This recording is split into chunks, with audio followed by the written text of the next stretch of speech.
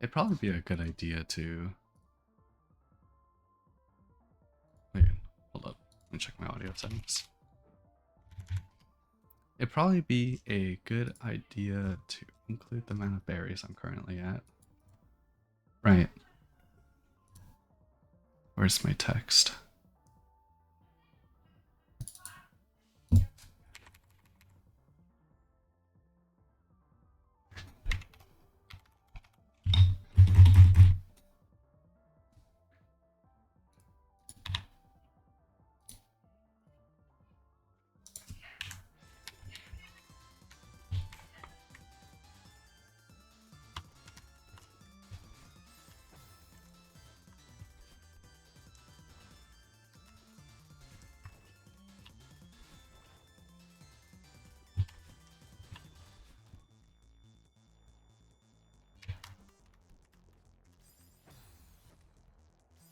Oh my god.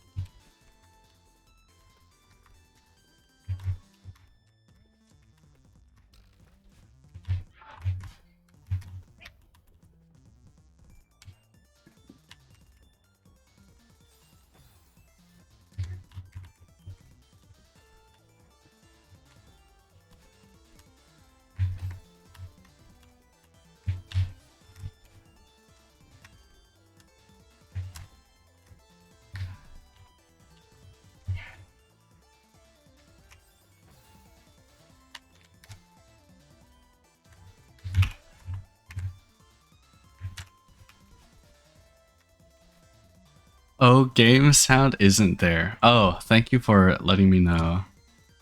Wait, it isn't?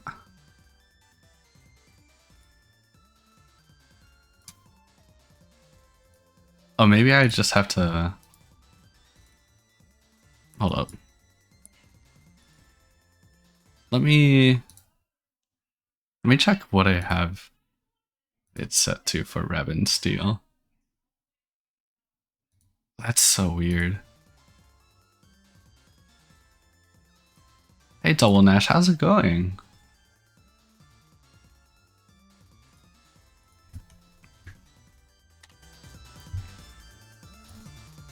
Is this more audible? I don't know if it's too audible or not though. Yeah. Rainy, good day, but a trying week. A trying week, huh? You don't hear anything. At all?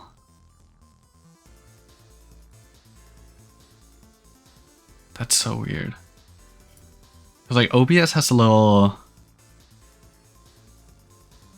Well, you, but no game. Yeah, I see. It's weird cause on OBS I see it's very faint. Okay, I can just crank up the sound. Let's try 15.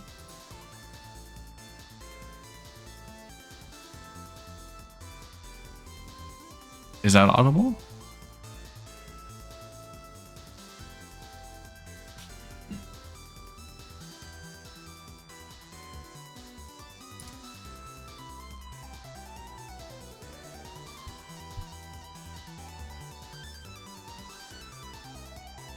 I'd say about 15-20% higher, and it's a good mix.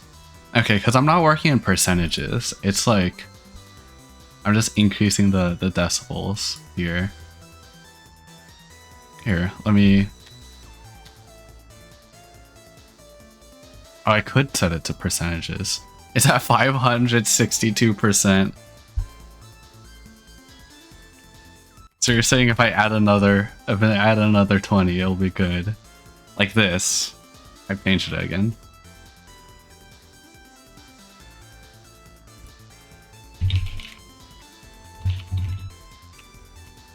I can never get the hang of these like audio balancing things. Oh my god.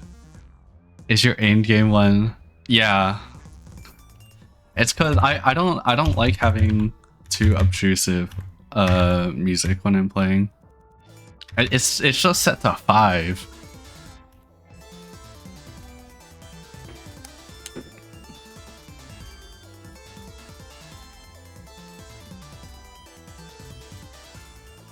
Oh my god, I don't know where the great audio imbalance is coming from.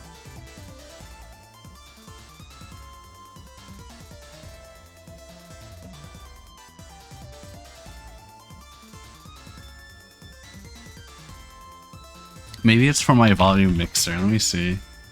Oh, I have it set to 19 on my volume mixer. I'm wondering... Well, is the audio fine right now, or do you think it should be bumped up even more?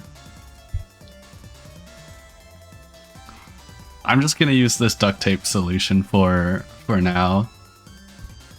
I'll have to look into my audio mixing later.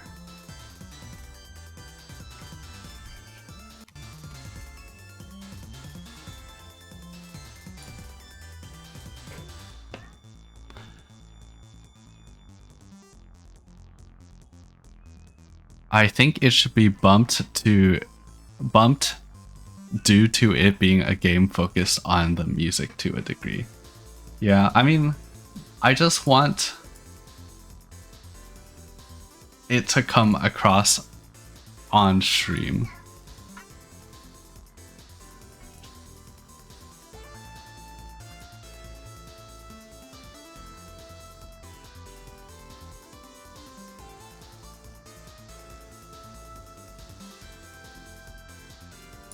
It definitely doesn't sound the same on stream.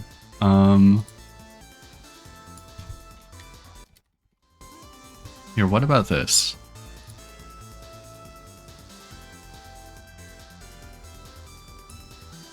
I've increased it again. Oh well.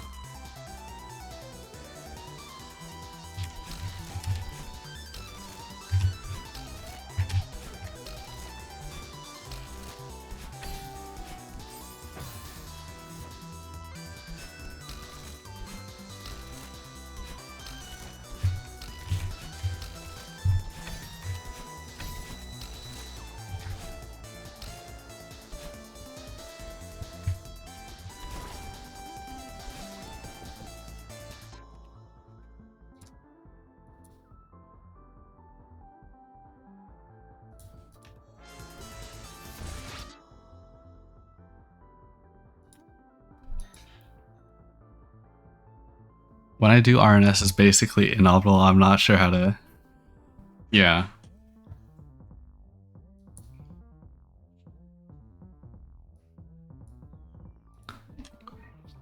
I mean, I'd like it to be a similar mix to how I listen to it. Is there a way to... There's gotta be like software for it, where you can like route an audio output to some software and then like mix it.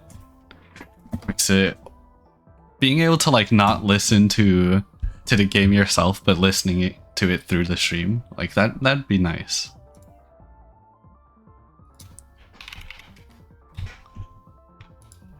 Yeah, that's just something I have to look into. Not right now, of course.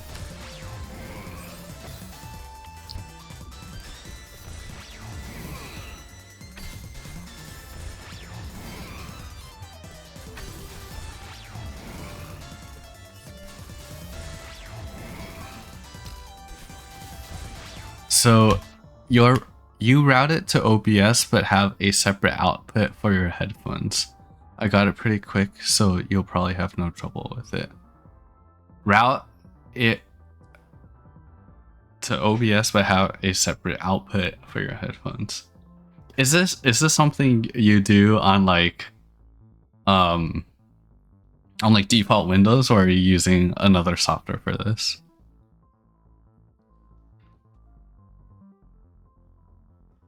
Wait, how do you have two outputs?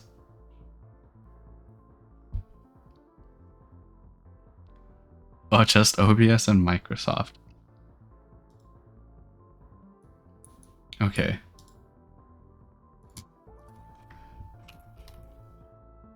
What do you use? Okay, how do you do this?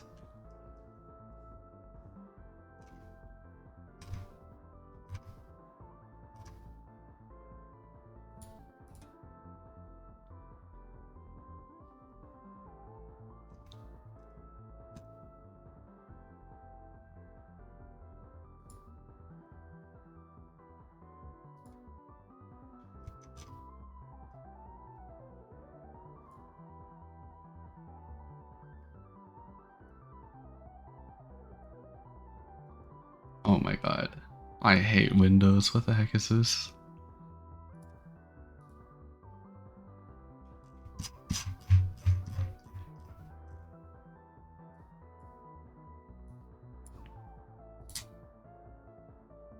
So I get the stream stuff, right? Then I adjust the output to my headphones in MS way down. Oh, that's what you mean. Okay.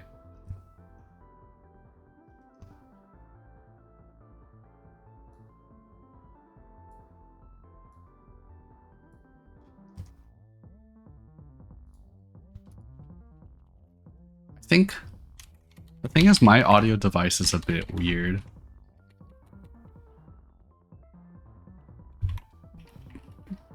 Like when I try to adjust it on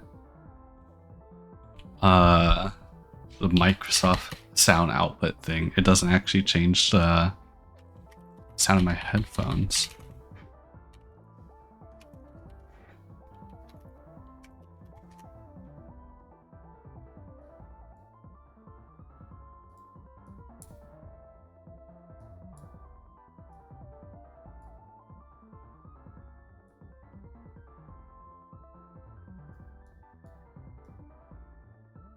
Okay, yeah, I'll mess with this off stream.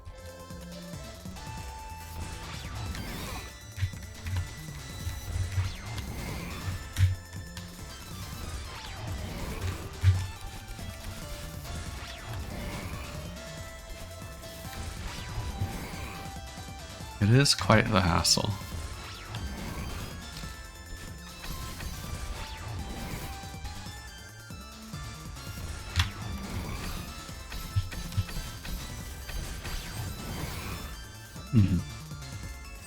Oops.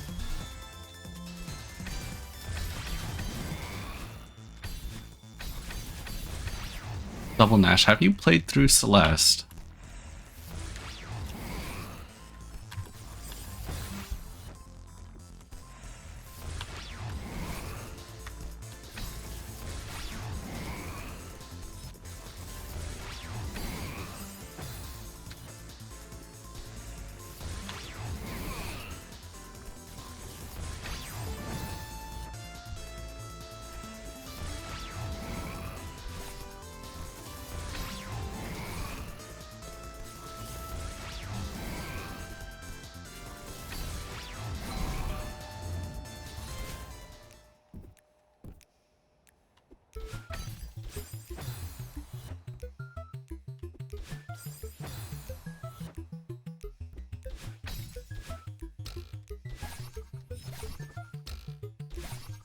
I have not. I've seen a little bit of it, but this style of gameplay isn't my cup of tea.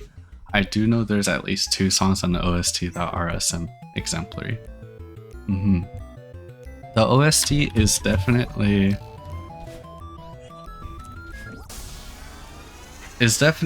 one of the things that stand out when it comes to Celeste.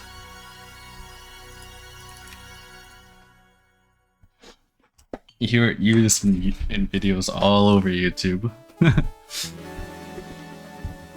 When you say this style of gameplay, do you mean like vanilla Celeste gameplay or what I'm doing right here?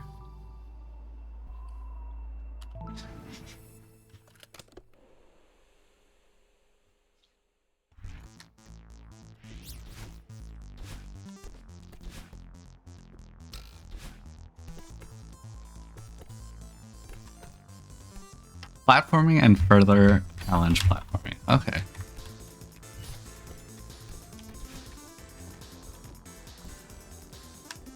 That is fair. I personally really like platformer games.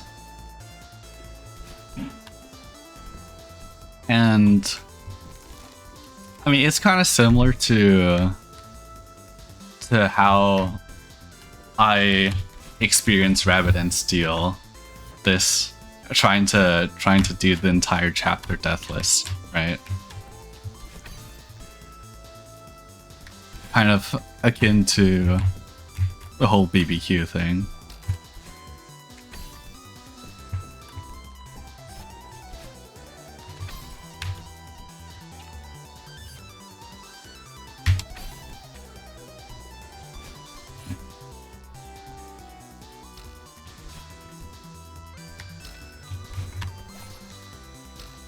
It's close. Yeah, in a way it is close. Celeste is very different as in terms of like gameplay mechanics.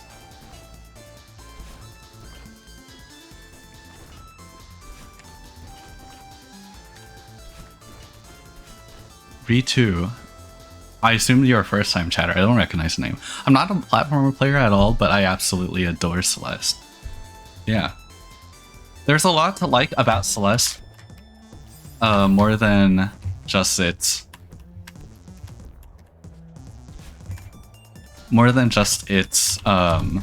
gameplay.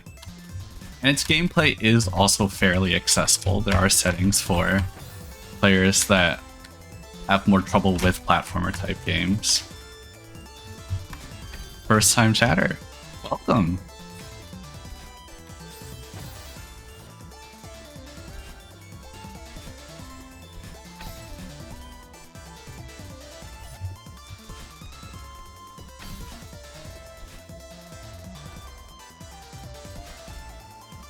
A lot of people really like Celeste's story and kind of what it represents. You know, the music is a huge draw to it. And it also has like an appealing art style to most people.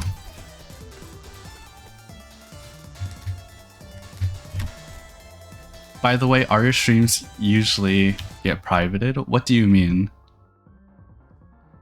That was a message sound YouTube by Sweet Tachi. I don't think so. I just don't stream that often.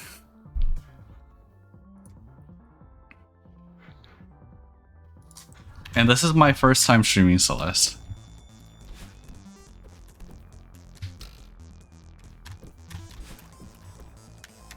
Shoot.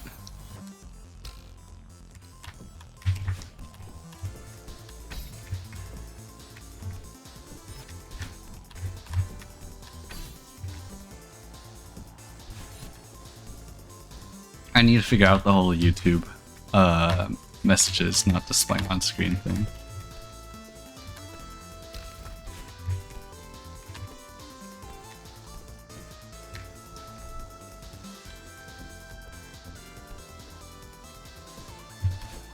I think for me, Celeste is the game that brought me into challenging myself. when it comes to video game experiences.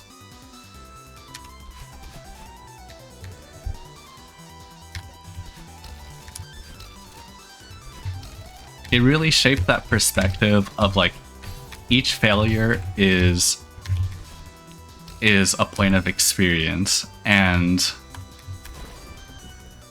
you know, even though you might not clear in a given attempt, you're still making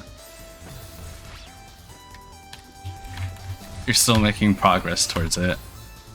Is failure a main topic of the story? I think it is.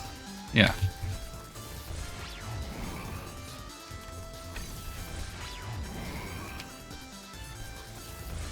If not the story, it is kind of like a core part of its design philosophy.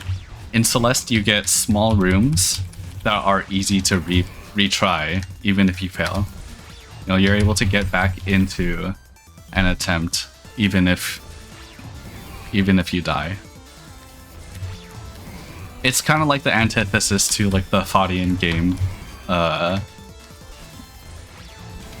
where, you know, like in Getting Over It, where if you fail, you have to climb all the way back up, and you lose a lot of progress. Sweet Hachi said, I opened your channel wanting to rewatch your art stream. Oh, you're talking about my VODs. I don't re-upload all my VODs immediately. I have a separate channel on YouTube where I upload my VODs. My art stream stuff is not currently on YouTube. I will have to actually. Is there an art stream? I think there's. No, there's no art stream. Yeah. So my VODs are a bit outdated right now, but I will. If you want, I can upload my art stream VODs onto YouTube.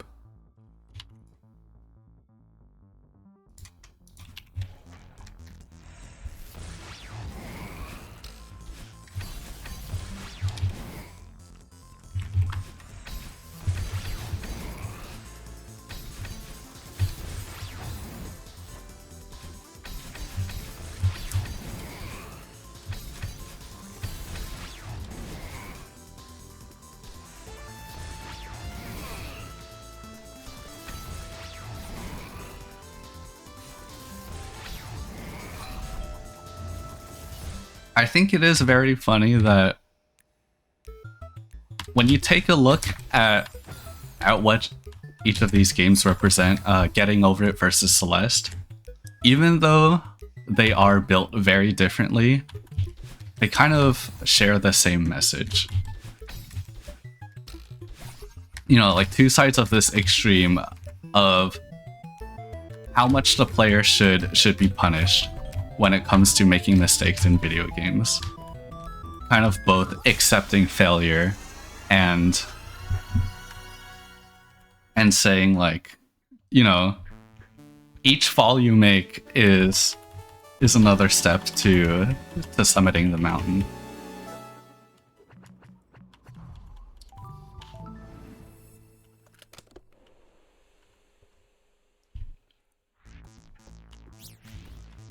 I see it, definitely. It is a shame to me that a lot of people who don't know much about the games or haven't played through the games themselves in like their intended fashion don't really understand what the games are meant to be. You know, a lot of people see Getting Over It and think, oh, this is supposed to be a rage game, right? But when you listen to the dialogue in Getting Over It, it's not a rage game at all. It's not meant to be a rage game.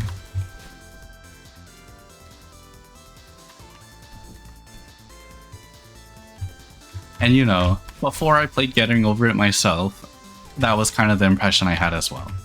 I didn't think Getting Over It would be a fun experience.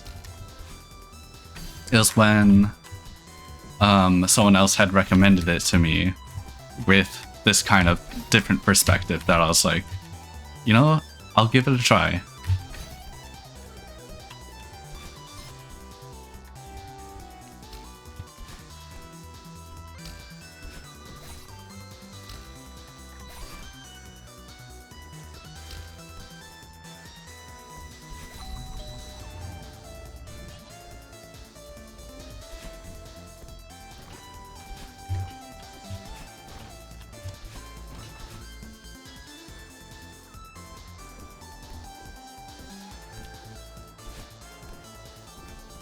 Oh my god, that was close.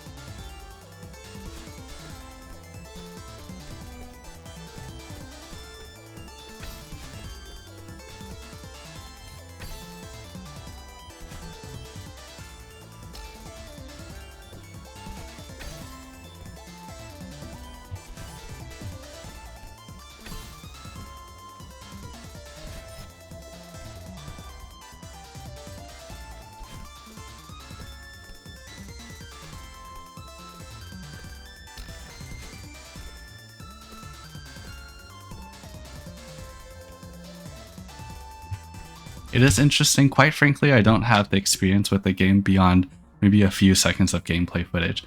I think it's good you found something meaningful in it. Yeah. I assume you're talking about getting over it.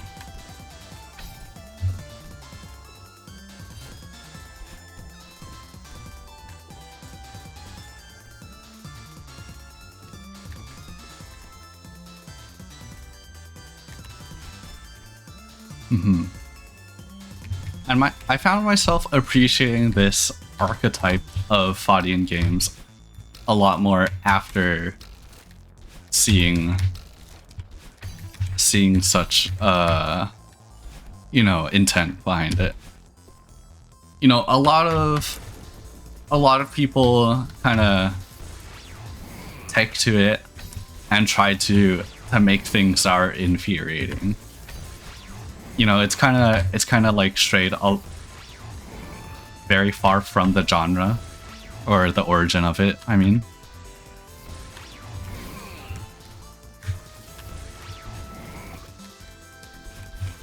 However, it's still like, I think to the player it can still hold the same meaning.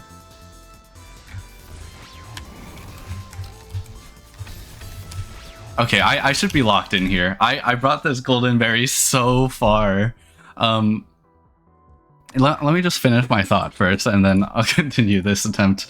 So, like, you know, a lot of people, there are a bunch of, yeah, dev intent is not generally something I think on too much. I think it is worth doing. You know, when I watch a show or read a book, you know, first I go through it, trying to experience it the way the author, developer had intended, right? But then afterwards, I like to look back and think more deeply about the intentions that the creator had when putting it together. Getting over it is meant to be like, it's like a story about yourself, you know? I mean, we're done talking about getting over it, but there are other games like, shoot, I'm trying to remember the names of all of these. There's like one that you have to climb with your hands, like a more literal climbing game. There's like Chained Together, which is like a multiplayer getting over it. Very, like, all of these games kind of like, there's that Get to Work game. There's, what is it called? The one Only Up, right? That one's delisted now, but it was also a very popular game of this archetype. Like, the thing that people recognize these games for are something that's very high risk, like a very challenging thing that is high risk because if you mess up, you have to start all over, right?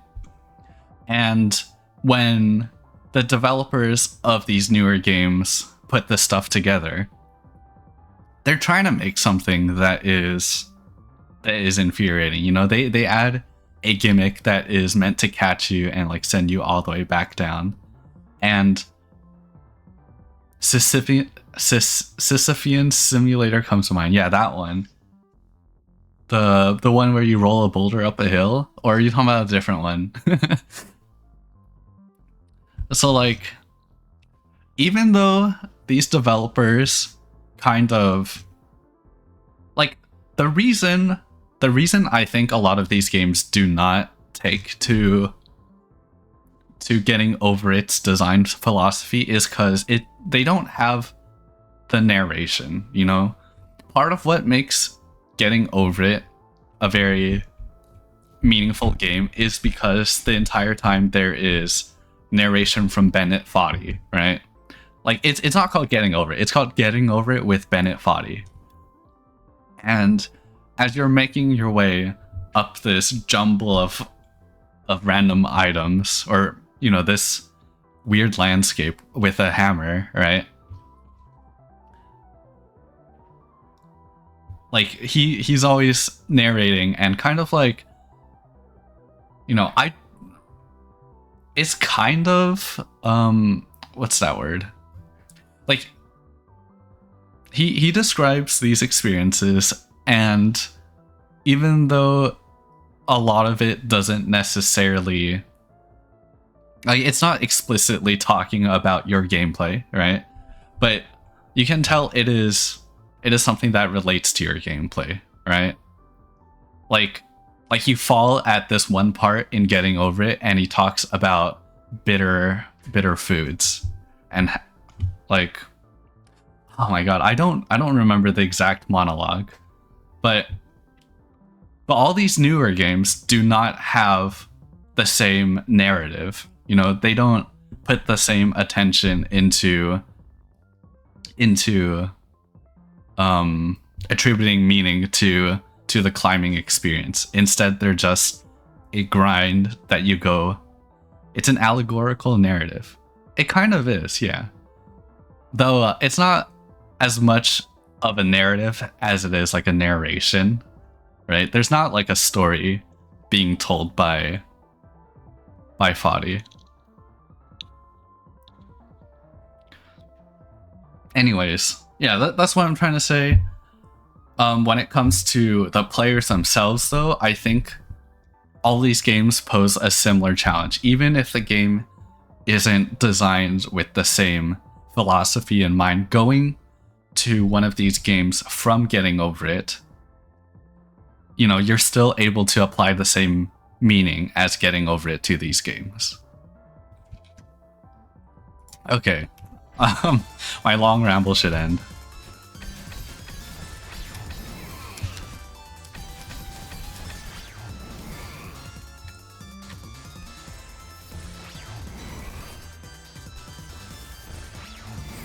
Ah, rip. One death.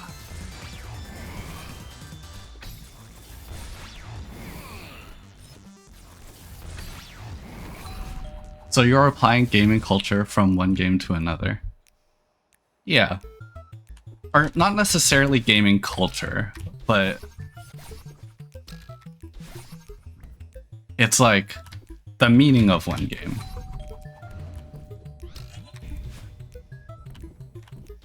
Oh my god, no. I did it. I did it with one death.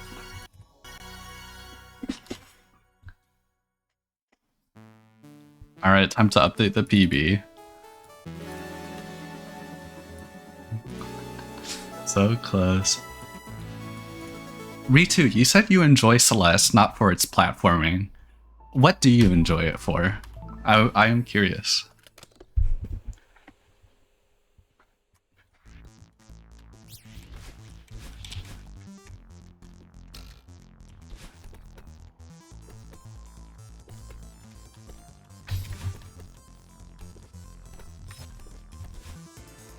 I enjoy platforming. It's just works in a way that others in the genre haven't for me. Okay.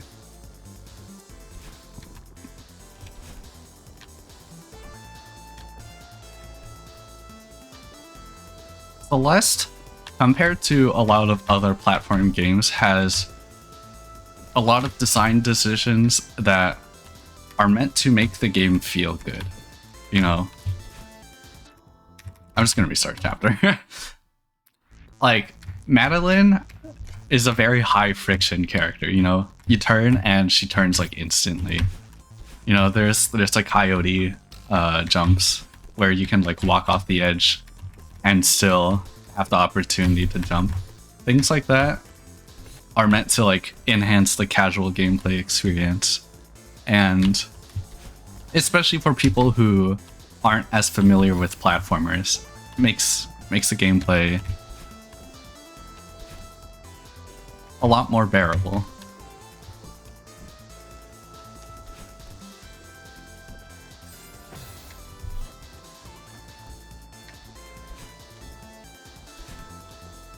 Oh my god.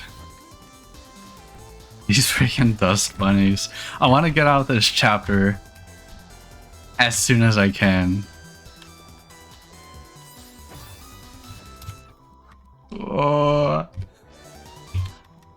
Movement seems precise in a way that I wish RNS was to me. What do you mean? Like,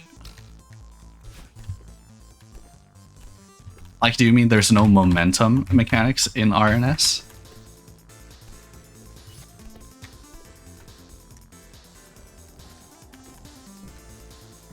Because Celeste kind of has like momentum. When it comes to like, you do a dash in a direction and you keep moving, right?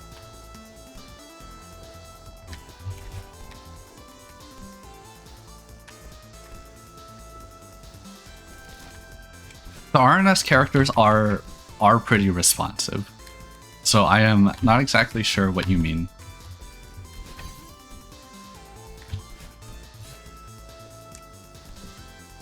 I feel like my movement controls don't have much precision. Not so much momentum, though that might be interesting / infuriating in a multiplayer context. Yeah. Like there's this one mod by Glass called Ice, and if you've ever played it for RNS, like it's really fun because you move in a completely different way. Now it's like very, very low friction. It's literally you're playing on ice. Oh my god. I'm just gonna stick with it. I'm not gonna reset.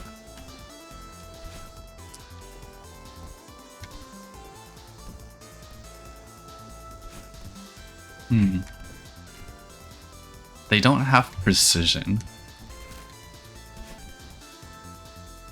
It sounds like a good mod to do once. I would recommend doing it at least once. It is a very fun gimmick.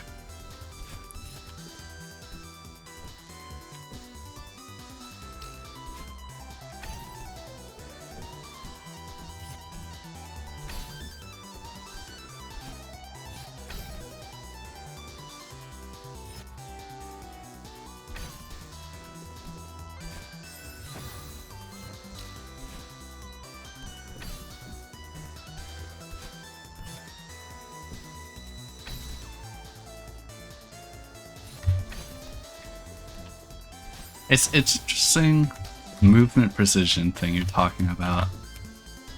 Like, I'm trying to think why you feel that way.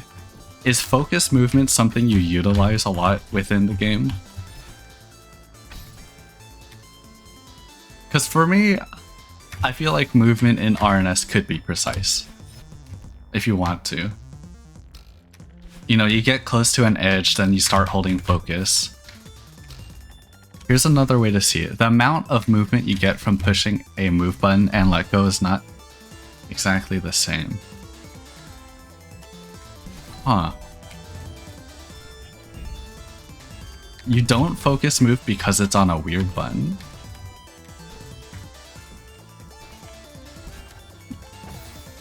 That you know, you could always rebind your controls, right?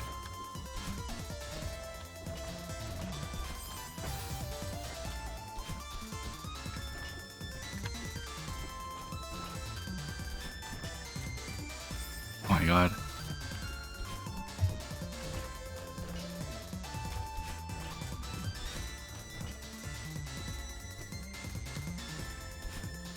I mean, I might be getting some info I did not consider.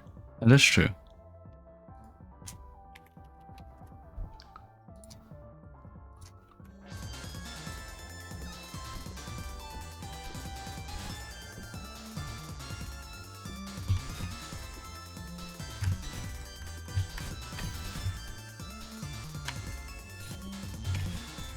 I mean, for me, I play on keyboard, and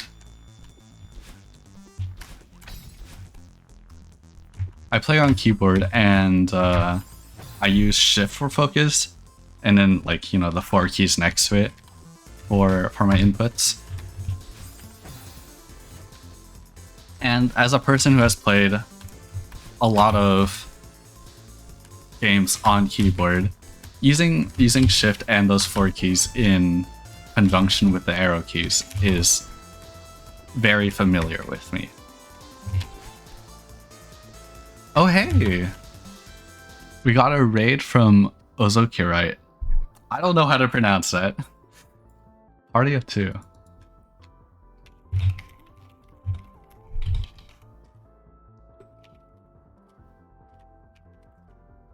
Welcome, welcome. Ozo. Hey Ozo, how's it going? Do you guys just come from finishing up another game stream?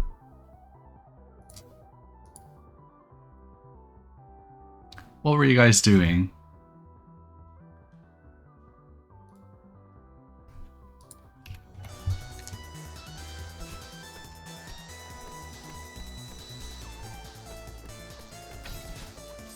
Oh my god, the wall bounce. Doing Genshin story today, but I've been doing Celeste on Fridays. Ah, that's neat.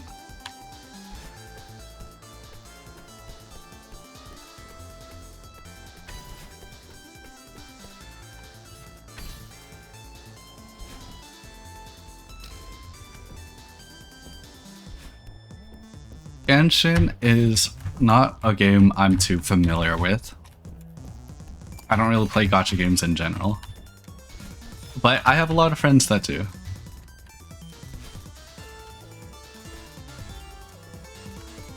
So, you know, by osmosis, I know like all the character names. Whether I want to or not.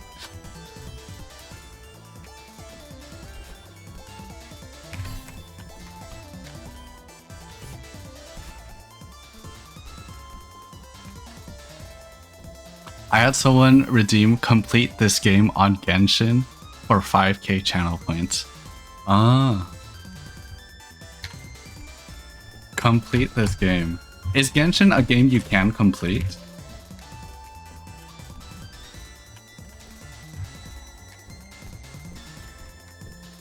Since October? Oh my god, October was so long ago. You've been stuck on the on the Genshin grind.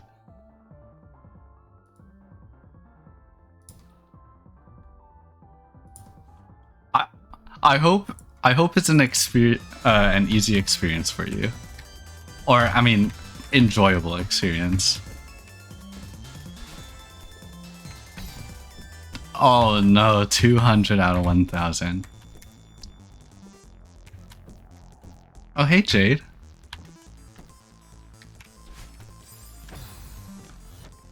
All right, hold up. let me call you, Jade.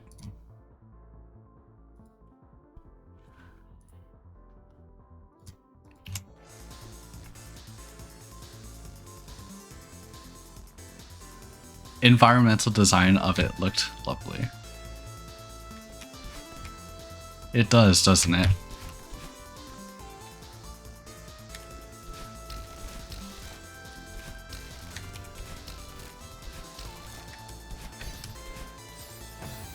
Oh my god, I can't imagine trying to 100% a game like that.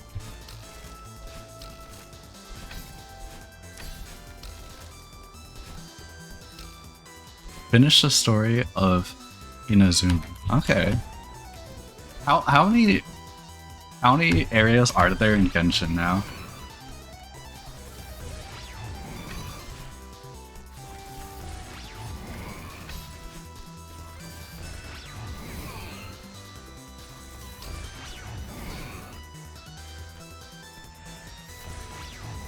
Seven. Oh shoot. It must not be as bad as I think it is. You say you've only been playing it every Saturday, right? Not like on a daily basis.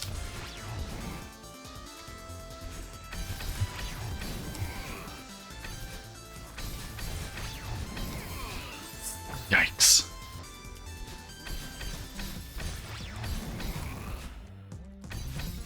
Only Saturdays. Okay.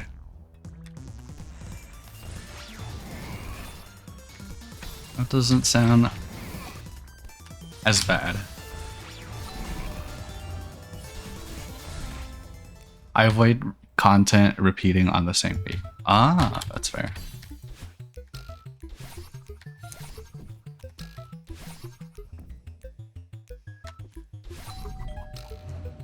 Like for me, I am a chronic min-maxer.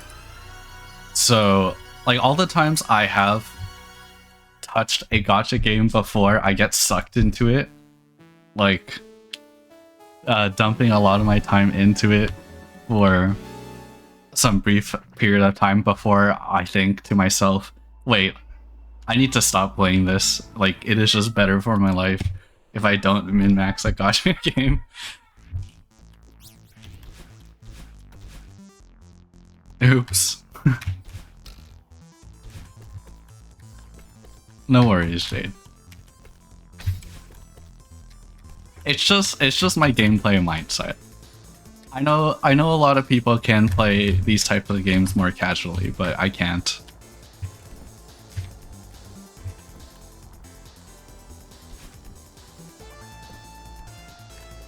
Weak to that sort of damage. Wait, what do you mean by that? Like you're weak to that sort of damage?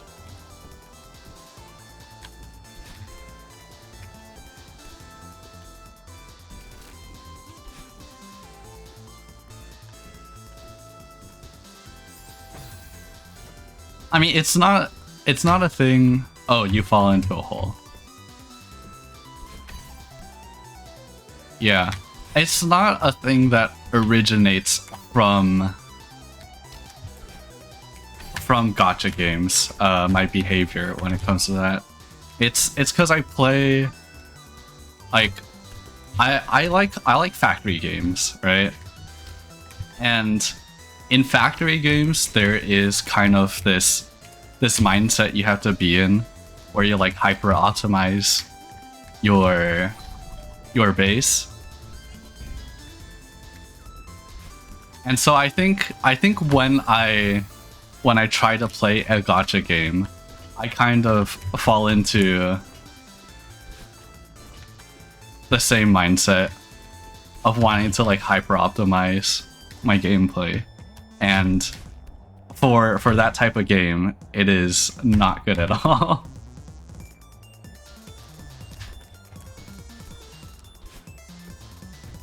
What's wrong with 3B music?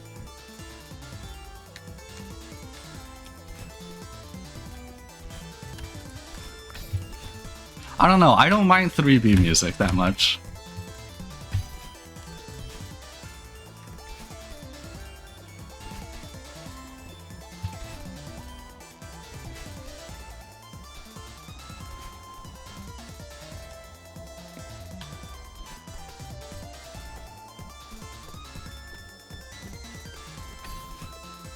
Oh my god, that got me again. I should just take my time there. Accidentally wall bouncing on that ledge kills me more than It shouldn't kill me at all. I should not be wall bouncing at all.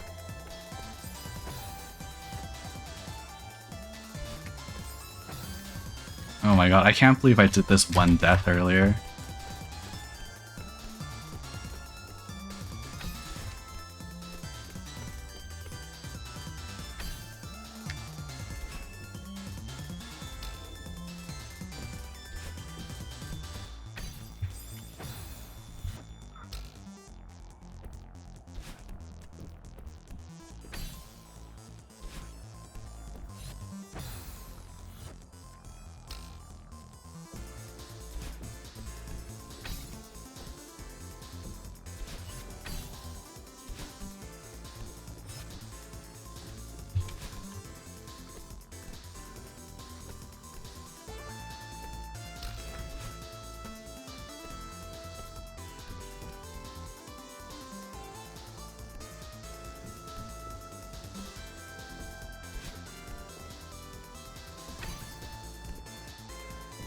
Do you think completing these challenges improves you in some way?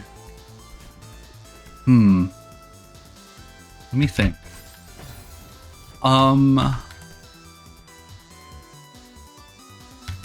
It's hard to say.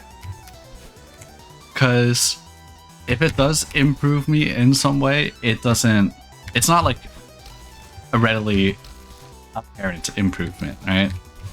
I think for Rabbit and Steel, Fmish BBQ, I am absolutely pushing my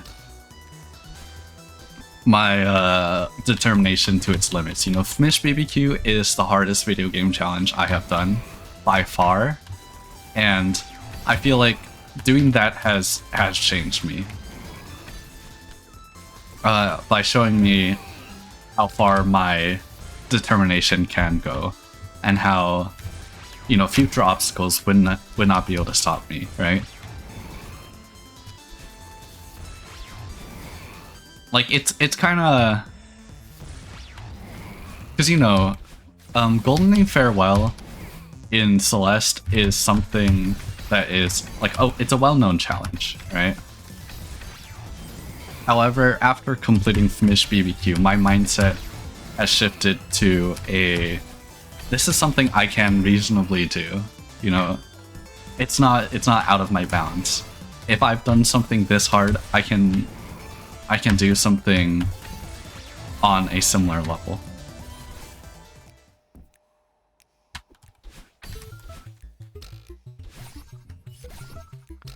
So I think it is... Yeah. So like, moving on to challenges that would take less time in general, like going from Fmish BBQ to a lesser challenge. Not saying Goldening Farewell is a lesser challenge, but I think it would take me a less amount of time to actually complete such challenge. Would it improve me? Because it doesn't like steal my determination in the same way, right? I think it still does do something to my mindset. I've been reflecting on it more and more, that like, even if I know I am capable of doing something, you know, that doesn't really mean anything until I actually do it. And to me, going for 202 strawberries in Celeste is kind of... I don't know. I haven't thought about this much. Also, that I should help jump a bit longer there. I'm just gonna restart.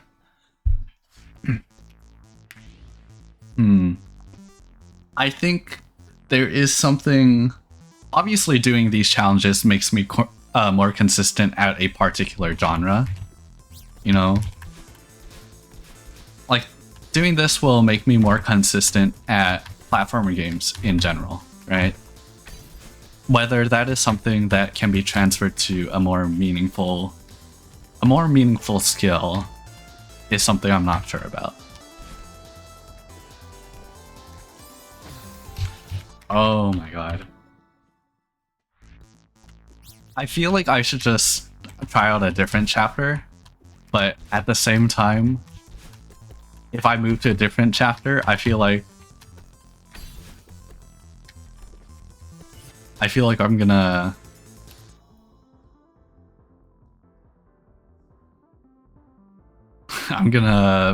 have to like relearn this again.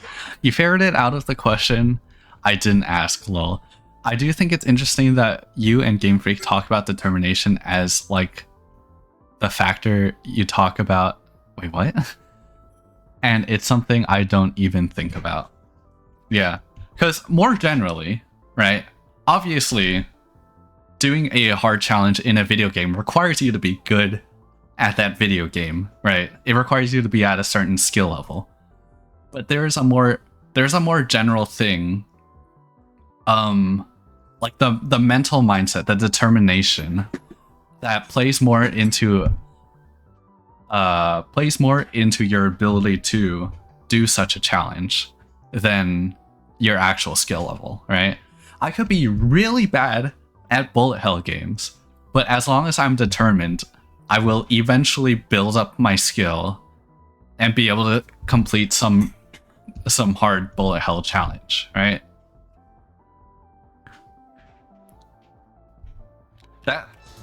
That's what I think I gained from Rabbit and Steel. I gained the determination or like the mental fortitude to be able to do such challenges. Do you consider them tests of determination? Yeah, I think these are tests of determination rather than tests of my like game abilities. Because the game abilities, that is something I can always develop, you know? That is what I develop by playing the game, by spending my free time into like sharpening my blades, you know? Oh, I jumped straight into a dust ball.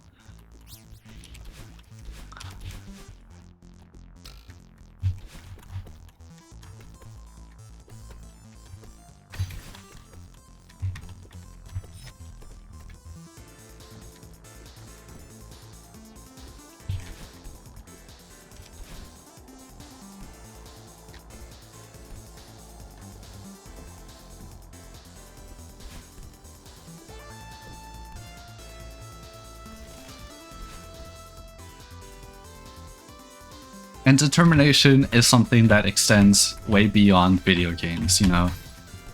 Hold up.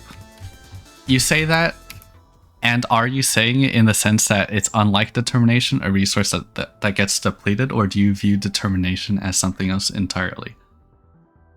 I don't know if determination is a resource that gets depleted. The way I currently think about my determination is it's kind of like, you know, it's like a time limit, right? Maybe time limit's the wrong choice of words, but it's like, okay, Mish BBQ, that is a challenge that took me like over 100 hours to clear, right? And so, I mean, obviously it's not 100 hours of total RNS gameplay time, but I think, okay, I spent 1,000 hours playing Rabbit and Steel to eventually complete this challenge, right?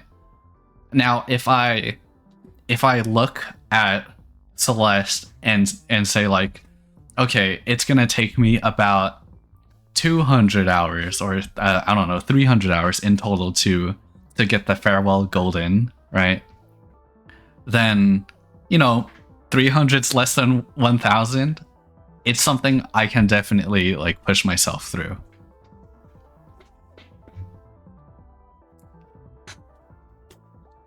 If that makes sense. I know it's very hard to conceptualize such a thing because it's more than just like a number metric, right? It's this feeling that I can't really describe.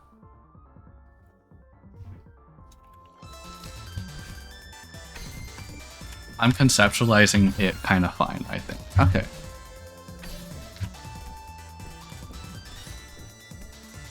Yeah, and the thing with determination is it's more than just a skill that applies to video games, of course.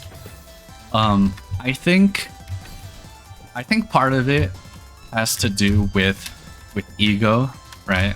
You have to be willing to accept that you will make mistakes.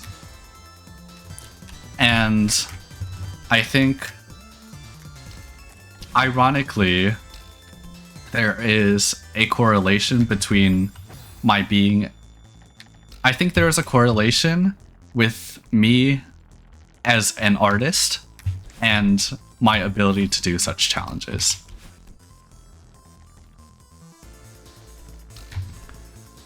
Because working through art has been a test of ego for me, you know? A lot of people... Like, this is a very common experience where you draw something and you're unsatisfied with it. And that is something I have experienced as well. And over time, as I have drawn more and more things, I've slowly become more comfortable with the reality of my creations not really living up to my mind, you know? And something like that can be applied to video games as well, you know? My performance in this video game may not live up to my expectations, and that's fine. That is something I definitely have super trouble with.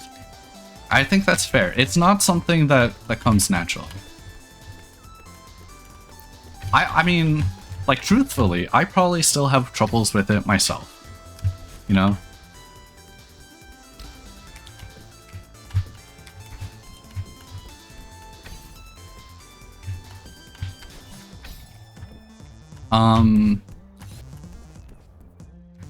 Like,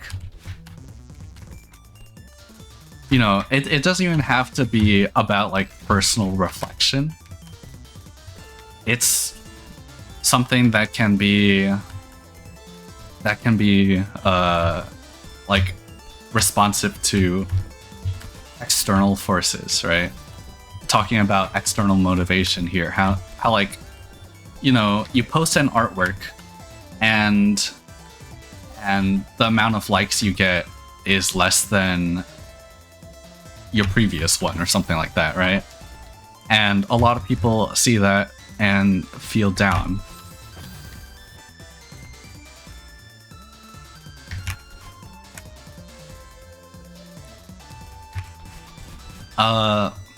Yeah, what I'm saying is, you know, there is a component when it comes to ego and like social media, right?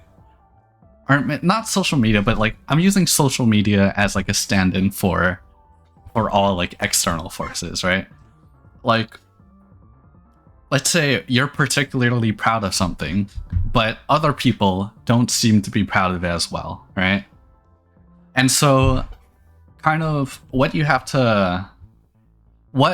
I kind of learned as an artist is, you know, to kind of step away from extrinsic motivations and be more motivated by intrinsic forces, right? Like, the reason I pursue these difficult challenges in video games is not because I want to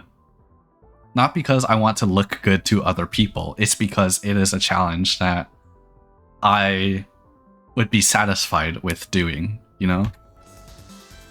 God, that's so far away from business ethos, though. I know. I think it is fine to have that type of business ethos, but when it comes to, you know, personal satisfaction, I feel a lot happier with this type of mindset.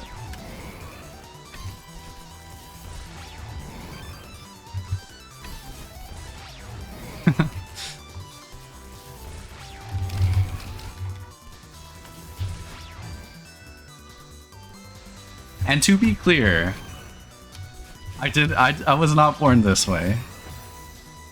You know, we've all had those moments as an artist where you share something and it doesn't get the amount of likes you receive or you expect, and you feel sad about it, you know? And that's not explicitly talking about illustration works. I'm talking about like it could be like uploading a YouTube video and it doesn't get the attention you think it deserves.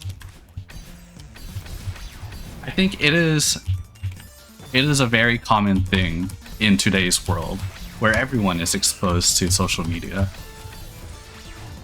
Putting something to the public eye and not having the public eye interested, yes.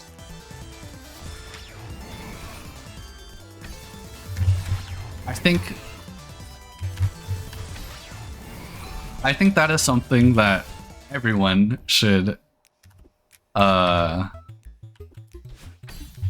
step away from, is that like social media platforms kind of engineer the system so that you do feel happiness or sadness based on the numbers. Oh my god, this freaking chapter. I know I am talking at the same time as playing this, and that's probably affecting my performance, but I don't mind talking.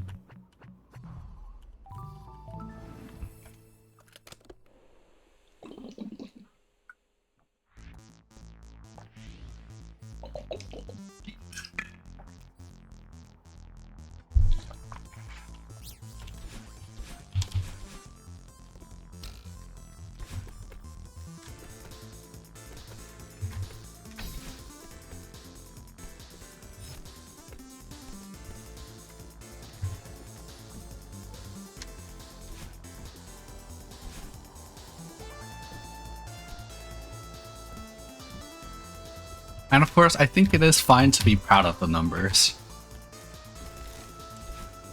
But largely, the numbers on social media are, like, they can be out of your control. And what's I don't know the name of the specific philosophy, but like, you know, you shouldn't focus on things that are largely out of your control. That's something I'm trying to come to terms with. Like, though I don't have the words for it yet, it's more like reaching the right people is more important than reaching every person. Yeah, I think that's fair. Ah!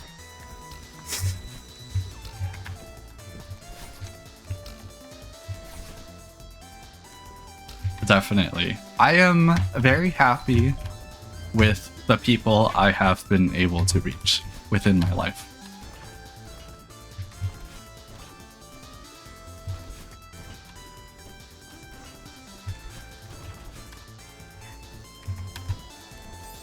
Okay, I'm resetting.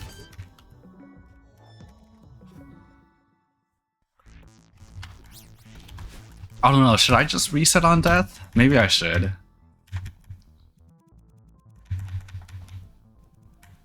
I think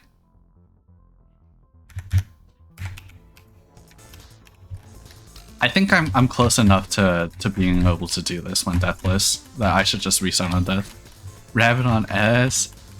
Strawberry. Hey Game Freak, how's it going? I am currently rabbiting and strawberrying.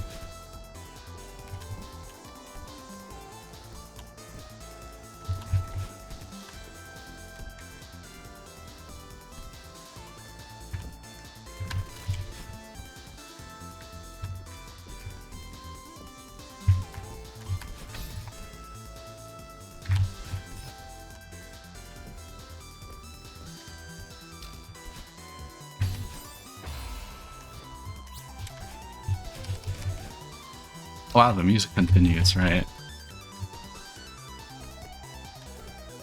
Oh, it's such a satisfying death sound.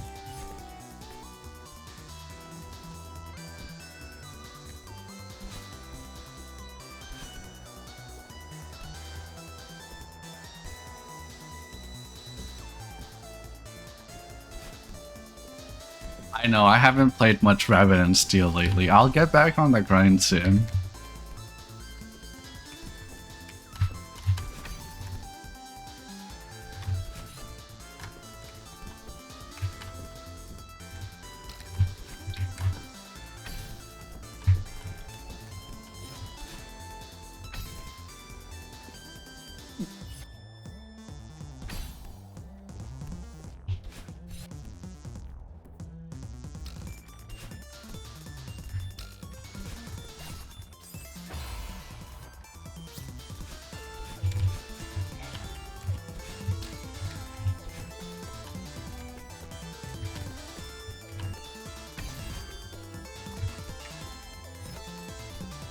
Having a satisfying death sound is probably an important tool to keep motivation up.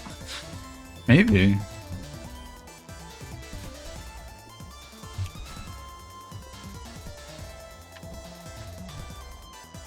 So I don't know if positively reinforcing deaths is the most effective. I don't know. I mean, there's a lot that goes into Celeste sound design.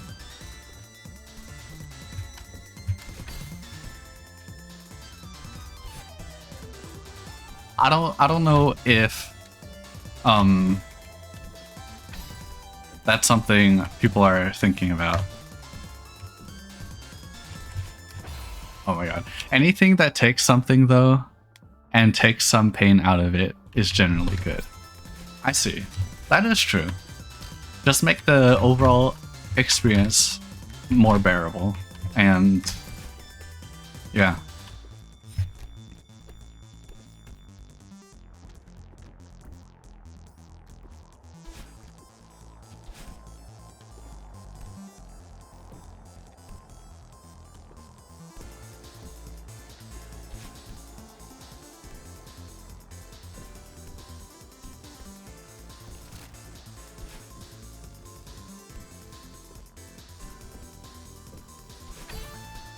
I double Nash.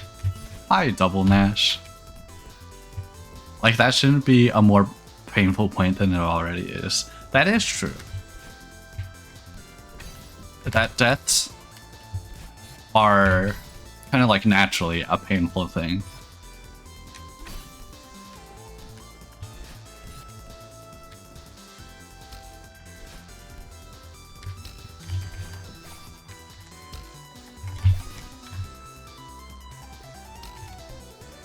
I think death is not a painful thing.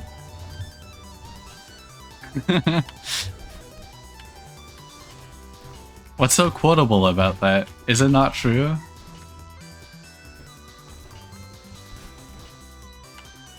No, I don't mean literal death. I'm talking about dying with a golden strawberry in Celeste.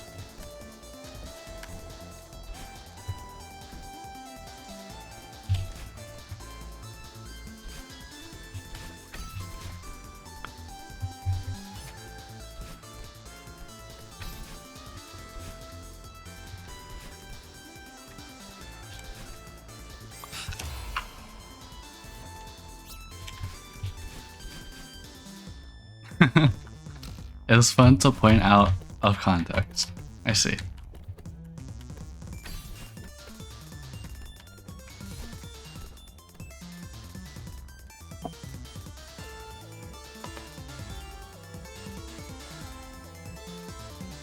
Let me chew some gum.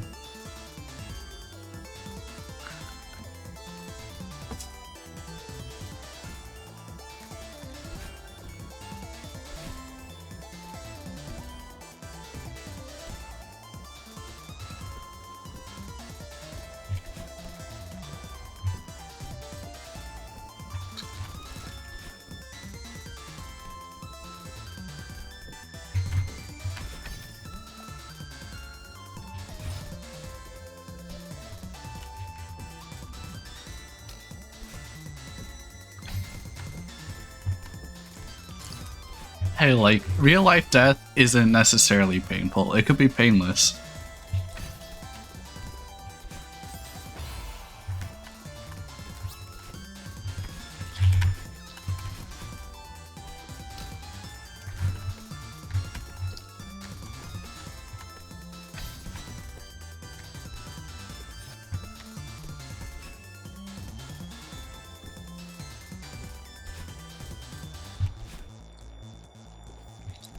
You'll have to take my word for it. Yeah, haven't you guys died before?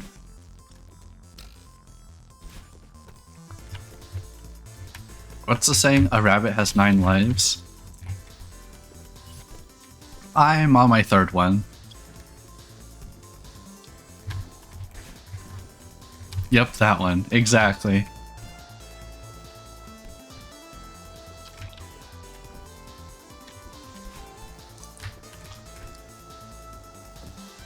Wait. Never mind. I was thinking I could super off that other platform, but I don't know if I have my dash there.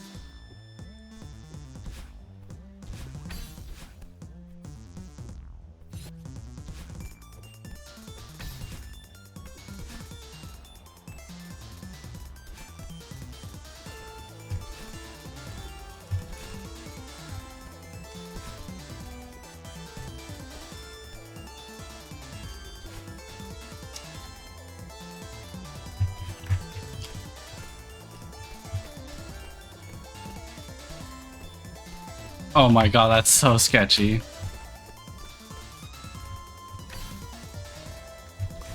I can't believe I survived that fumble.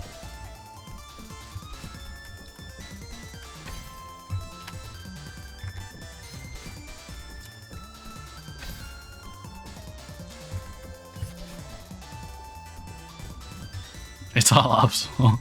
Hey Sametsky, welcome.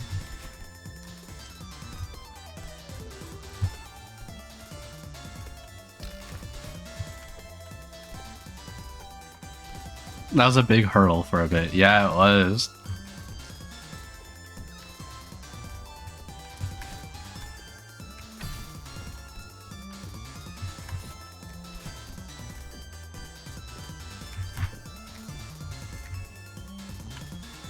Alright, this freaking room.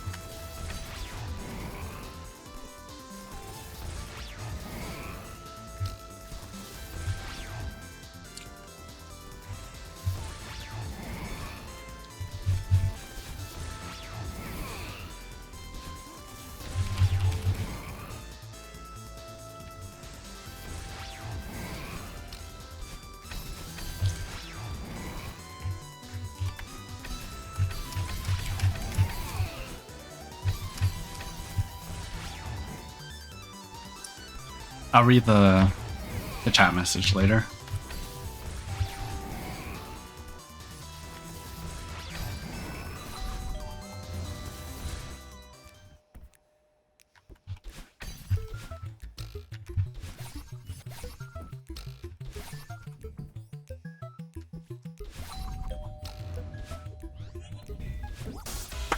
Let's go!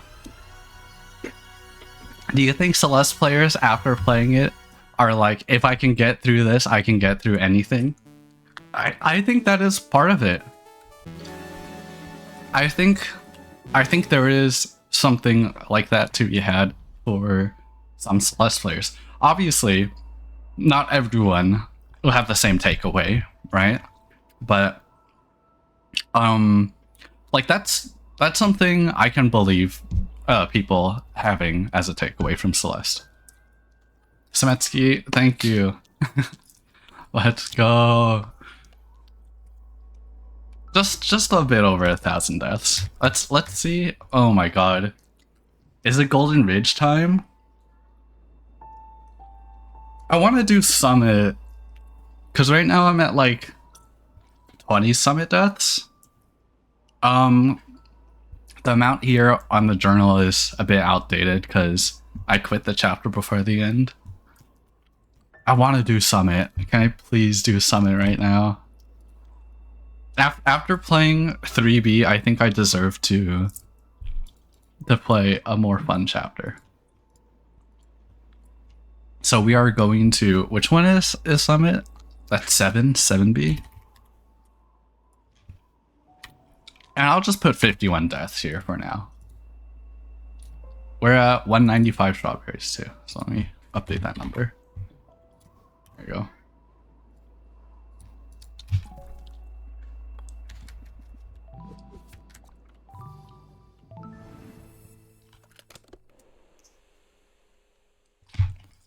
Alright. And Jade, now you can be happy not listening to 3B's music.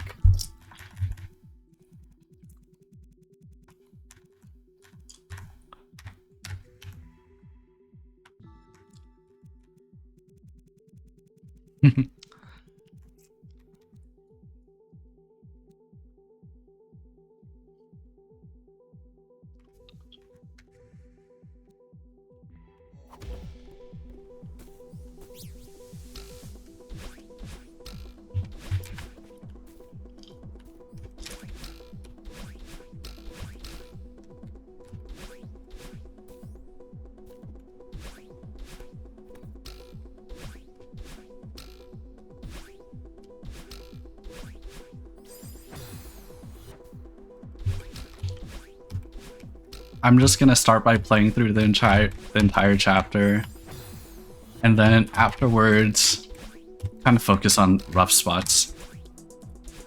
Or I don't know, should I just keep playing through the entire chapter until it's like a reasonably low amount?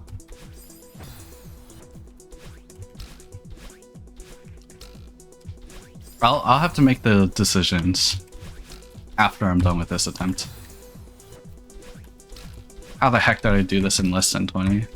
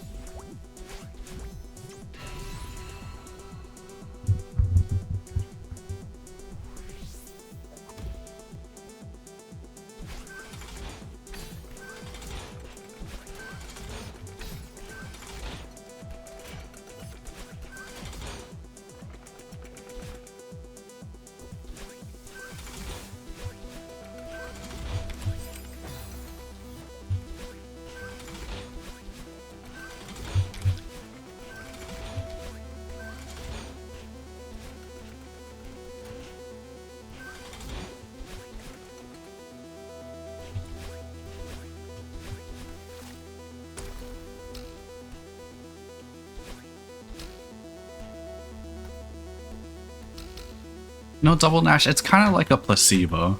Like, the belief you can do anything goes a long way.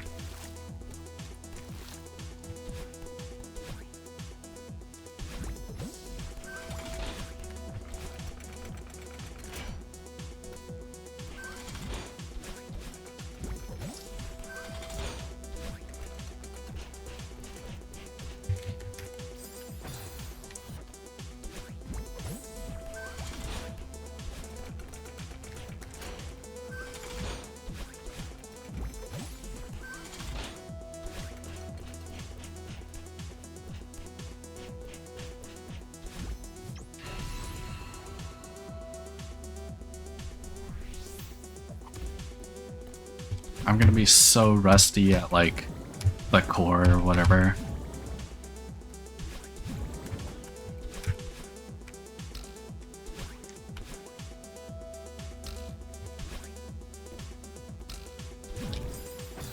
It is hard for me to agree, but I think I may just be incorrect. I respect that attitude of being able to accept you may be wrong. What part of it do you not agree with?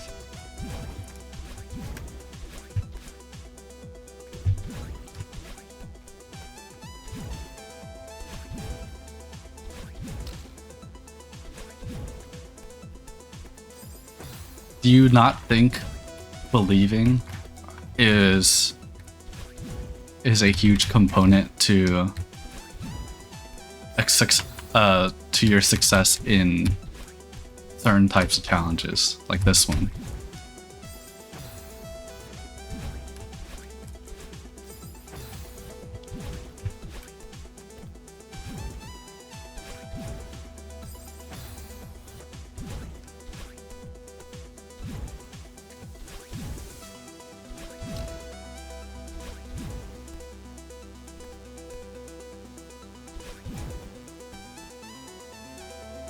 That's the thing. I think the words are correct, but it's missing something critical and necessary.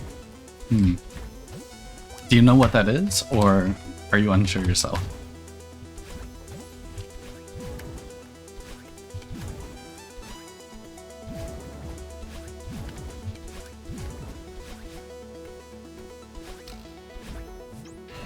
Something critical and necessary.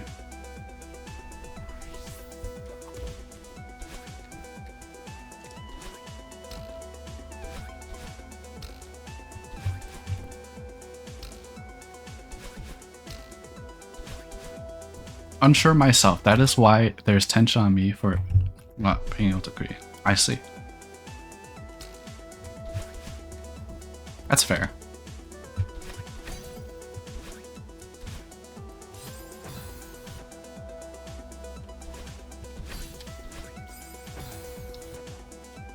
I don't know what the most consistent way to do this room is.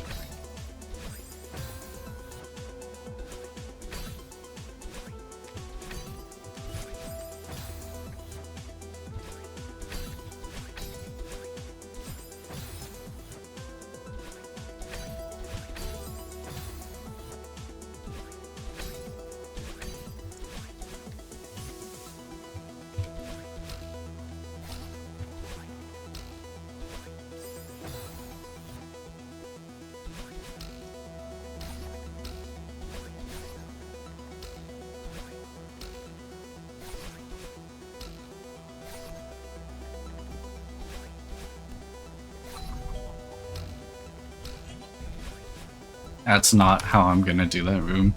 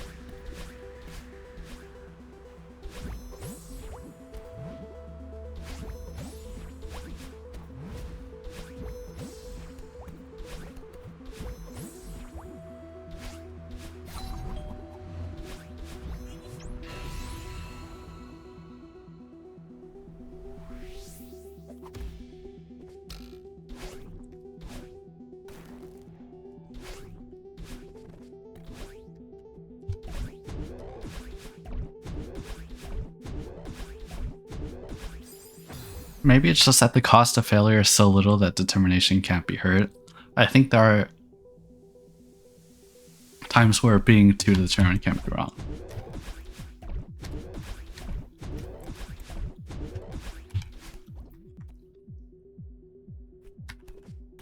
Yeah, I think there is some component to that, which is true.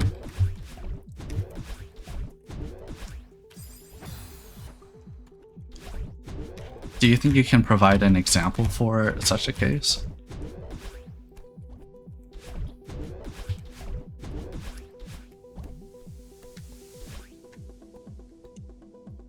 To me, when things are largely outside my control, I think that would be a case where determination doesn't really help, and being determined can kind of just like waste your time and effort.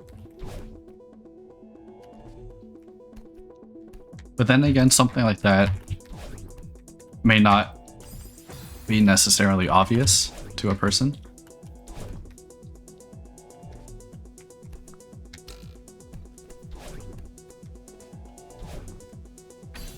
Wait, how do you do this? I forgot the intended way to do this room.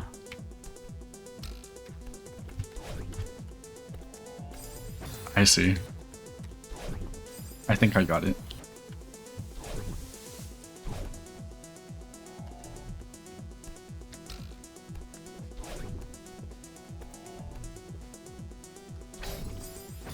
Okay.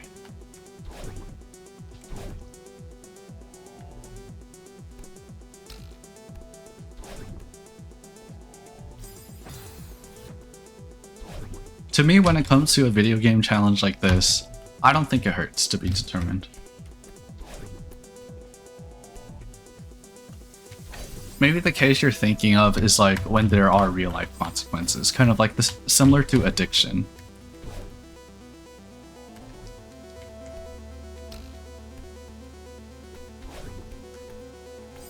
I always bring the stuff back to my professional career, where a place where what is and what is not in my control is more nebulous. Yeah, I think that is fair.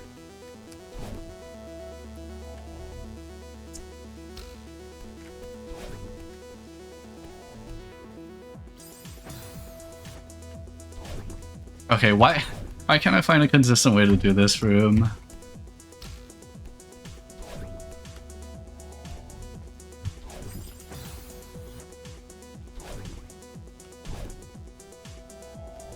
What am I missing?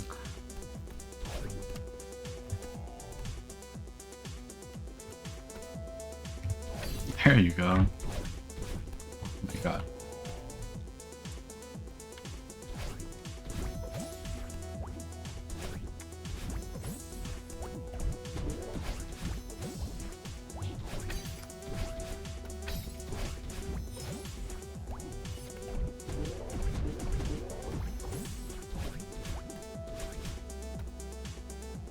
Perhaps I'm too naive, but I feel like there might be a thought pattern that is both useful to me in this high level achievement in that.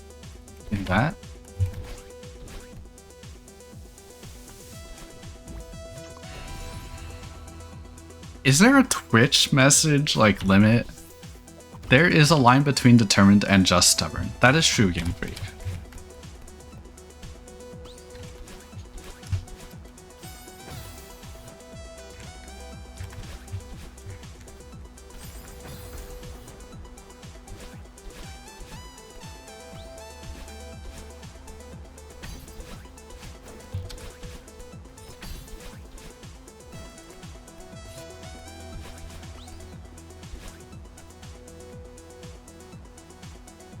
I like video game. I do like video game.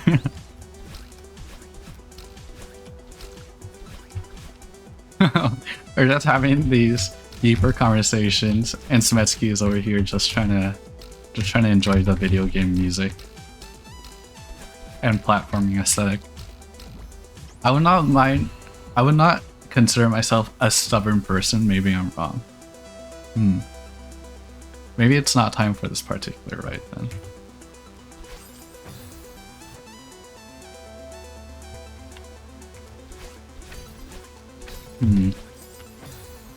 I don't know. I'm immersed into the gameplay. That is good. I hope you are enjoying it.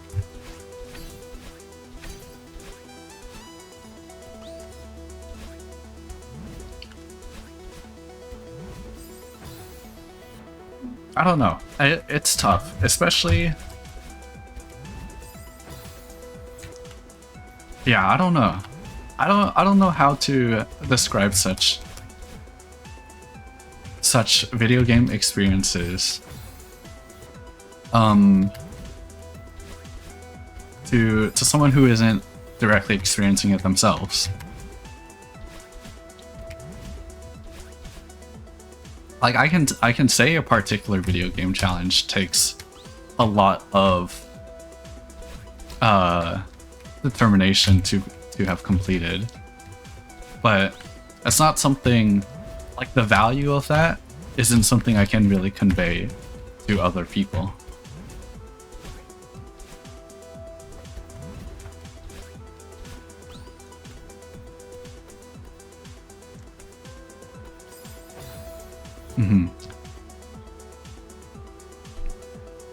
And I hope by you saying maybe it's not time for this particular ride, then I hope that doesn't mean you're dropping out of the conversation.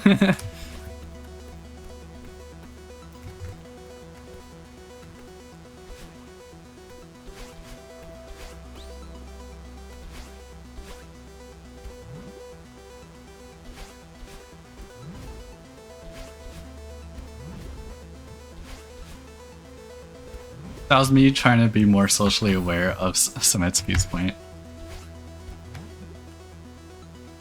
That's true. I mean, I personally don't mind having conversations of such thing.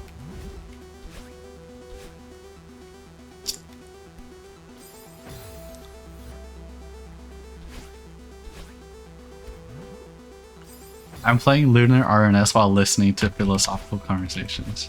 Exactly.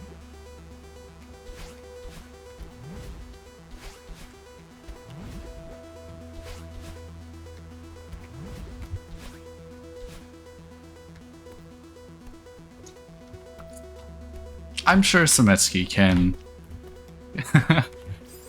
zone out while staring at Celeste gameplay and watching my PNG tuber avatar bouncing in the bottom right.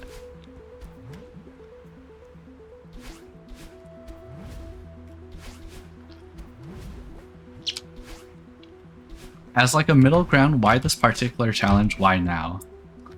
Well, we think. Why now? It is very untimely. Like,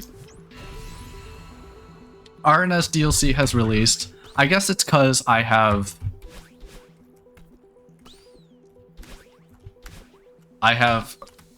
done the things I wanted to immediately do with the RNS DLC.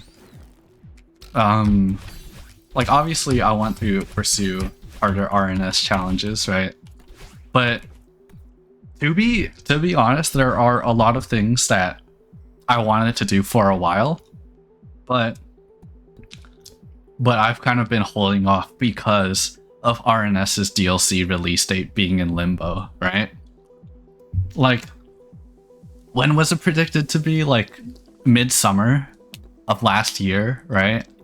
And that entire time since then to now, I've kind of just been like, I don't want to get into a difficult video game challenge because when RNS DLC gets released, I'm gonna be kicked off of my, like, out of my flow and have to like readjust to it later, right? Because the RNS DLC to me is something that takes priority above any other video game challenge, right? And so even though there are a lot of things left I want to do with the RNS DLC, I think I've calmed down enough to be willing to spend my time doing other things.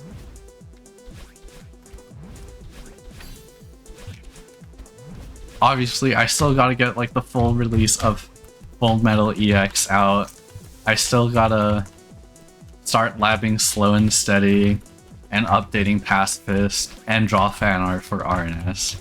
But for now, I'm fine not doing so. It doesn't matter. The hype wave doesn't really matter to me.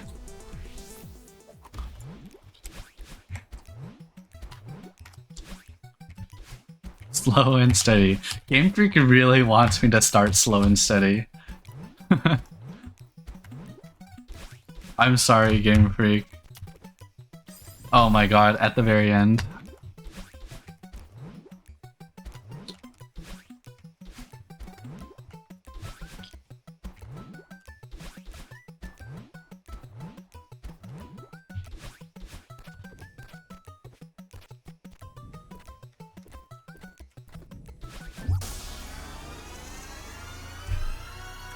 Maybe the development may be slow, but it'll be steady.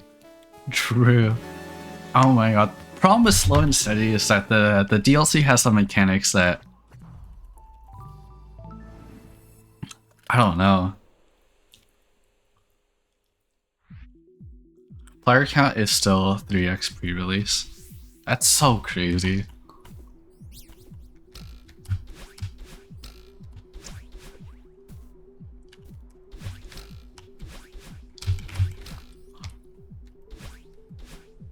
Liza. Yeah, there are some DLC mechanics that are very hard to know like the true speed limit for. Like Liza's lasers, like I don't even know how it works. Like, is it just full 360 random?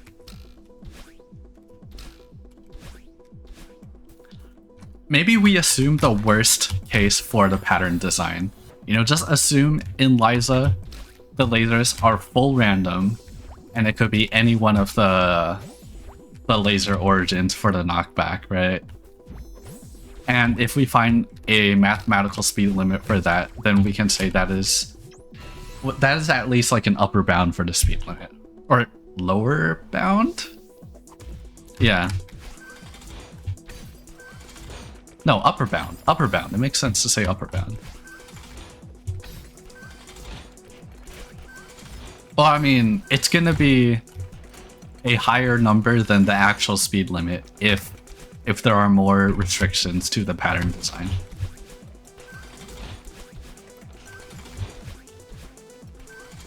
Wait, is it? Oh my god, I'm getting confused.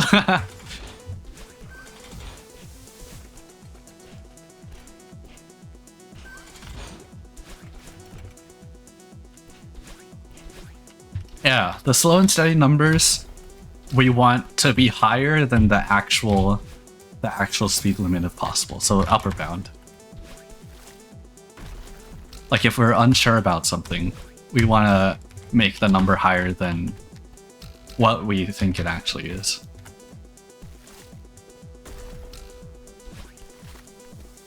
Or not like the number, you know, I'm talking about like the speed values. How fast the player's going.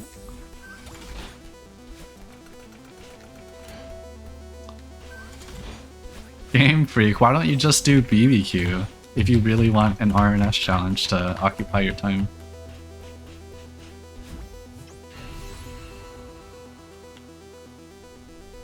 Same page, same page. What would be the digital analog for same page? You know, that's kind of like an outdated saying. Nobody reads physical books nowadays. Oh, I guess web page is a thing. What's the word? It's not skeuomorph, right? A word for like something. Is it skeuomorph? Is skeuomorph only a visual thing?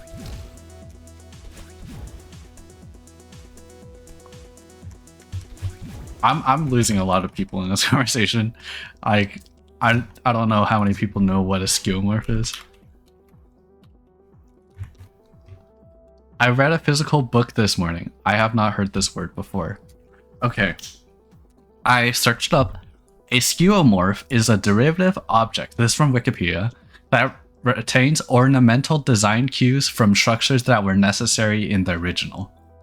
Skeuomorphs are typically used to make something new feel familiar. So this is like when you have the recycling bin on your desktop. You know, it's not a physical recycling bin, but it's based off of like the analog version of it, right?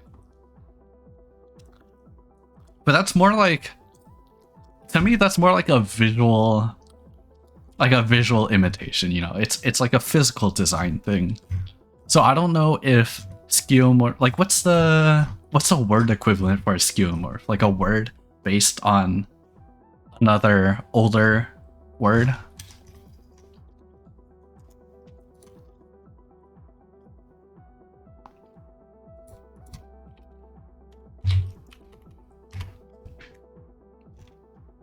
There's gotta be a word for it. That's some hard thinking.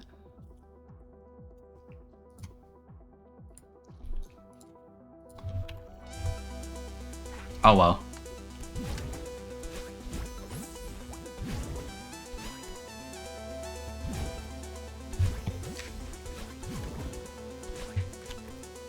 Where are the linguists?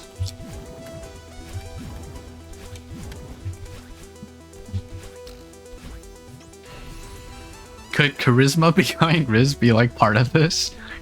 It kind of is. Where are the lingo pros at? I'll get back to lingo. I'll get back to lingo soon.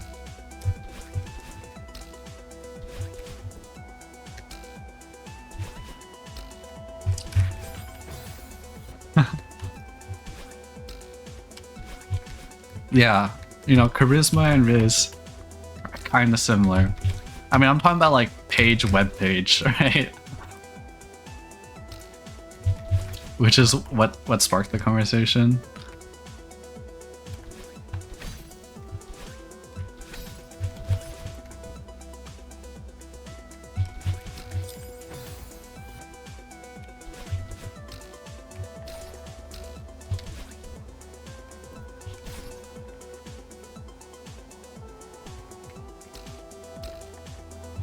Like conceptually?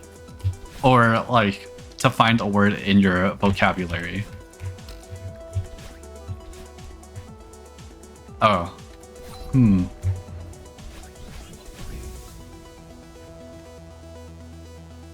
I'm thinking...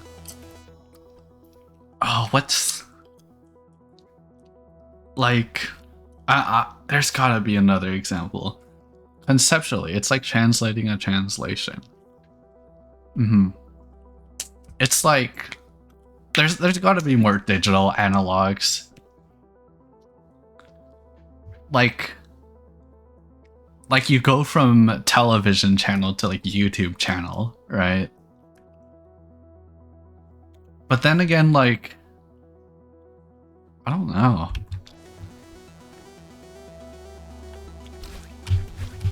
It's like how the word bug was originally a physical bug. But I feel like that's less in line with the concept I'm thinking of.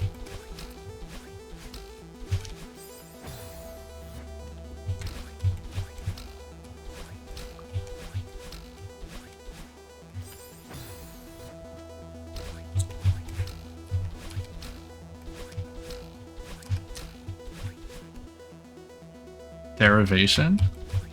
No, not necessarily. The thing is, I feel like it doesn't apply to words as much as like actual skeuomorphs.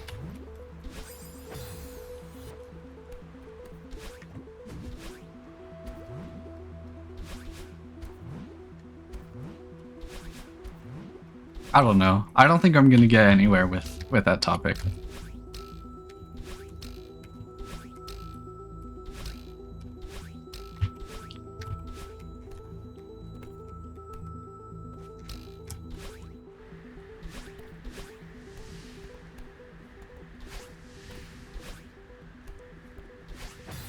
god.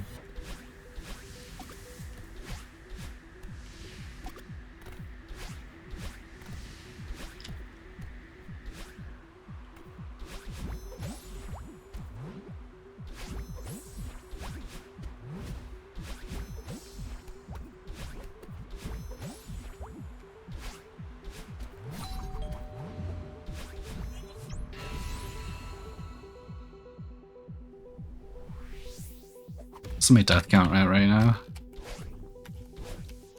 13.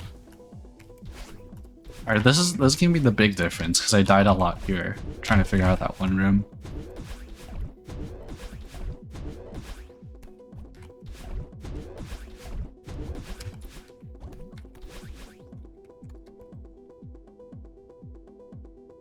Looking up an example. Yeah.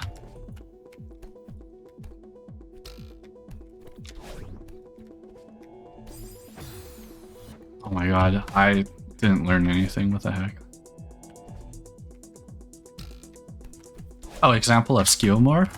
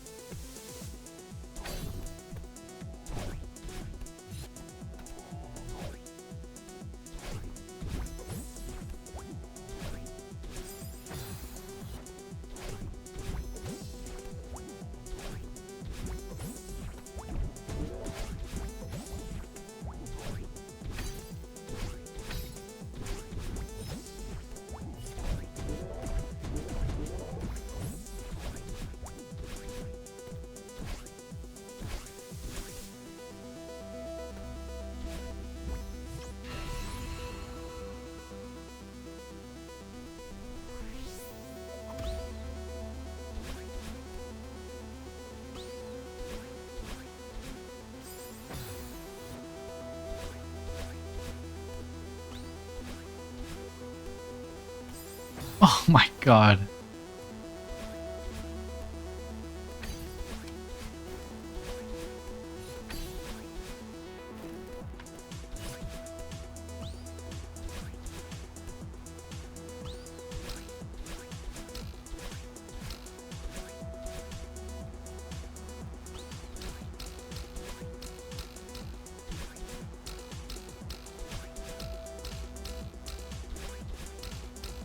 Speedrun? No, not speedrunning, Seba. Going for golden.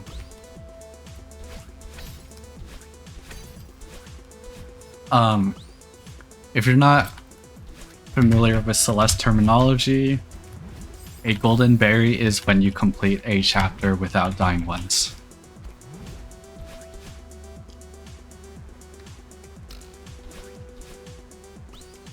Something about evolution of English phrases, like how some words have been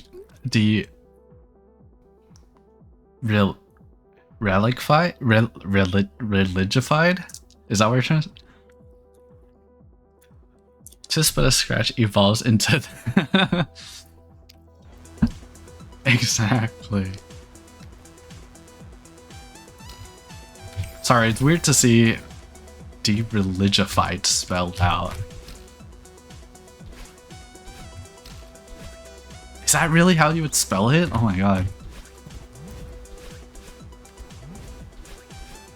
It's not a common way. Yeah.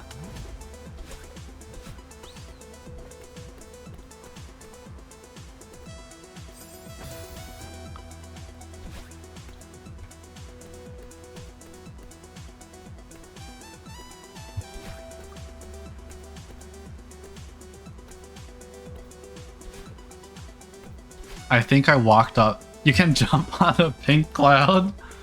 Yeah, you can. Mm-hmm.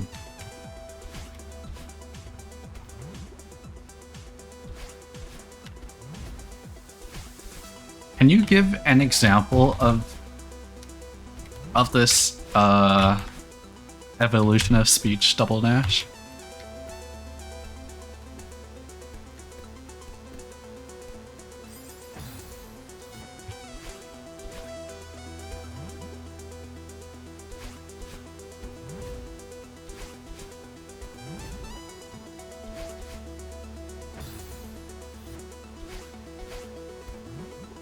Yeah, Game Freak, what are you talking about? You can jump off this pink cloud right here.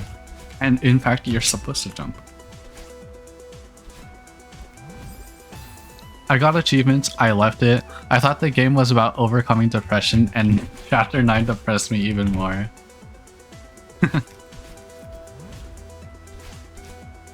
Dang.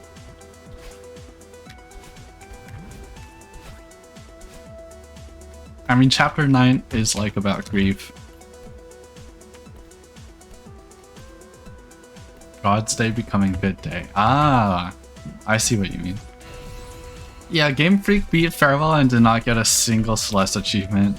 This guy is bad at the game. Or he just played a DRM-less version. It's over. Hop on Celeste, Game Freak. We gotta... Ah, shoot. We gotta do Strawberry Jam Celeste net.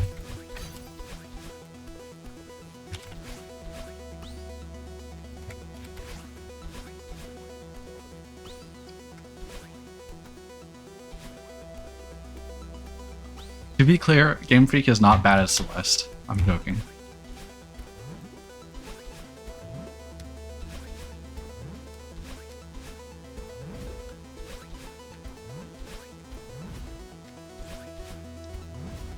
This but cooperative would be quite the spectacle. Maybe. CelesteNet has a feature where you can interact with other players, but the problem is it is too it's too laggy to be like an enjoyable experience. I played through a 2-player map with one of my friends a while back, but yeah, it was not very fun. It was cool as a gimmick, but it wasn't like groundbreaking.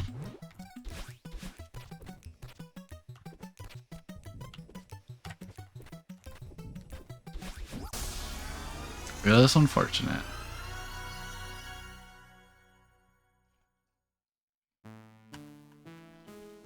GG. So, unfortunately, we are not at the top yet. It's time to go back. Oh wait, I need to update the PB now. What is it? 27. We are at 27 deaths. Not 527. Yikes. There you go. Golden time. It's time to keep running it back.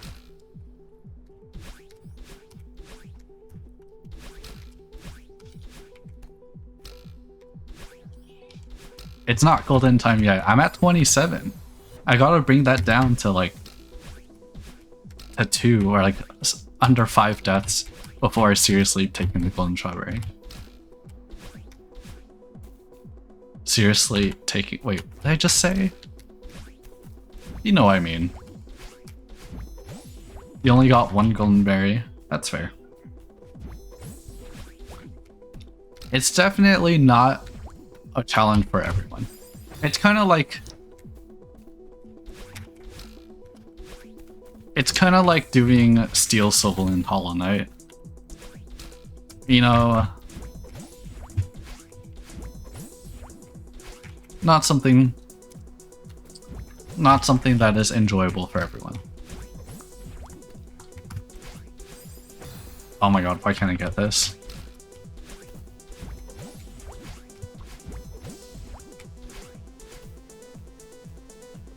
Dying 4 times in reflection.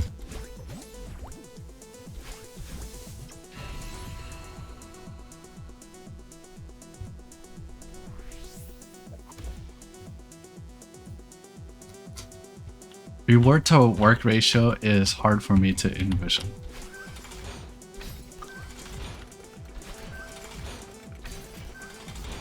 Well, what is the reward? I don't want to get stuck in the game forever. I have other games. Bro. To me, the reward is like obviously part of it is the experience of playing through this and like mastering it bit by bit, right? Like I enjoy each of these individual runs. You know, it's not just like the collection of the golden berry is all I'm doing this for.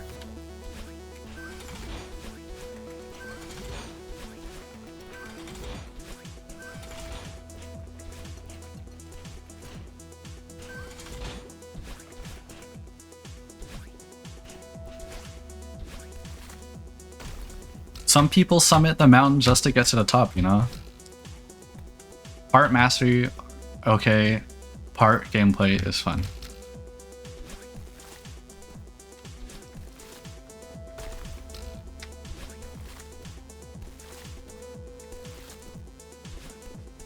We climbed the mountain because the mountain is there. Yeah. Do not be a mountain. I'm gonna climb you.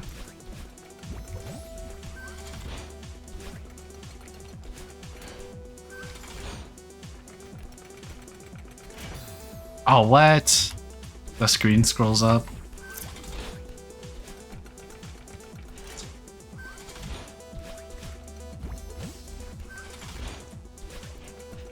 Jade is a mountain. Interesting.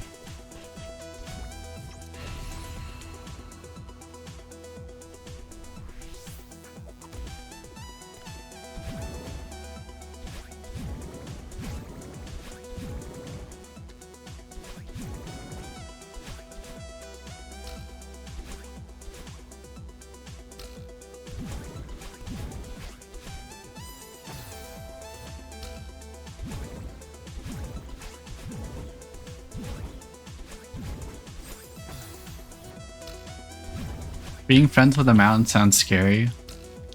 Money moves mountains? That's not a saying I don't know, have I heard that saying before? If I have, I haven't heard it too often.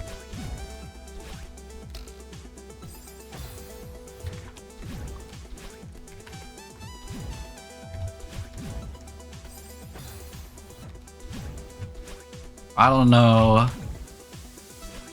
It's an old saying. Okay. It's not common in American lexicon. I see.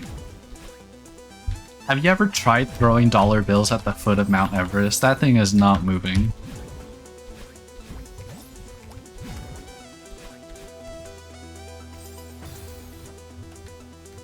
You gotta try. I moved it? What if Game Freak is just money?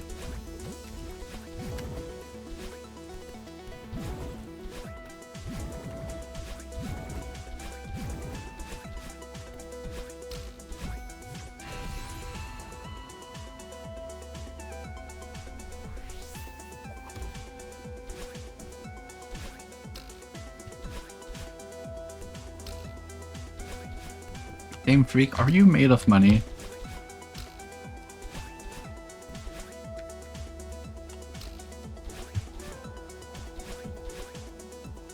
You are not made of money. Wait, that is also another like common saying, huh?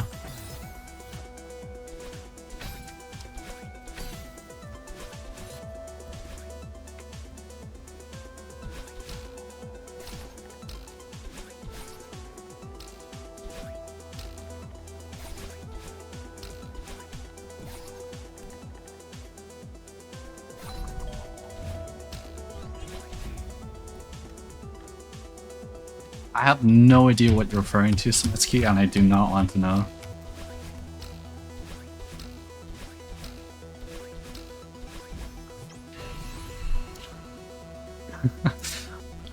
AI brain rot. I don't even touch TikTok.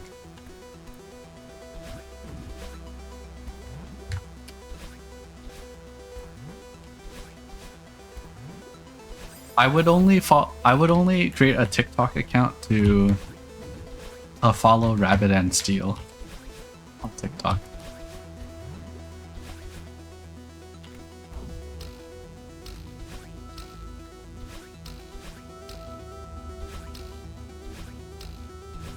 RNS TikTok brain rot.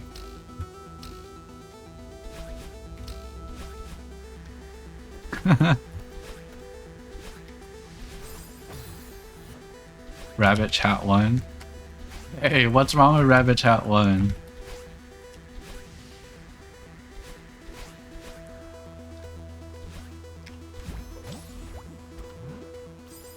Get real.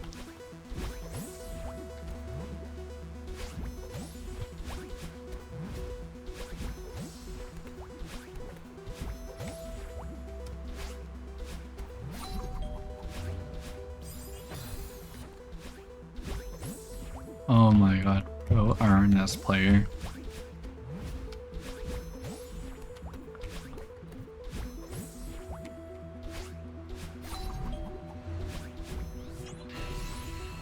You using keyboard or controller? I am using keyboard.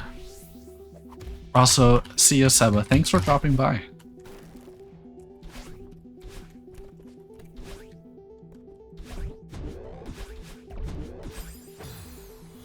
I just don't have a controller. Plus, I like the precision that keyboards give me.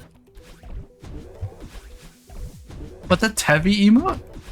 You got Tevi emotes on Twitch?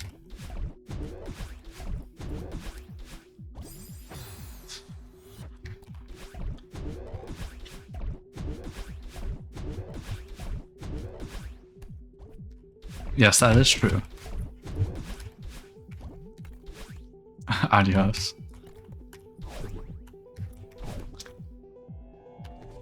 Yep. Parallel attack like wave dashes are so much harder on a controller. Is this true?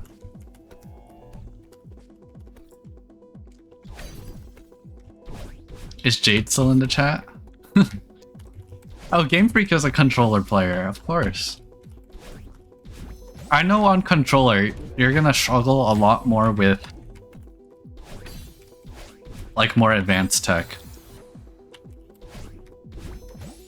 Or if you try to do a reverse, reverses are a lot rougher on controller. I'm a melee player, wave dashing might be second nature. Yeah, but that's skill transfer, you know? Like, objectively, I think keyboard may be easier when it comes to like inputting such control sequences.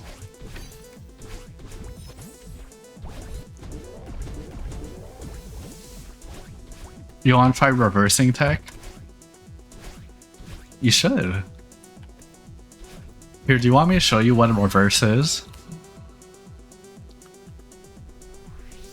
So, oh my god, this is not the place for it. So like a reverse is when, like, you know what a wave dash is, right? That's a wave dash, right? A reverse is when you do that. It's when you change direction as you jump.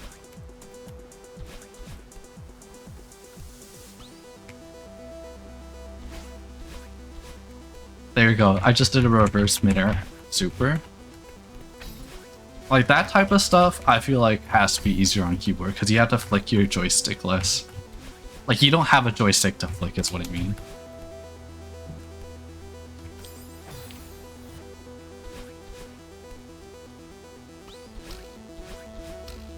I did not beat my low death record.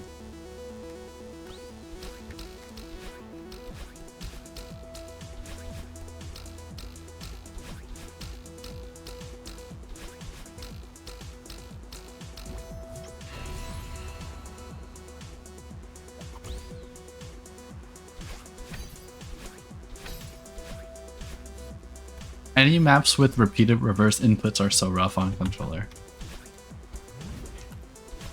Yeah.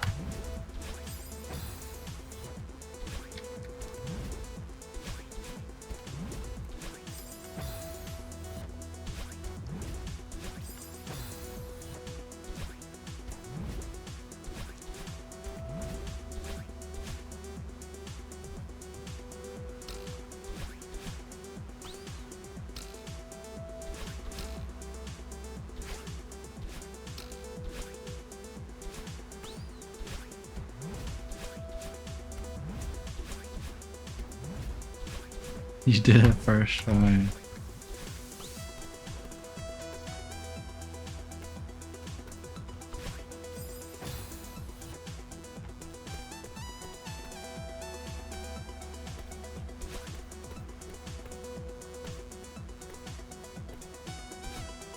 The gamer prodigy.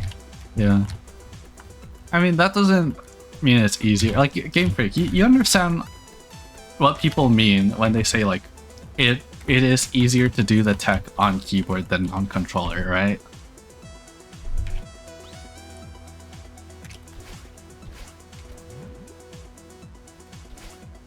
Like, generally.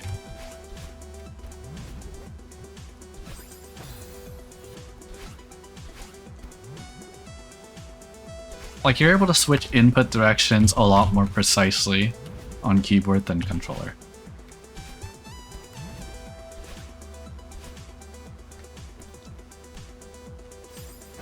I can see it being the case because Celeste locks you to 8 directions. Well, not. It doesn't have anything to do with the 8 direction thing. It's just about switching directions. You need more dexterity to switch directions on controller than you do on keyboard.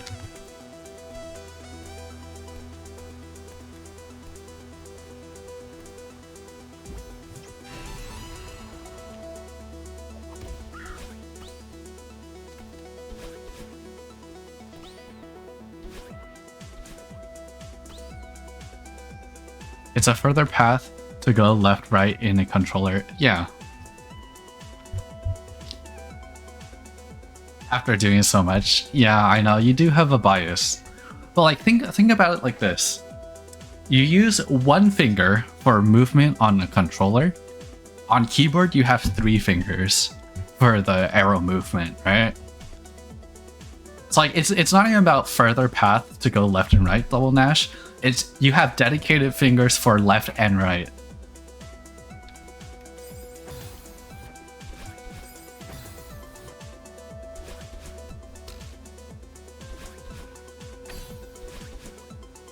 No one messed me up. I think that is a matter of experience, Game Freak. For you and the level of mechanical experience you have in video games in general, obviously you're gonna have an easier time on controller. It's like how for me keyboard is my preferred gameplay input for like any video game, even if it says like controller recommended.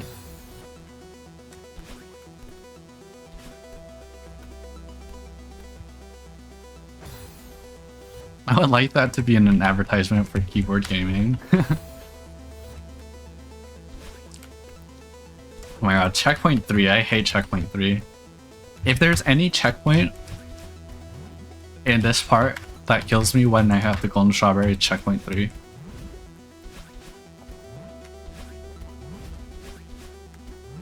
Not checkpoint 2, even though checkpoint 2 is the longest checkpoint. It is very easy to execute. I think the deciding factor for whether keyboard or controller better is whether mouse matters. Really? What do you mean by that?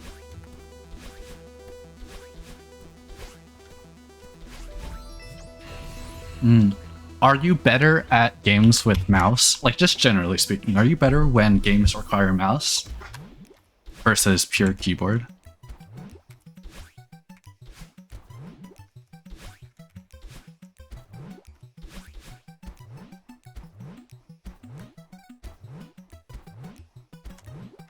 Oh, mouse is too good for inventory management in Minecraft. I see where you're coming from.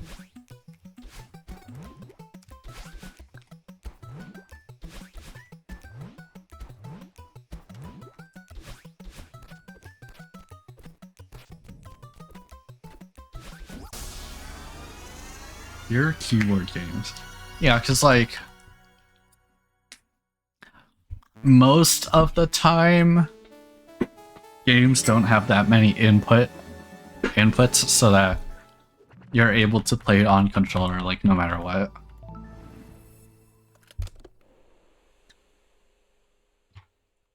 The thing is like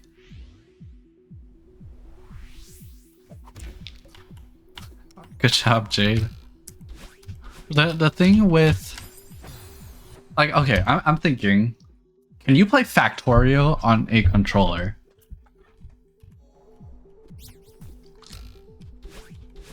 Or like games where that require a lot of input keys that you cannot reasonably map onto a controller. I feel like it would apply to that situation. Factorio sounds like a keyboard. KBM, oh yeah, keyboard mouse moment. I mean, it's been a while since I've played Factorio, but there are a lot of binds that are helpful for gameplay.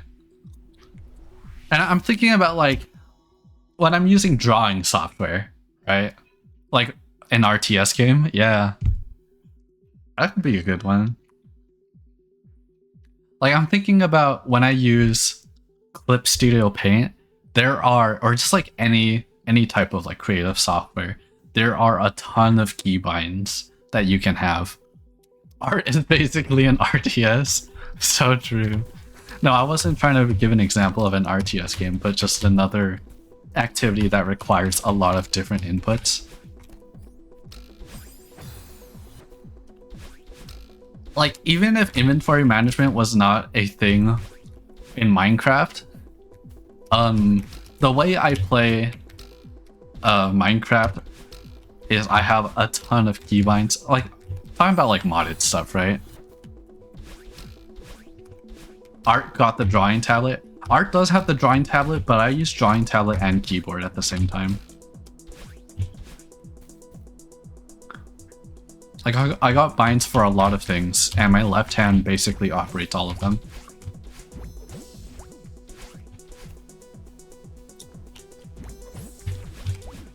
Got various tools in art software that you can bind, you know, keyboard with nothing else.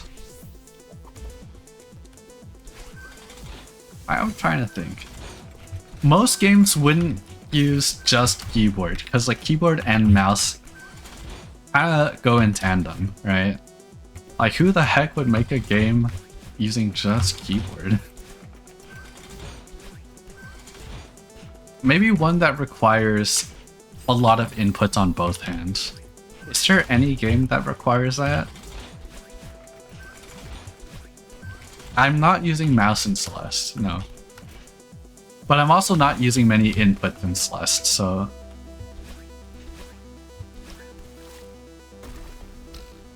Actually, wait. I'm thinking.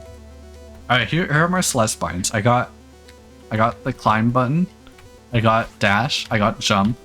I got demo dash on V. I got demo dash on S. I got jump on A and D. So I have 3 jump buttons, 2 demo buttons, 1 regular dash. There's the restart button right here, right? I do have a lot of binds for Celeste. And obviously it's not something that I use in regular gameplay, but in modded gameplay, I can't imagine using only controller. I know you could have multiple inputs on controller for jump, right? But you have a limited amount.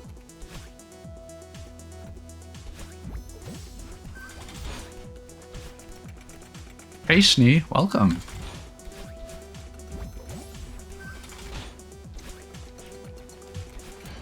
Oh, I'm cooked.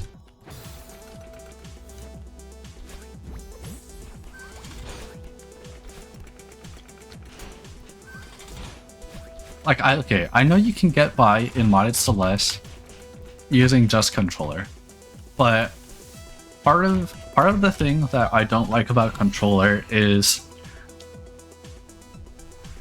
you know, you're kind of meant to use 2 thumbs and like the indexes and the middle fingers for all your inputs. I'm trying to rage bait you into playing modded Celeste. Yeah, exactly.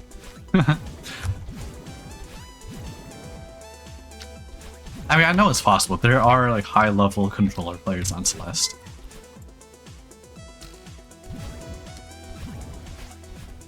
Oh my god, I keep canceling my dash attack with the climb key. It's not possible for a controller player to do any of this. It can't be done. Yeah, you're just gonna have to prove it, Game Freak. You beat this level on controller already.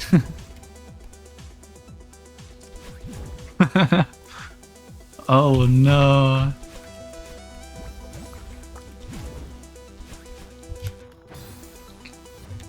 I'm the mobile game advertisement. 99% of controller players cannot do this.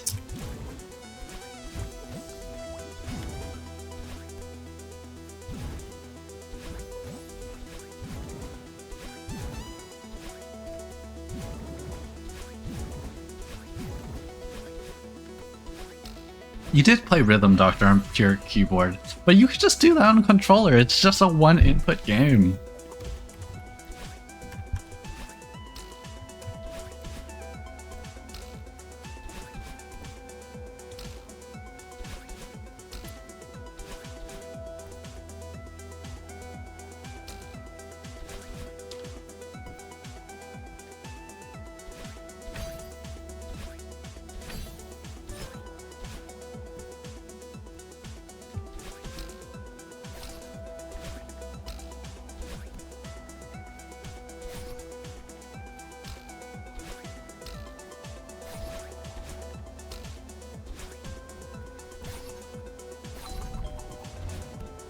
Some of the harder levels easier on a keyboard because I could play it.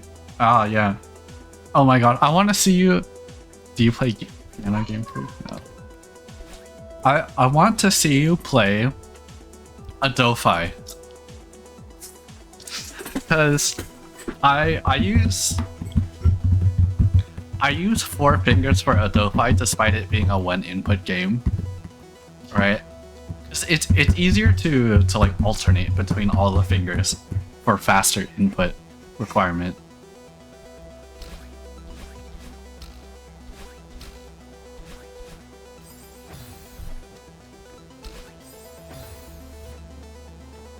And especially when it comes to like Do-Fi custom maps.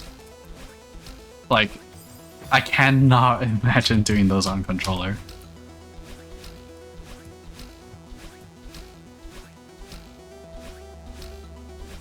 It's more like I'm more likely to alternate 2 fingers unless it throws some crazy parallel rhythm at me. That's fair.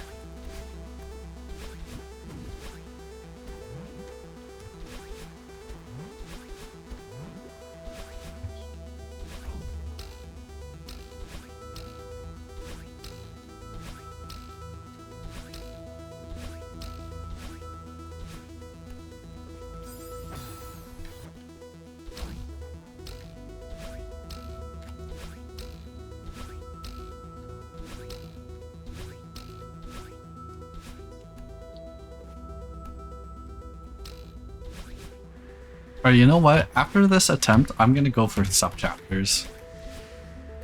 I'm gonna try to complete each individual sub-chapter deathless. Because so far, I've kind of just been like mindlessly doing this.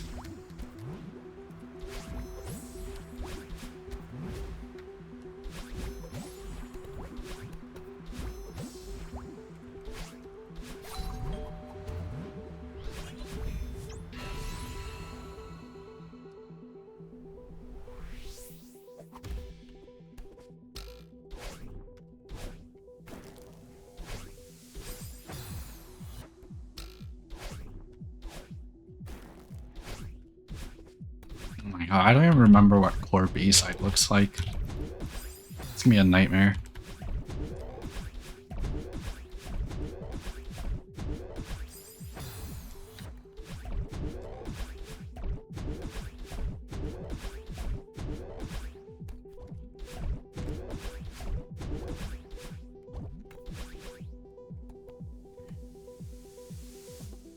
The total time we've played? Yeah, I mean that's per save file. I have 152 hours on the save file. I have other save files. So that's kept in mind that just keeps going up. It's not something that's on by default. Like the playtime. It's something that like is a game setting that you can turn on and off. I like having it because it also shows you the. It could also show you the after time, how long you've spent on a particular session. It seems reinforcing. Maybe I never thought about it that way.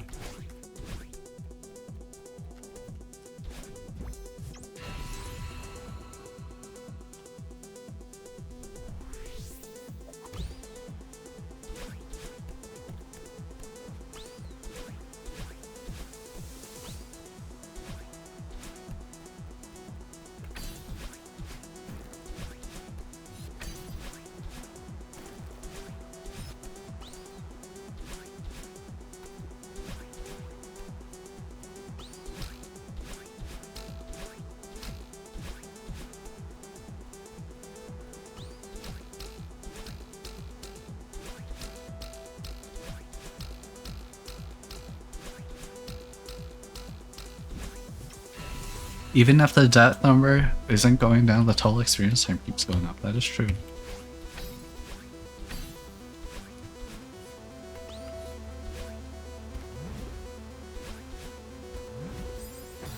You know, there's always like a pessimistic way to look at it. Like some people might take it as like, oh my god, I've been stuck on this level for so long, you know?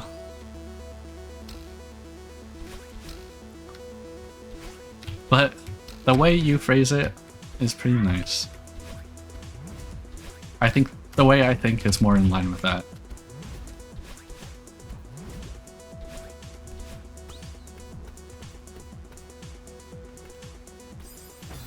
This freaking checkpoint.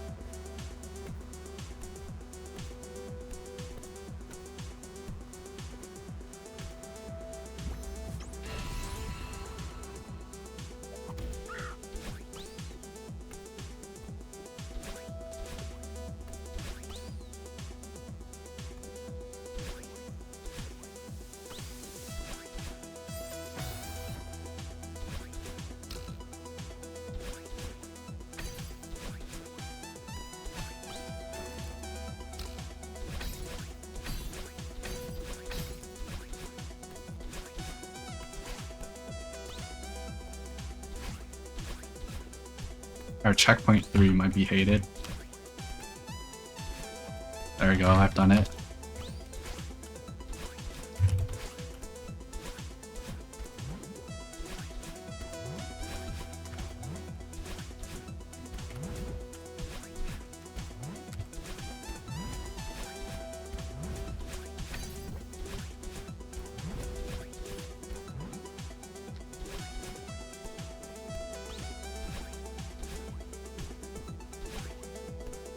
I'm trying to tie that, though, to the earlier determination thoughts and having trouble. Like, if you have determination, you can take in heart the number going up. Rather than how you said others being frustrated. I'd probably be in that camp. Which camp? Are you talking about the determination camp or the frustration camp?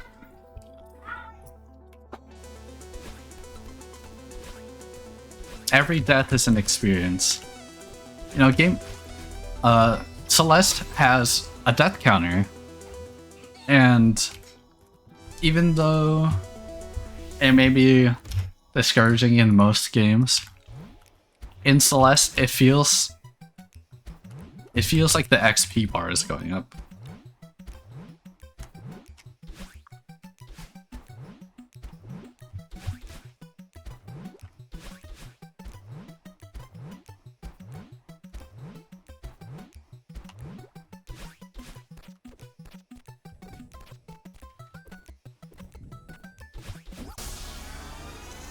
You have an internal loci XP bar. Loci? How do you pronounce this? I know it's plural of locus.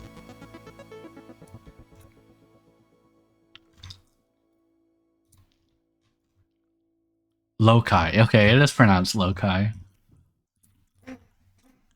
Cool. Oh my god, I got sub 20.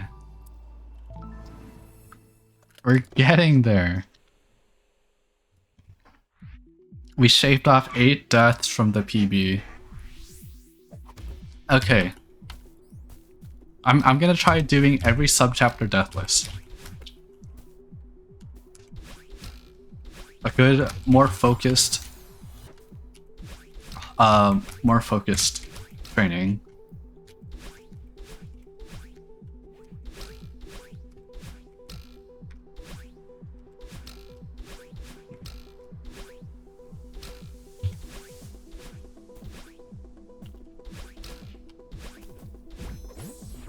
Is Summit the hardest is Summit B-Site the hardest subchapter to Golden? Other than Farewell? I think it is, right? Like if I do this, this is a good step.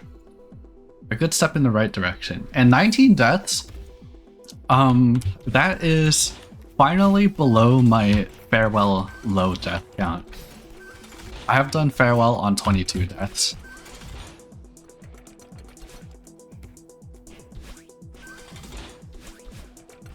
Oh wait, I kind of just like fell into the trance of doing this mindlessly. I should have been replaying Reflection. I mean, I'll finish this part first.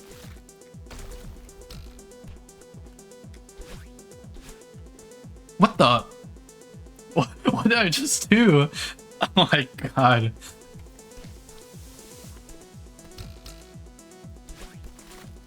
I don't really want to count that as deathless, because that was clearly a mistake. Maybe instead of deathless, I should be thinking about mistakeless.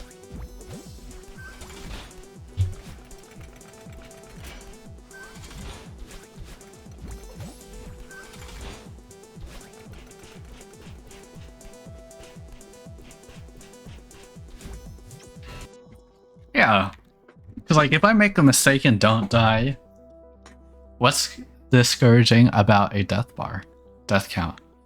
I mean, I don't find it discouraging, but some people do, because it's like they feel like they're wasting their time, you know?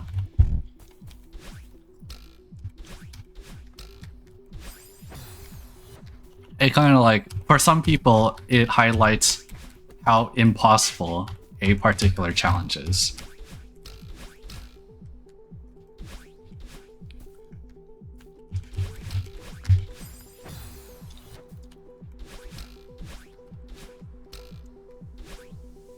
Oh yeah, and Double Nash was talking about the save file timer, which for me is 152 hours. Oh, my main save. To be clear, I have a lot more hours in Celeste. It's just that this is like my vanilla gameplay save file.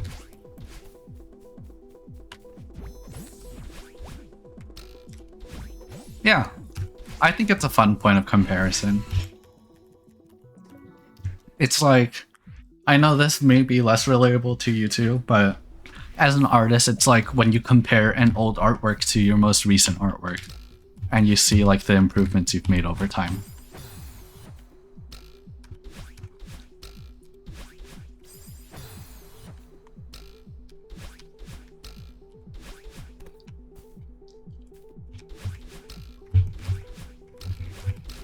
Like anything can be taken pessimistically. Like you can look at an old artwork and be like, dang.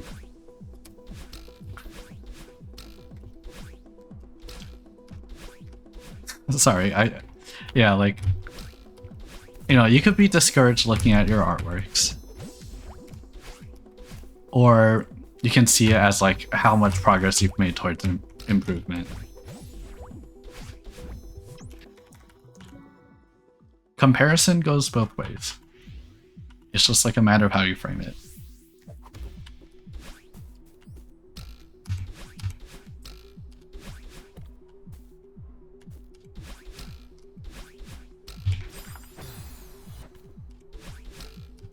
Oh my god, this freaking spring keeps killing me. Comparison goes both ways. Is that statement... Do you disagree with that statement?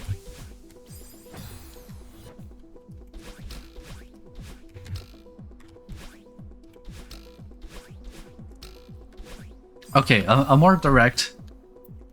Okay, another like art-related example. I'm using art because it's something that I'm able to draw connections to, right? Because I have spent a lot of time doing art. And, you know, if you compare yourself to a better artist, it's easy to kind of see that as like, you know, it points out the flaws in your artwork, right? Like if you compare yourself to a better artist, it's like, dang, I can't draw as good as them. And like my work is bad. However, you can also take it more optimistically and be like, take it as a source of inspiration. Like, oh, this artist is doing such good work. I want to be like them in the future. So I'm going to like learn to be more like them. Inspiration, what if you hate that artist? What's the point of comparing yourself to an artist you hate? Okay, like there are multiple ways to hate an artist. To hate their artworks though, then I mean, that's like the other direction of, instead of comparing yourself, become better than that artist. There is something to be said there about surpassing your inspirations. Not gonna get into that yet, but like, okay. It's easy to say like you can look at a better artist and take inspiration from them, but you can also look at an artist that isn't necessarily as technically skilled as you are, right? And you can still take inspiration from like a beginner artist. I have multiple times before of like, you know, you see someone motivated to learn new things and you're like, wow, I used to be like that, you know? It reminds you of the development you've gone through and how you can still be within development yourself. If that makes sense.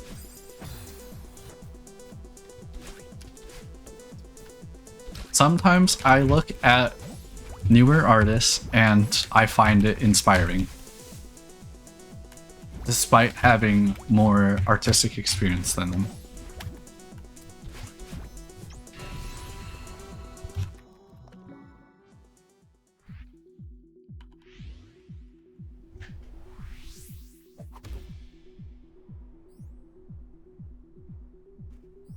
And to bring it back to like it being a thing that goes both ways,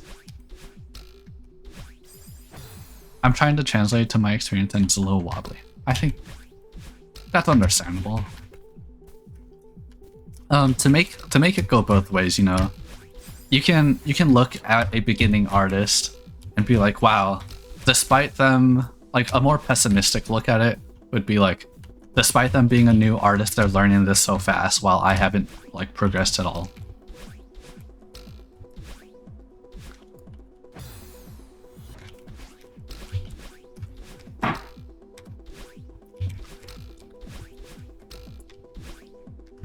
And, you know, it doesn't even have to be art. You can substitute that with any skill.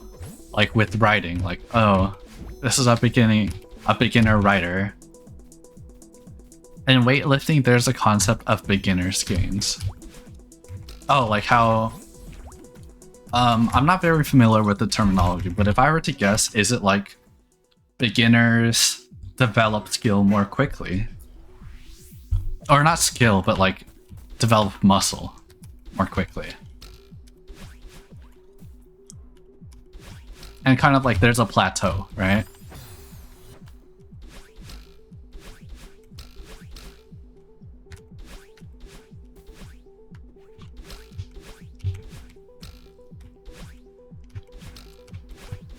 Mm-hmm.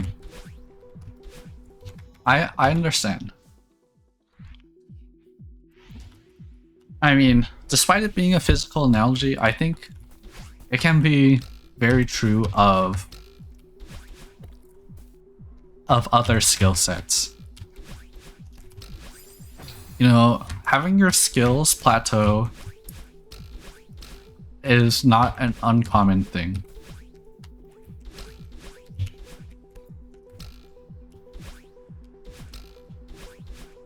Because people have certain ambitions when it comes to learning a skill, right? And at some point, they may be close to it and they feel less motivated to put in effort, you know?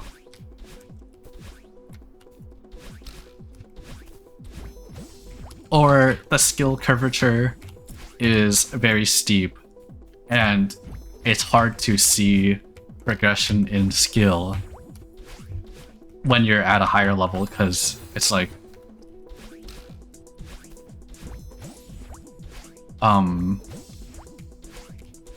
in order to prove that you have progressed in skill, you need a lot more experience.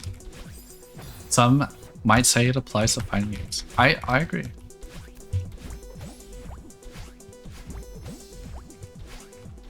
Diminishing returns. I don't think it's... I don't think of diminishing returns in this context. I'm thinking more about like exponential scaling. Like at high levels of like some competitive natures, the people at the top are a lot more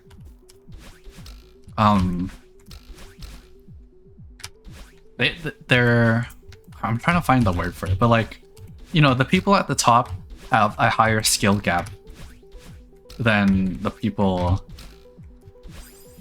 lower. It's hard to improve when you're at the top of anything.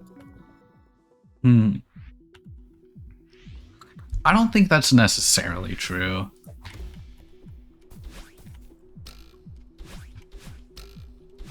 Like, I think skill reflection, like, I don't know if that's the right word for it, but like, the ability to measure your skill gets more inaccurate the higher it is, right?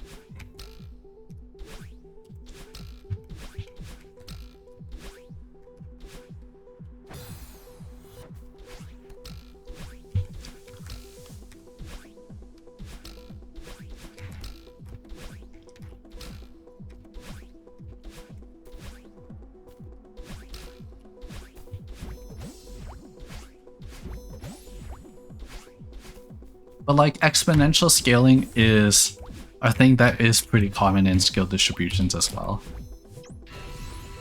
Not exponential scaling, but like,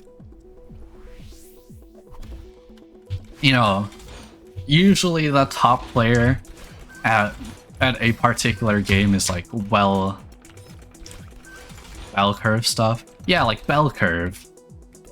Exactly.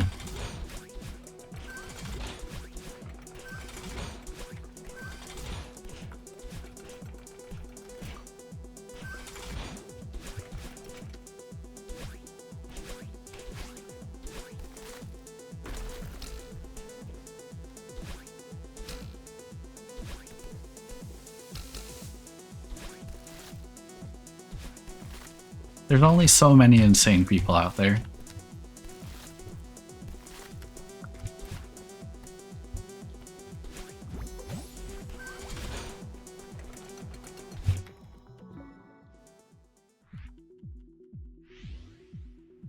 I don't know why I started Dream Chapter 1. Hello. Hey, welcome. There's a first time chatter on YouTube. What game is this? This is Celeste. It's a platformer game about mountain climbing. Even though it doesn't look like a mountain.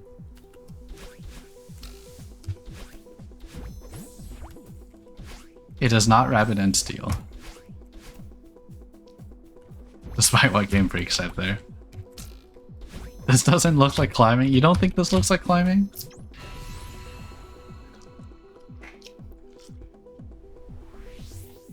You know when you like jump and dash in real life?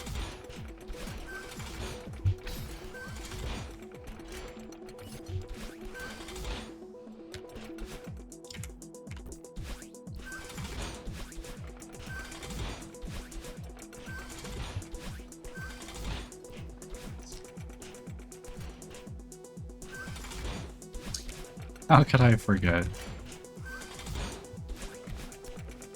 You've never seen Celeste before? Oh. I am surprised. It is a fairly popular video game. Oh shoot, I'm cooked.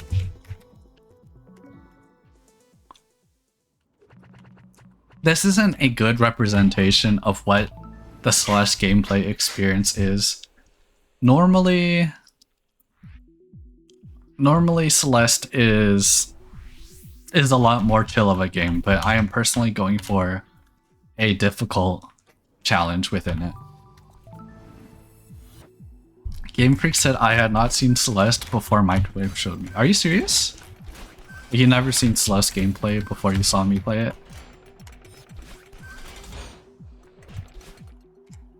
But you've heard of Celeste, right, Game Freak?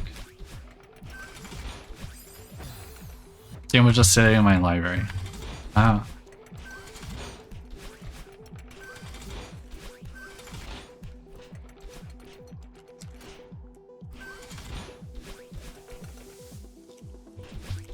I think you should partake in the Terraria experience sometime. I have played through Terraria before. A COVID acquisition? Maybe. I haven't played much of the new Terraria update. But I will when other things on my backlog have cleared. I don't play modded Terraria though, if that's what you expect me to do.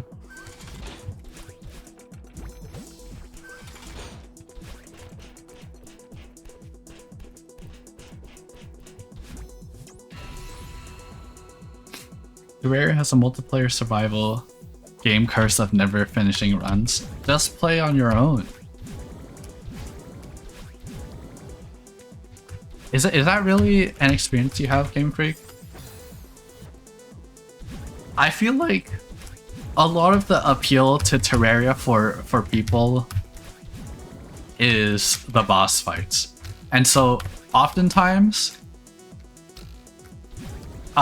when I play Terraria with friends, like, you know, like more casual friends, some of them just like go out of their way to like rush every boss.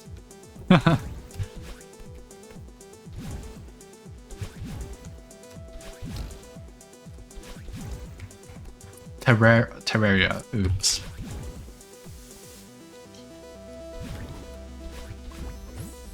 Are you talking about a different game? You mean Terraria, right?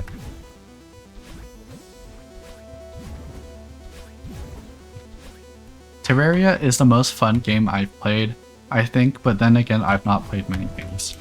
That's fair. I think Terraria is a fun game. I have like, let me check. I have too many hours in Terraria. To put it simply, I have 947 hours in Terraria.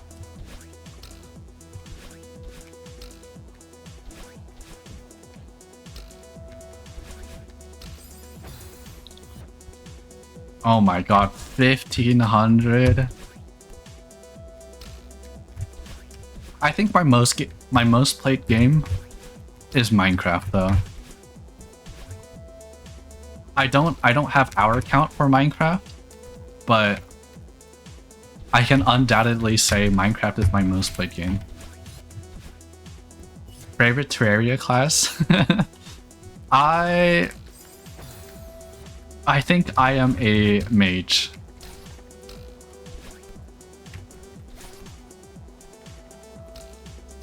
Summoner is also pretty cool.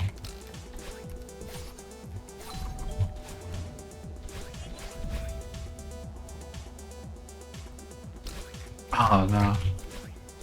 I do like Rangers as well.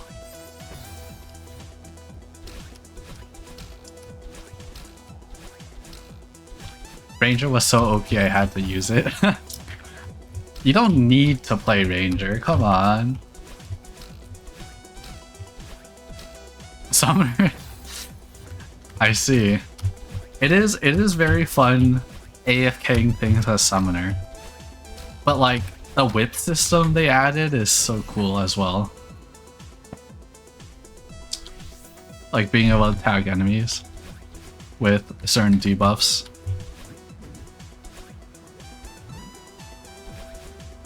Like they turned it into an actual class instead of just AFKing. Wait, what am I doing? I'm supposed to be doing chapter 1 like Deathless. I kind of just zoned out. Mage needs a lot of potions to pop off. Yeah, but Mage feels cool, you know?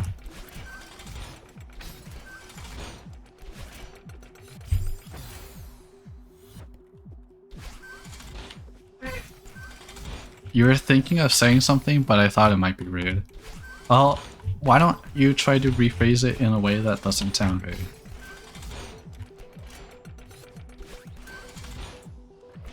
That's fair.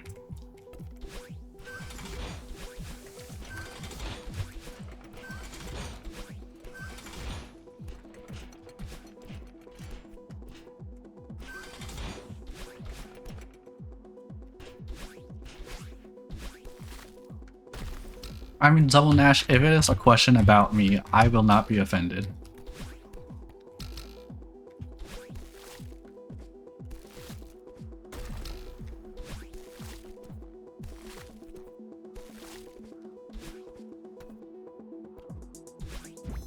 You were no longer on your objective and just playing, but you seem to be more in the conversation space than the game space. Yeah.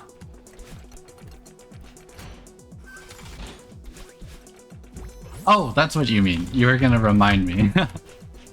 Oh, don't worry about that. I don't mind either way. I'm having fun. Though I would like to progress my skill development. Also, I think I just did that deathless, so I'm not gonna restart. You know, I do want to progress my skill development, so if I do notice, I am going to do something about it. But I don't mind like spending extra time doing extra chapters, you know? I gotta set my checkpoint to this chapter 2.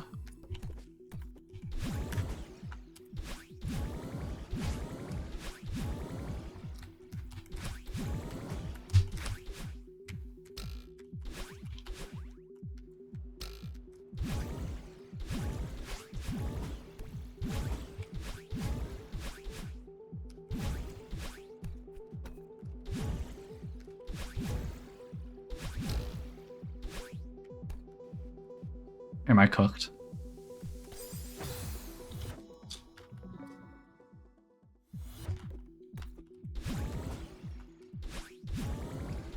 Back to the spring. Oh wait, could I have made it back to the spring? This isn't meant to be a rude question. Are you a femboy? No. It's okay. I'm fine with you asking that. I like to identify as gender fluid.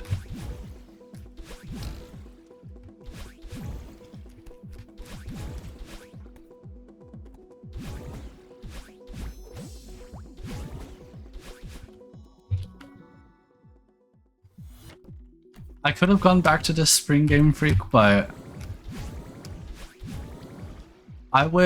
ideally I want to train myself to make no mistakes rather than... Oh my god, I'm just gonna let this one restart. Going for no mistakes instead of...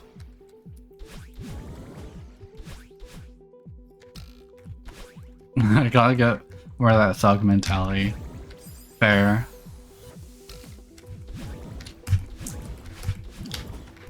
No, but like I'm trying to train for consistency, not just like being able to recover mistakes. And I guess it could be helpful. Ultimately, that is something I just don't want.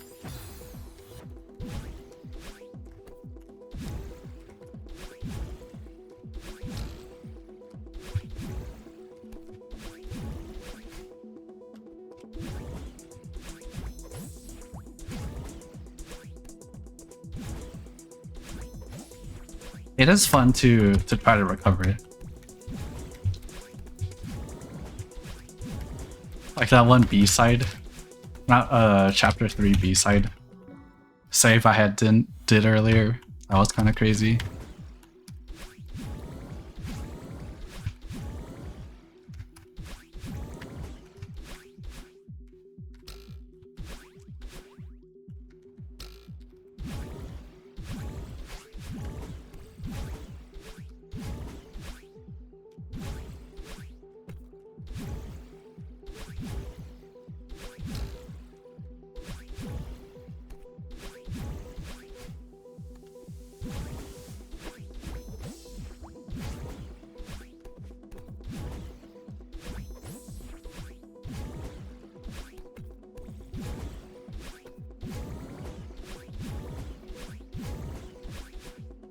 There we go.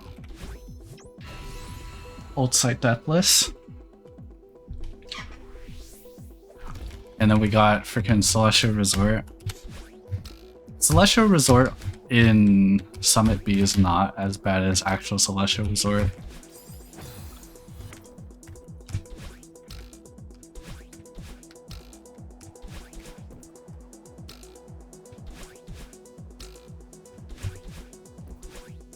Do I like sports? Not really. Like physical sports is something I don't really engage in. I do like exercising though.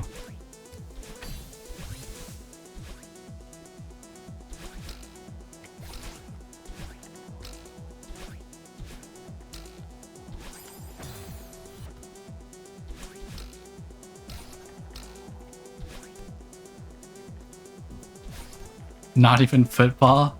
No, despite being American, I do not play football.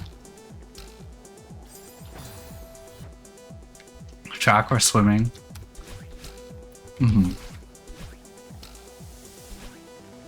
I do not like the competitive nature of sports.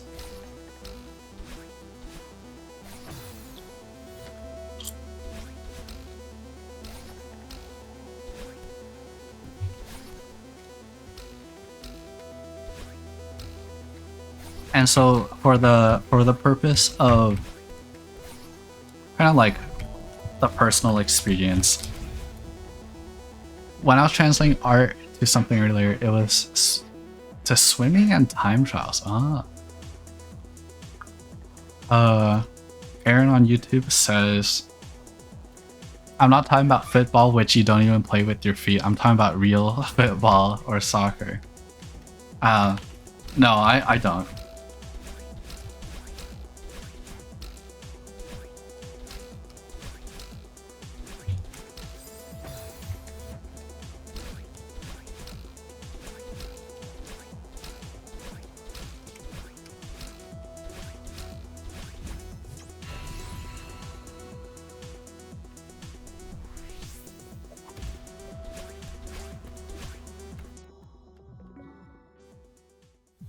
What the old site jump scare?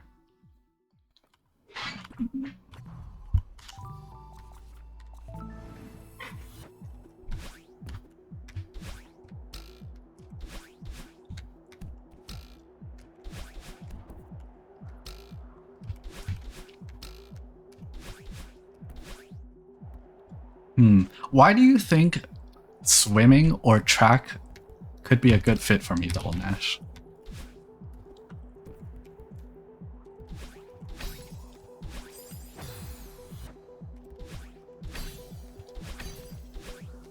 There's a portion of it that's not competitive.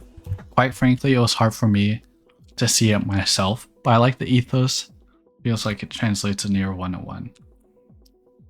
Self-cultivating as opposed to competing with others. That is true. I do think there is a part of it that does appeal to me. Like trying to compete against yourself in track.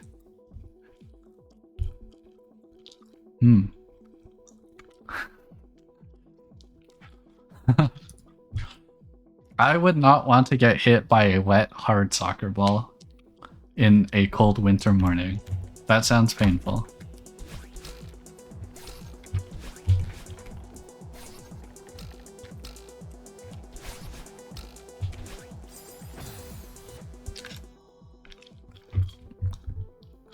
Except 0 is instead forward record speed. Wait, what are you talking about?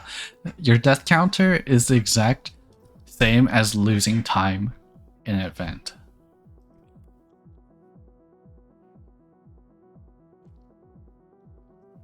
And 0 is world record speed. I see. I see. That makes sense. That makes sense.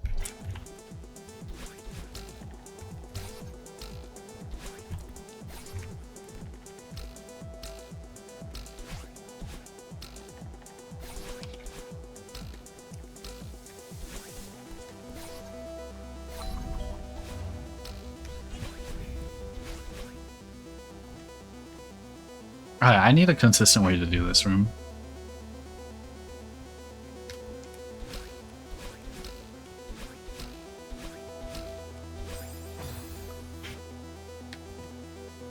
Yeah, I've heard of Messi.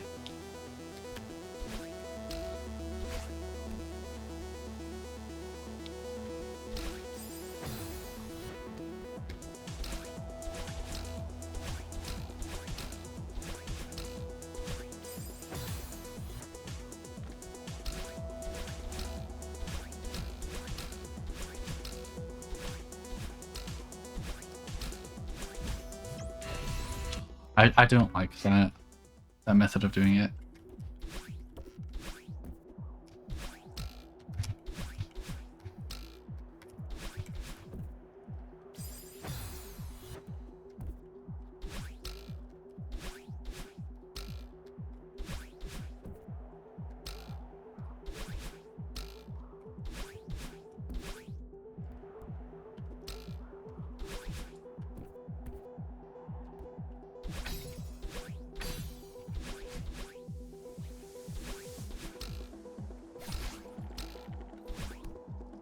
How often do I stream? I just stream whenever I feel like it. I don't have a schedule.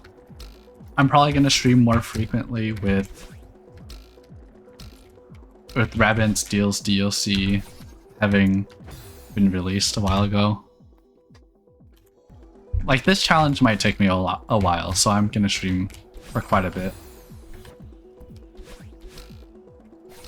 Let me read your message in a second, Double Nash.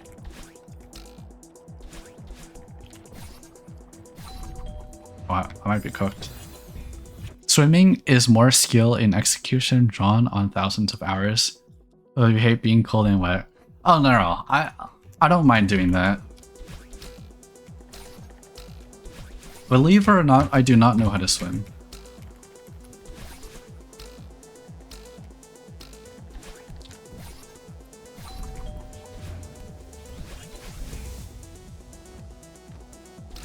I don't like competing against, or like comparing myself to the world records. Like the idea of that. I don't mind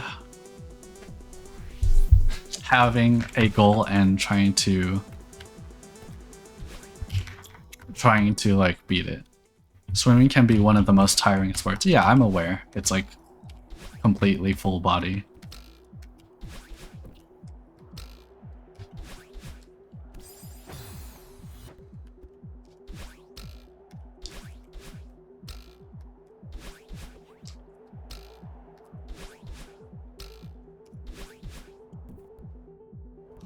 You say that, so who did the first multiplayer clear for EXRNS? I don't know. Like, we're just talking about multiplayer in general. I have no idea. Because there were definitely 2P clears before us. You're talking about 4P?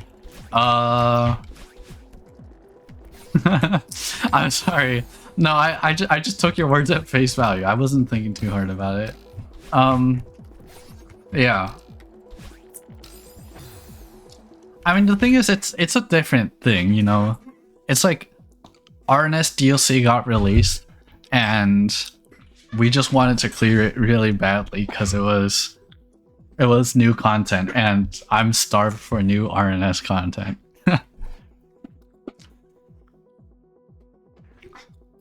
Like, if we were really trying to do it as fast as possible, Ancient Druid would not be a good combo, right? We had Ancient Druid party.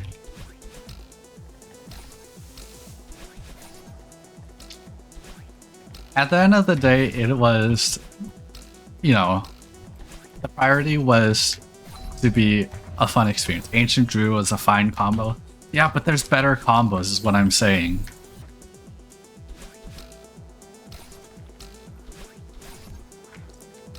Like, Ancient got Rabbit Luck synergy, but Ancient and Druid do compete for item pool somewhat.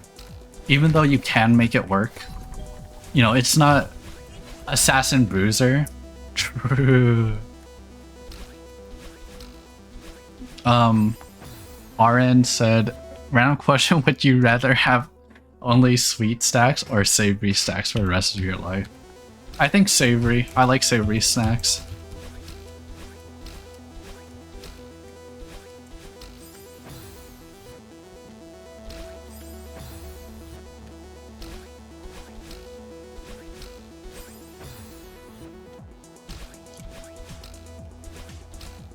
Oh my god, this room sucks. How am I supposed to do this? In your mind, you cannot understand what savory tastes like. Savory. You know, this room was free. I don't have like a consistent timing for it. Also, you've only cleared it once, Game Freak.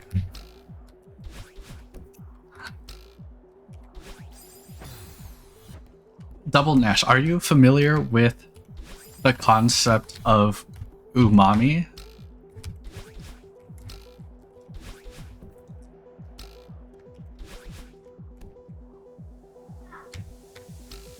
MSG.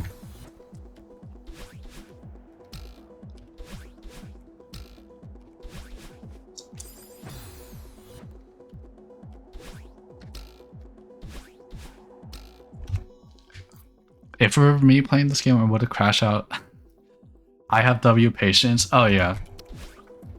Don't worry. I am not worried about my patience for this game. I have endless patience for this challenge. I've heard of it. I don't have a sense of it taste-wise. It's like...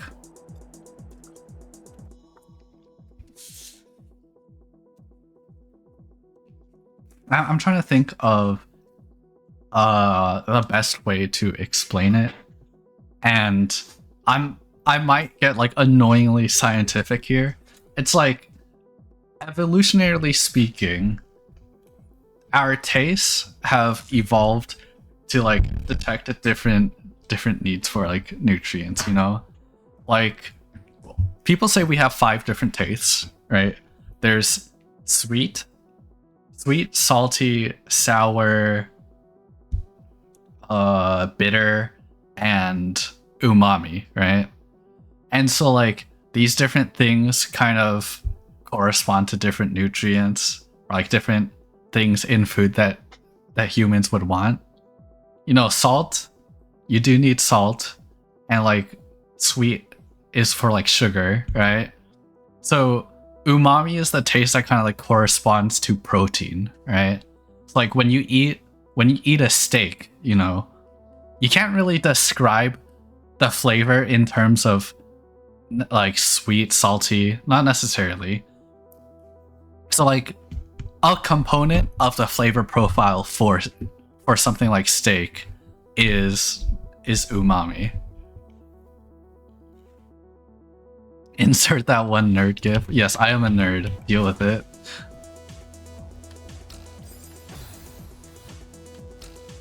Okay, you're getting it. Yeah. So, you know, that's kind of what people describe as savory, right? It's that type of taste. It is more prevalent in Asian culture than Western. This is true.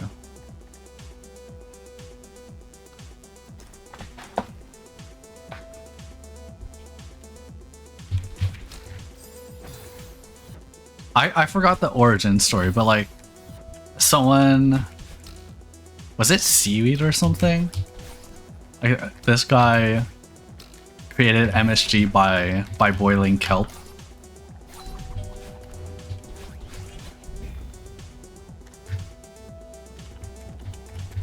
Ah, whatever. This is not an infuriating game.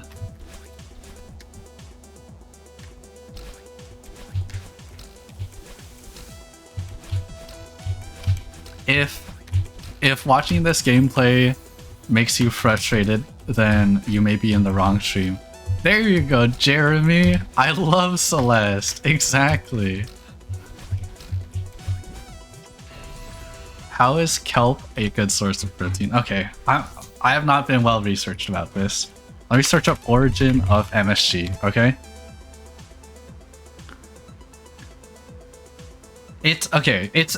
By the way, MSG is like the specific chemical that your taste buds are tasting. So it may not necessarily be something that is in every, like, it's monosodium glutamate, yeah. It's not necessarily present within only protein, right? But like it corresponds to enough within nature. This guy who tried to isolate and duplicate the savory taste of kombu, an edible seaweed used as broth in Japanese culture. Okay, so I guess it is also present within seaweed.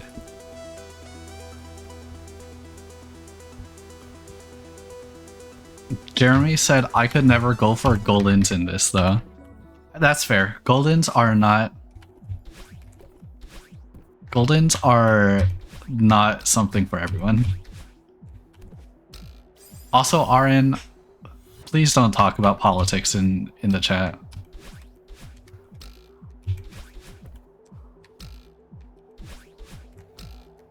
I understand it is something you may be concerned about, but this is not the place for it. I know seaweed mushrooms and soy sauce have it. Ah, yummy.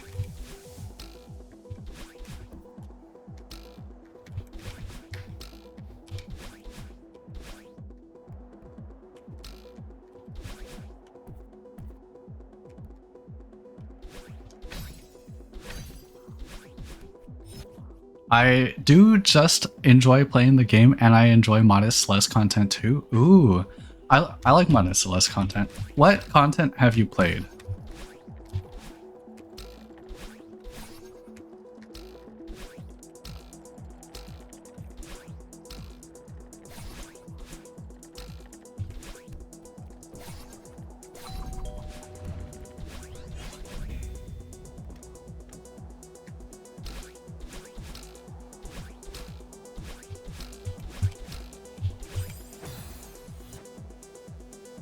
I do like cooking mushrooms with red meat. True. I don't like mushrooms as much. Like, the texture of, like, the chewy texture of it kind of throws me off. Like, I'm thinking about like mushrooms on pizza. I don't like mushrooms on pizza.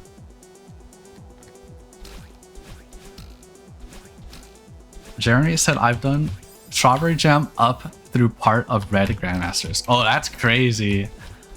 Good stuff. I've only played strawberry jam up to Red Expert. Never cleared a Grandmaster level. Do I like mushrooms on pasta? I enjoy mushrooms on pasta. Also Secret Santa 2024. I've never played that one. I played a bit of spring collab, and what's the name of the most recent one? Crossover collab. When I say spring collab, I mean the whichever one's the most popular. I forgot the year. Jade says I ate mushrooms. It's okay, Jade. I will eat the mushrooms off of your food. Crossover collab. I don't like crossover collab's gameplay as much as Strawberry Jam though. 2020. Dang, it was that long ago?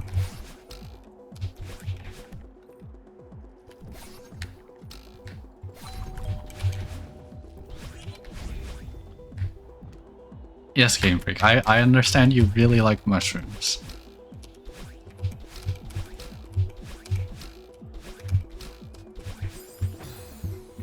There are mushroom burgers.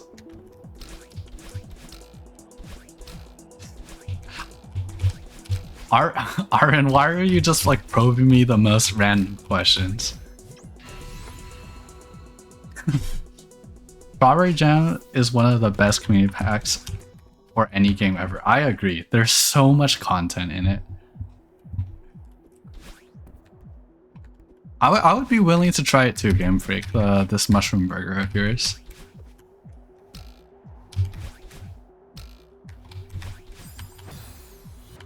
When you say there are mushroom burgers, are you saying like this is a thing sold at a particular restaurant? Or is this something you can buy frozen?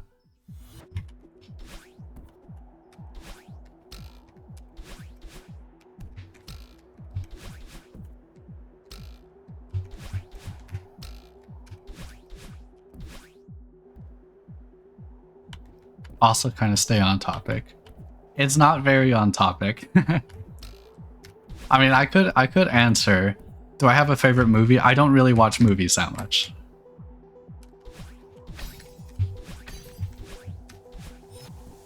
Sold at restaurants and plenty of recipes online. Okay.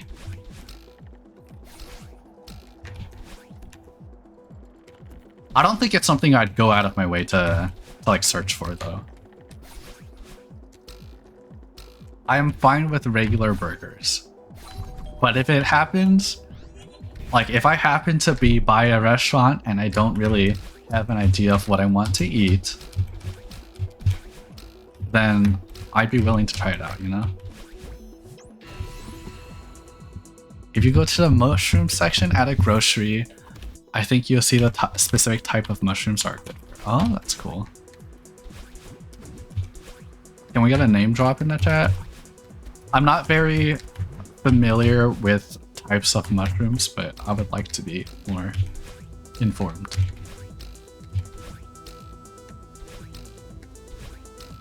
Portobello. Oh, okay. I've heard that name before.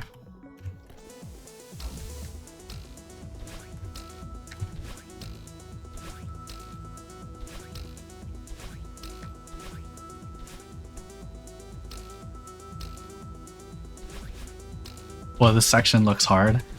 It's not as bad as it looks. The previous section may have been probably the hardest. Jeremy said, found your channel through Reba and Seal Extra 4P Lunar. I gotta run, but I hope I can catch more streams in the future. That's cool. Thanks for watching the 4P Lunar clear. It was not easy going through it.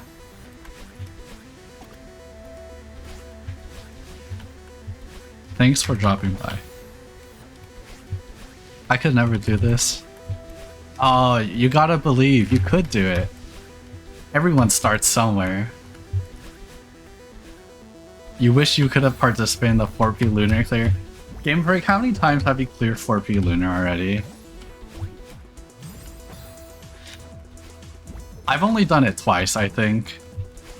Once with you guys, and then another time. Actually, not that many times. Yeah. Oh my god.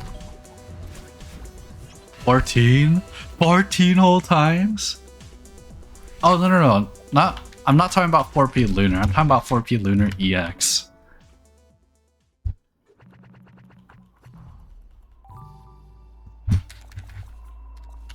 Because 4P Lunar EX is a different beast. Are you saying 14 because there's 14 classes? 10 4-piece? You've done... I see. Yeah. That is pretty nice.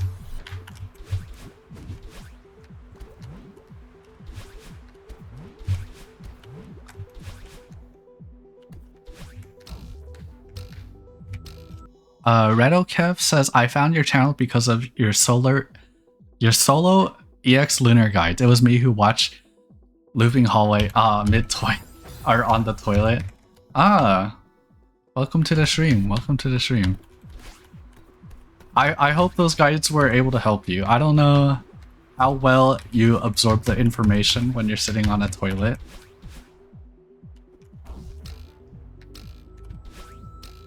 But I mean, whatever works.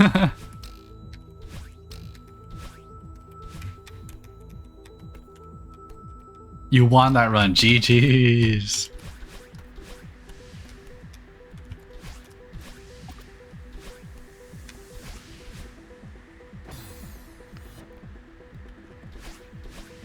You found my channel through scrolling the For You page. Dang. Lucky pull, I guess.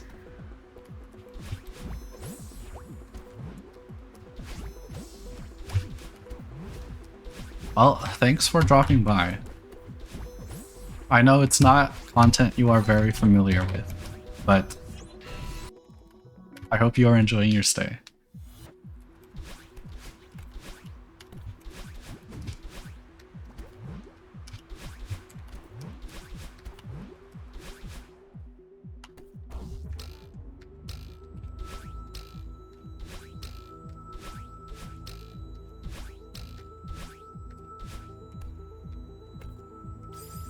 What? That killed me.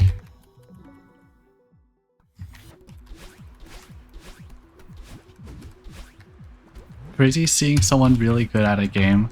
I like randomly play my favorite game.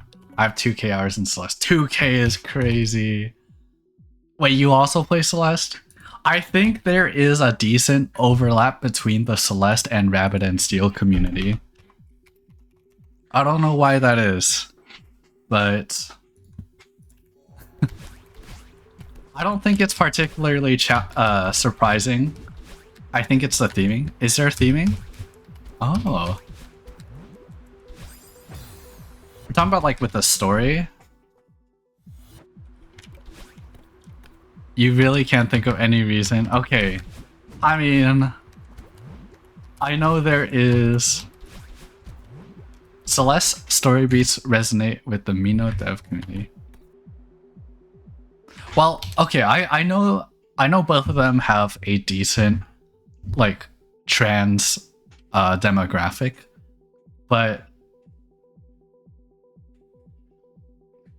story-wise, I'm trying to make the connections. Double Nash, could you more explicitly illustrate what you noticed between the two of them?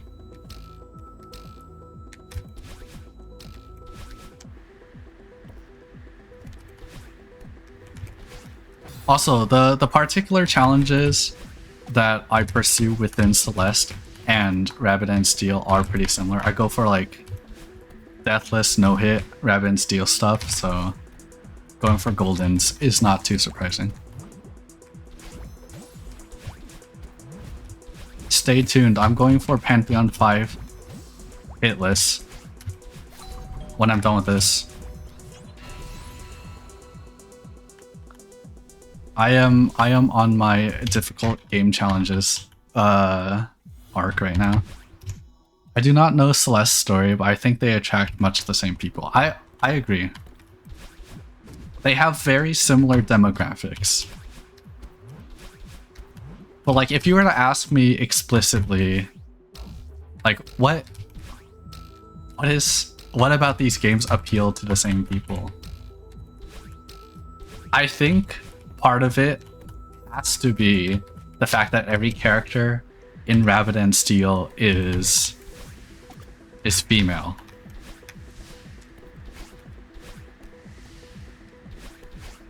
you know, I say there is a decent trans community within Rabbit and Steel.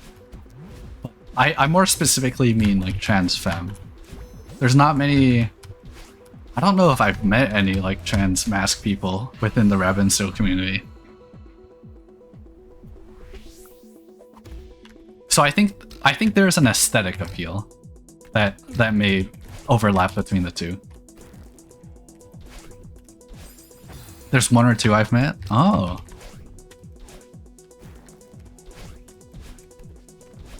But like you compare that to the amount of trans femme people, and the difference is staggering.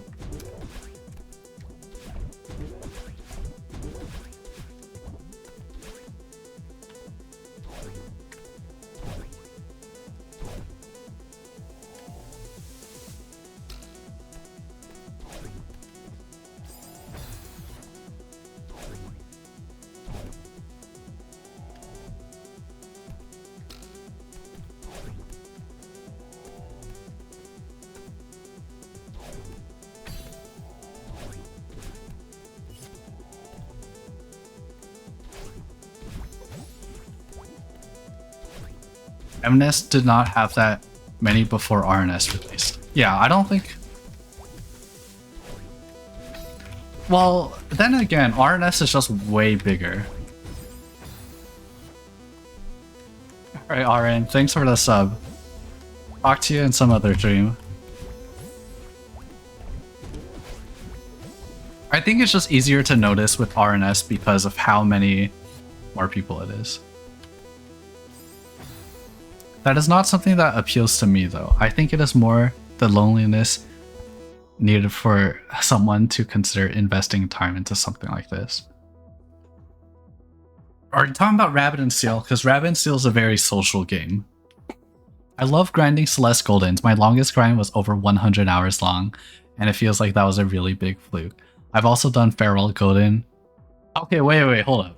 You said the longest grind was over 100 hours long? And it's not the Farewell Golden, right? What do you mean? Also, wait. How do I refer to you? Redo? Redo?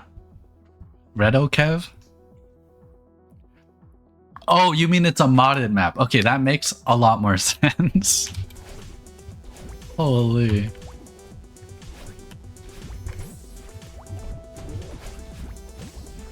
The second pronunciation. Redo? Was it Redo?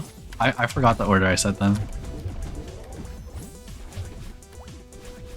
Redo. Is it like the word redo? It's a long GF map. Okay. Oh my god, I should stop giving options because you say yeah and I don't know which yeah you're referring to. Redo like red. Redo like red. Okay, Redo. There you go. I got it. I will remember that.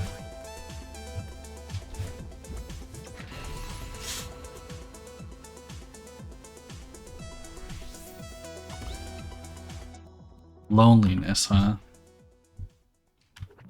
How interesting.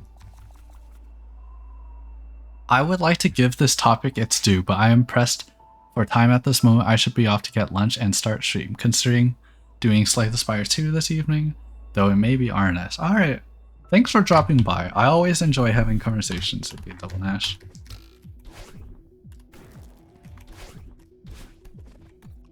I'm not that much of a Slay the Spire fan, but I know a lot of people in the RNS Discord have been playing it. Thank you, Double Nash. I'm sorry, Jade. One day I'll play it.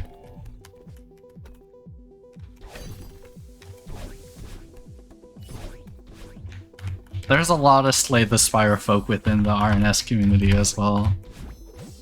I feel like I should play it.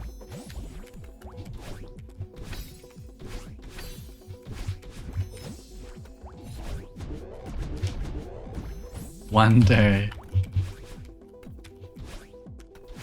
I would like to revisit Inscription before playing Slay the Spire though. It's mechanically about the best in the genre. I wouldn't be surprised if that's true. Zero Death's Mirror Temple, nice. My god!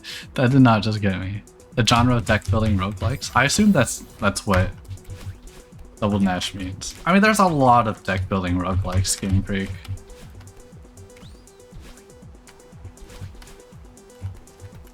Let's see if Jade pops in. Crazy skip? Wait, how are you supposed to do that? Wait, what?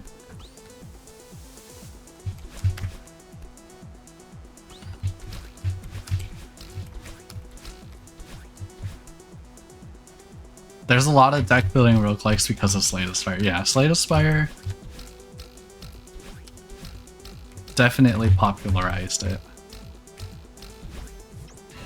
Can you list 10 of them right now, Jade? I don't know if I can name 10 of them. I don't even know if the ones I name will be deck building roguelikes. Like there's Balatro, right? That one's also a pretty big game. One Step from Eden's a deck builder? Oh no. I'm so cooked. I didn't realize it was a deck building roguelike. It is? That's what I'm saying.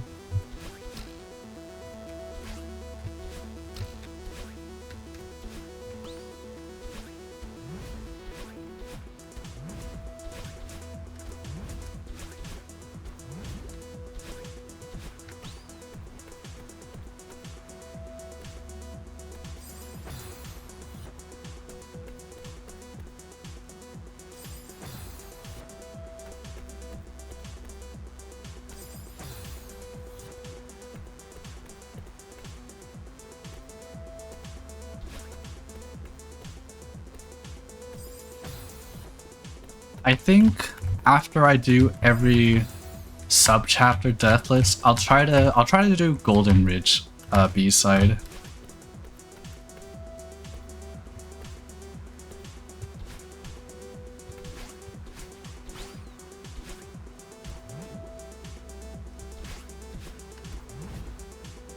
Because Golden Ridge B-side is not that hard. And it'd probably do me a favor to take a break from a particular level. Get like my mind refreshed.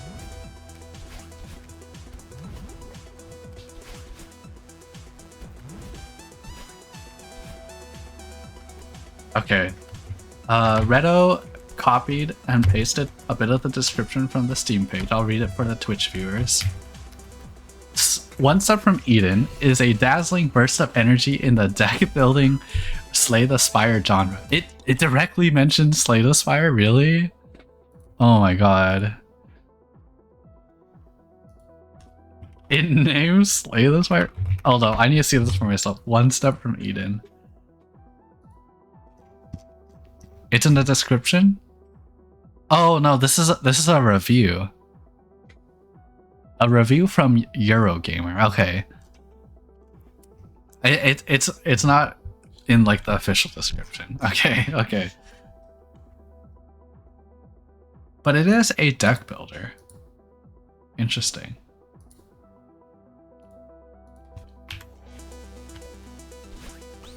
Oh my god, the bird's teaching me how to wall bounce. Very fascinating. Like Game Freak, you wouldn't consider Tevi a deck builder, right?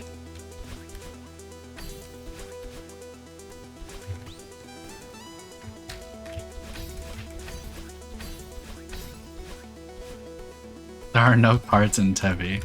Well, they're not literal cards, but you definitely build something.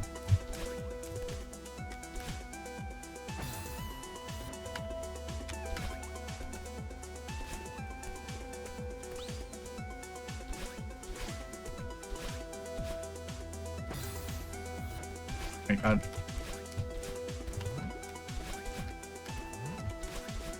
Random sigils of roguelike. Maybe.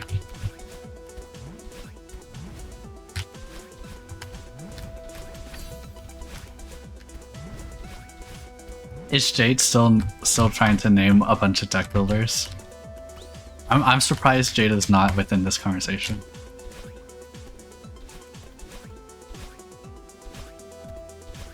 Yeah? Okay. Let me guess, you have like 6 of them so far. And like Wild Frost is on there. You can't think of 10 at the moment. Okay, which ones do you have then? Hungry.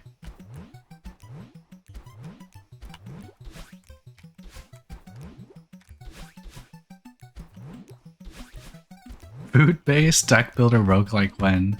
True.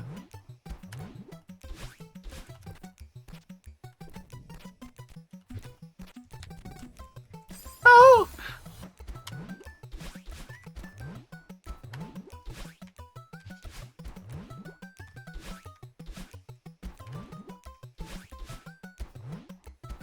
Hearthstone had a Slay the Spire game mode?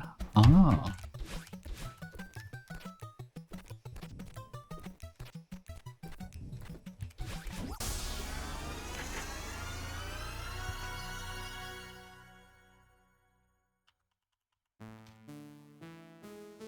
Luck be a landlord?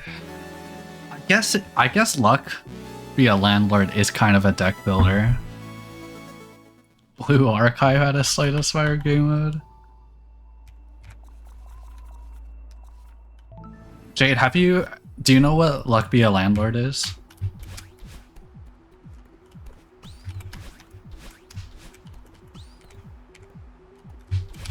Wait, Game Freak, was that the skip you're talking about, the one I just did here?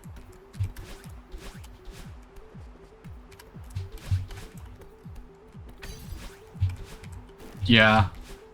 I just do an extended super into 2 upright dashes. I don't know what's so crazy about that. I guess like that's not the vanilla way to do it.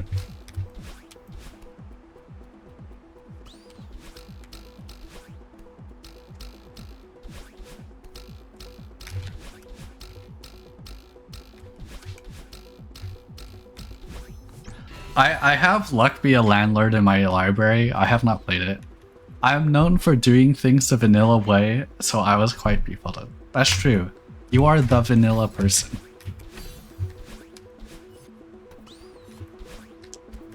You only play video games the intended way.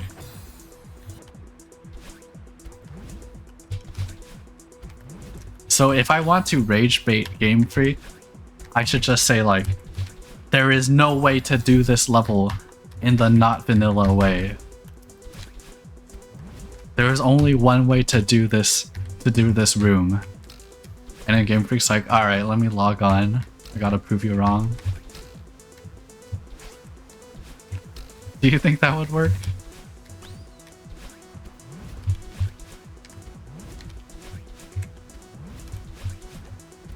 Maybe. Absolutely.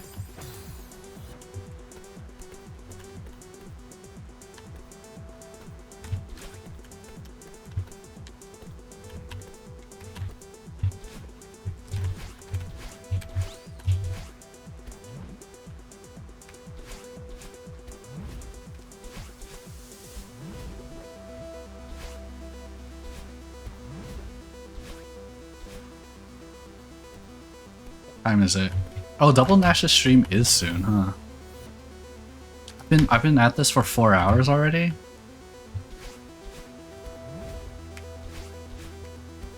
You just trolled your build with a Snecko Eye?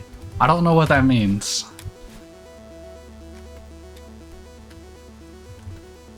Are Sneckos bad?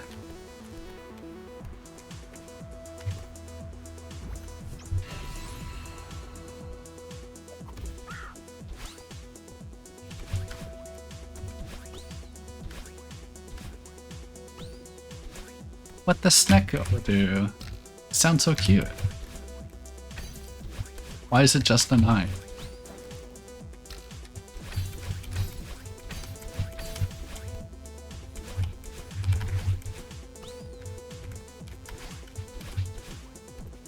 For checkpoint 3.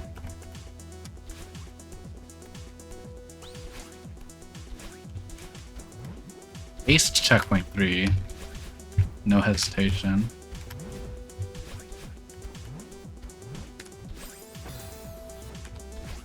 Died on checkpoint too, that's crazy.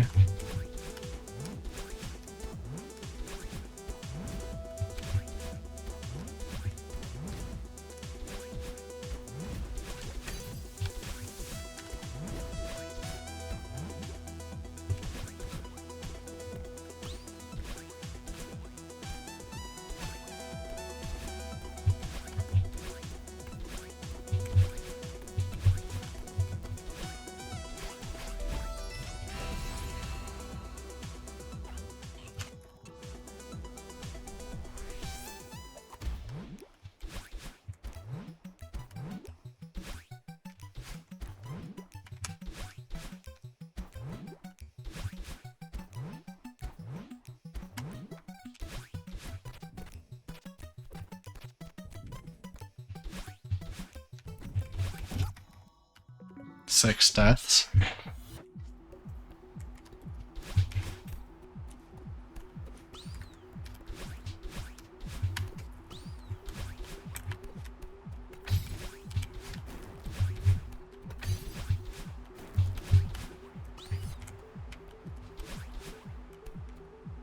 Oh no, I'm cooked. Oh!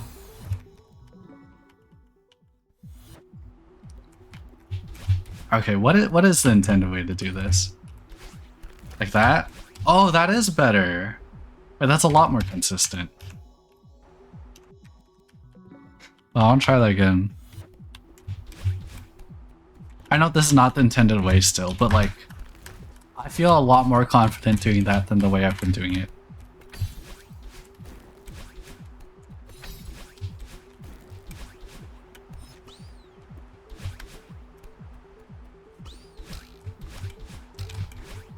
If it works, it is intended. It's so true.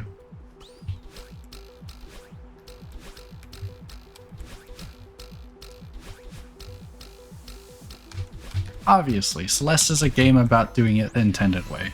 That's why the developers only included one route for every room.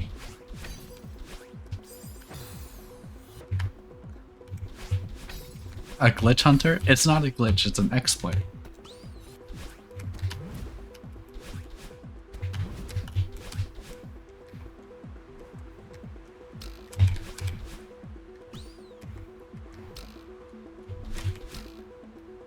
What GameFAQ said. So true. If it works, it is intended.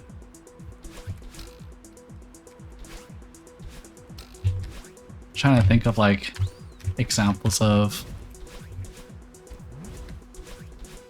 glitches being intentional.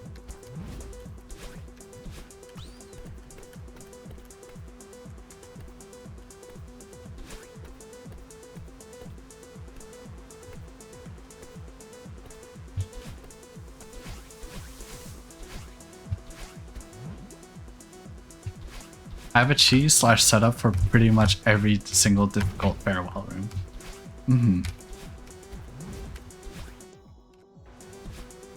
Yeah, I'll get on a farewell grind after all of this. I have already grinded farewell quite a bit. I only have 22 deaths on it, lowest. But that's not enough for the golden.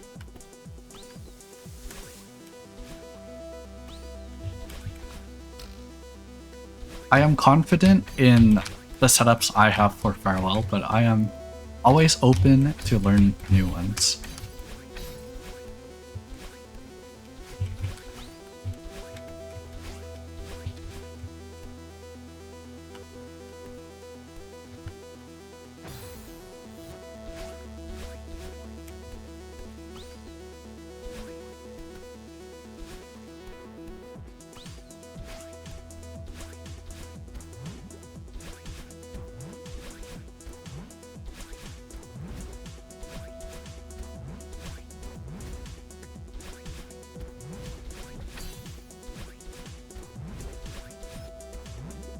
I want to do farewell. Farewell's so fun.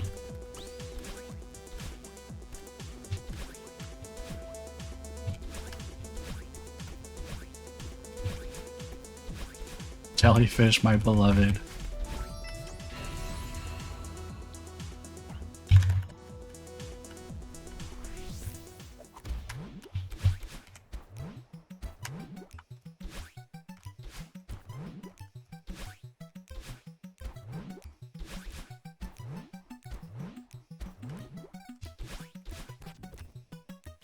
Wow.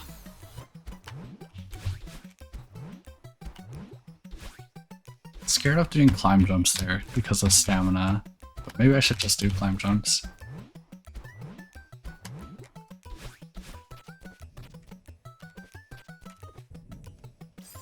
Like, oh my god.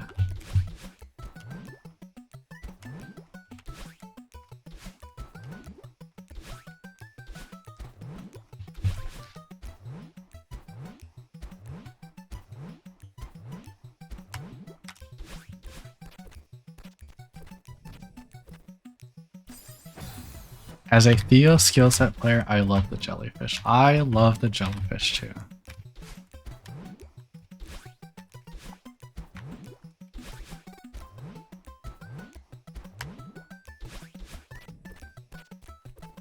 I can't do any crazy Theo tech though.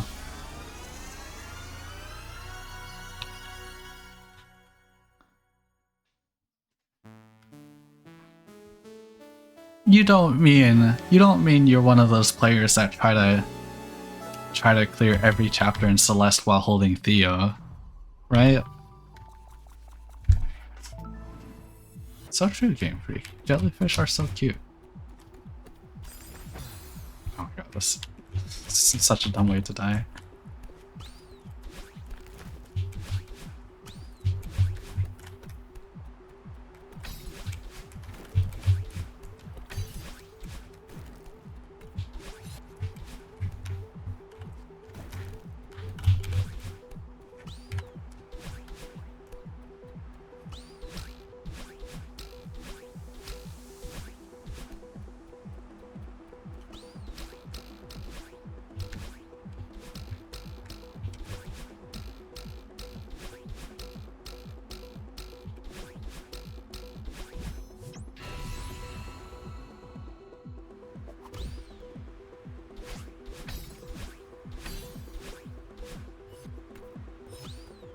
Very difficult Theo maps.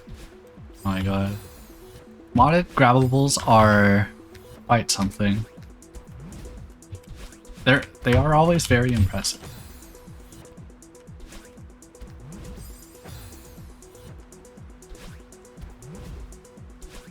But I hate back boosting.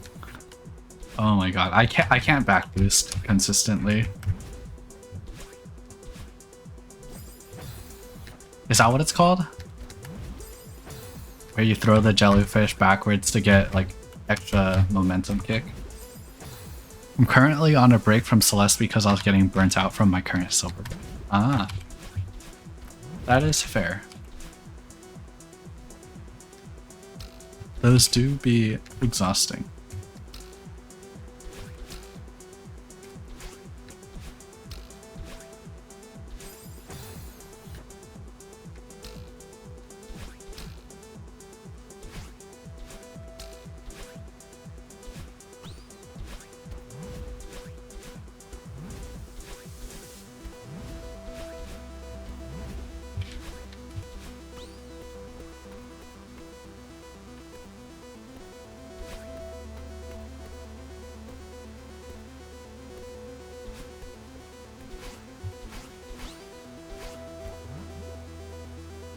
Solar Express full silver? Oh my god.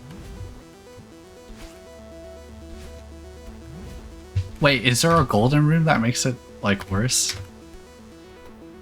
Is that what you mean by it gets GM +1? Or are you just saying like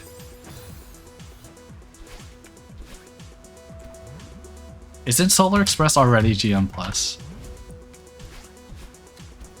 Do you just mean like the final rooms of it are what makes it that difficult?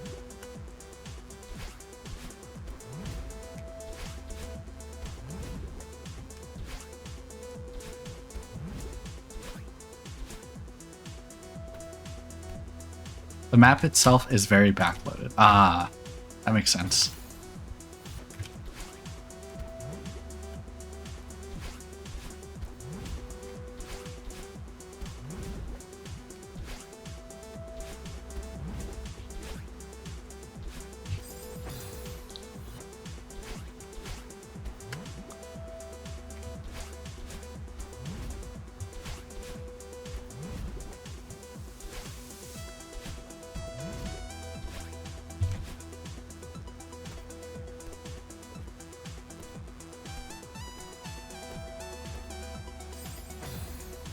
Wait, that's a Starbound map? That's the Starbound map?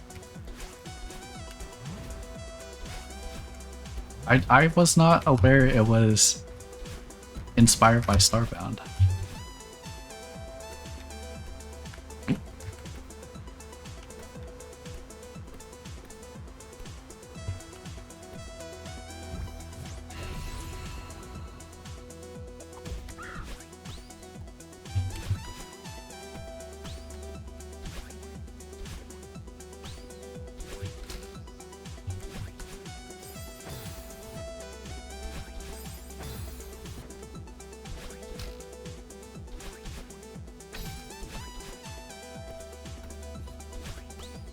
Wait, I'm missing 8 golden berries. Which ones are those?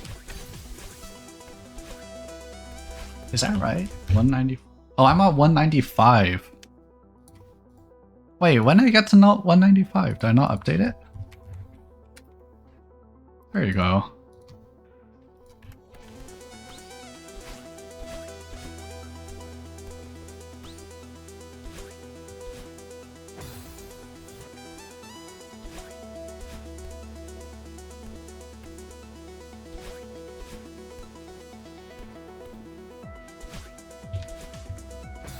Oh my god, checkpoint 3.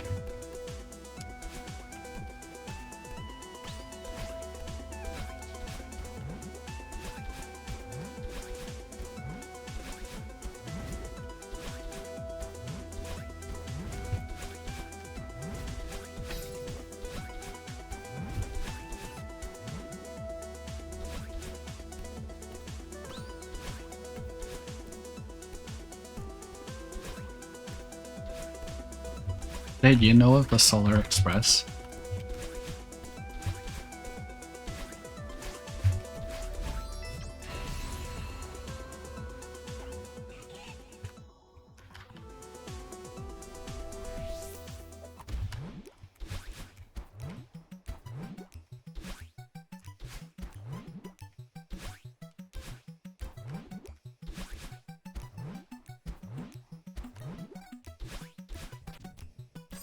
You watched a video of it some years ago. Oh, I didn't know.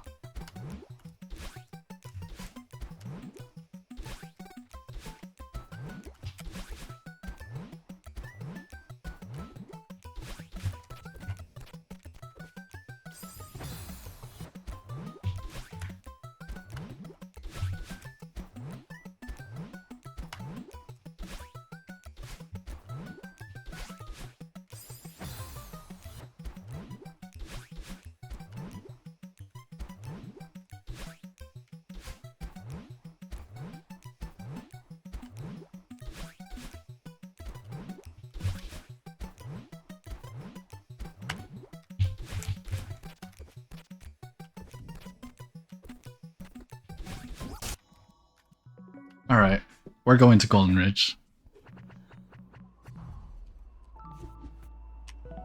Let me see. 1, 2, 3, 4, 5. Oh, I didn't do core A side yet? Okay, that's where the extra berry was. I was wondering why I was missing 7. Core A side, huh? I'm gonna procrastinate on that one. I'll do it before core B side. Or should I do core B side first? I don't know. I'm not gonna worry about it right now.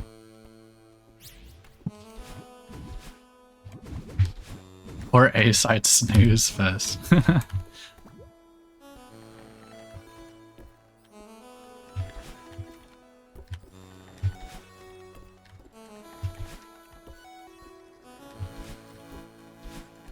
At least you can skip a section of it. What do you mean?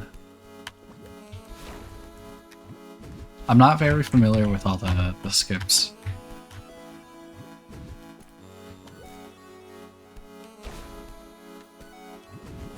Maybe I should be watching videos of other people doing the golden berry clears,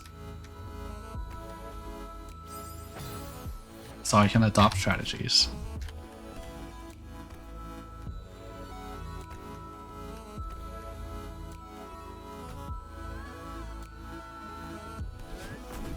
Oh no, you're kidding.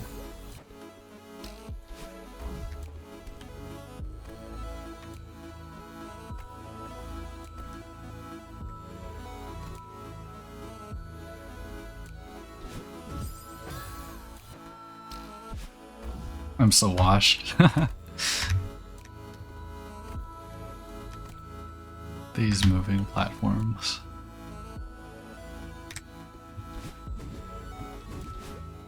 Not too far into a level, there's a room with 2 layers of fire and ice balls you have to go up. Oh yeah, I know what you're talking about. You're able to just skip it? I mean, yeah, I know of the room.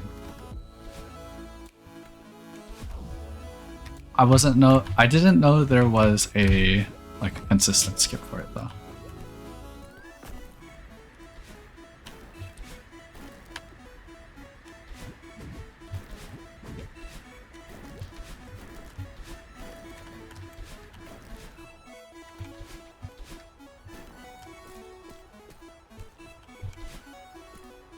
Oh wait, I need my dash.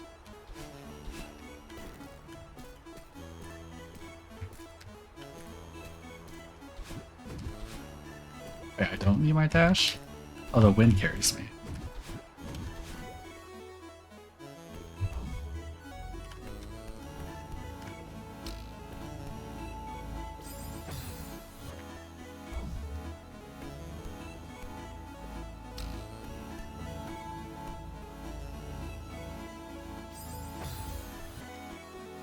There are different setups. I recommend looking up 8A deathless strats in Celeste Court. I am not in the Celeste Court. I'll have to dig into that on my own time.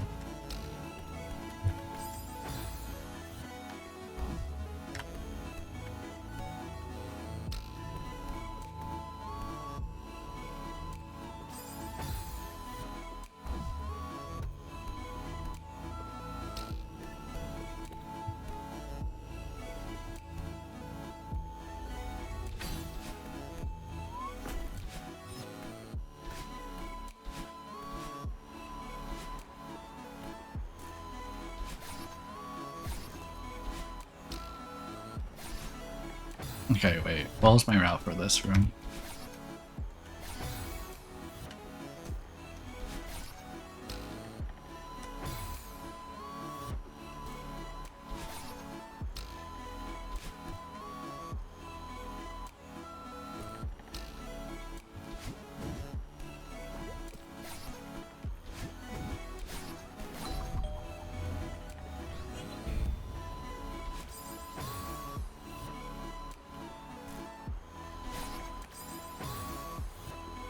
Jade Double Nash asked you a question. I don't know if Jade is currently actively watching the Twitch stream.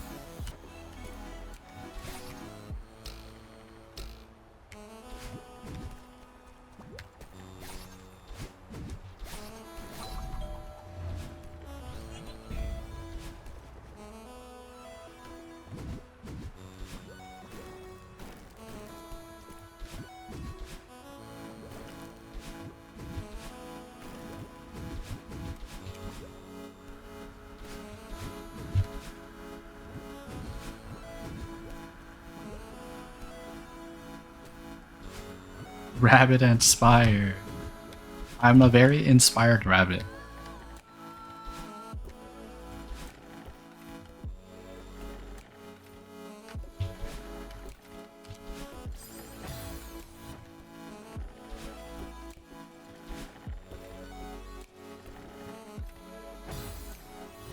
Slay the rabbit? Do not slay the rabbit. Leave Shira alone.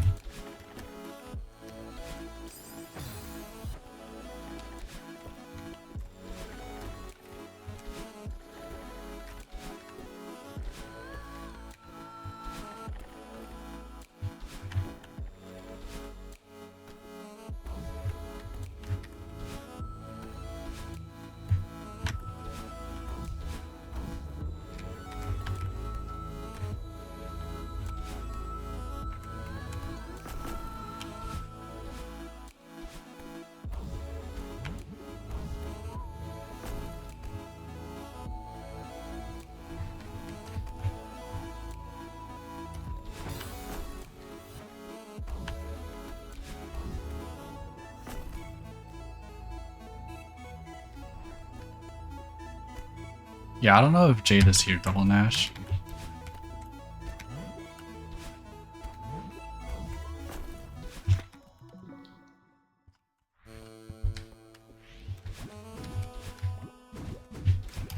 I have no clue what's intended on that room with 4 up/down moving platforms. Up, down moving platforms? Wait.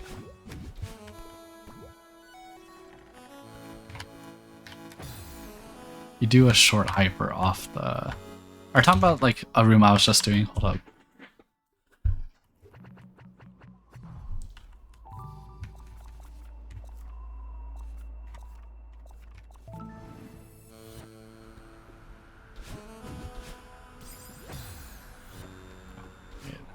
Where is it?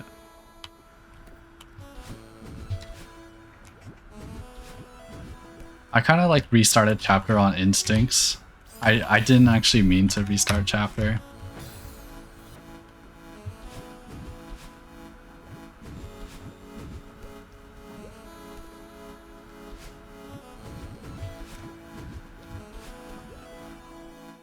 Oh, you're talking about this one right here.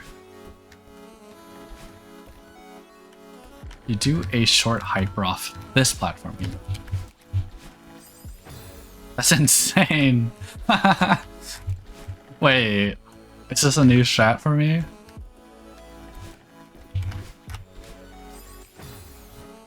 I mean, I don't need to do a wave dash. Let me do an aqua hyper.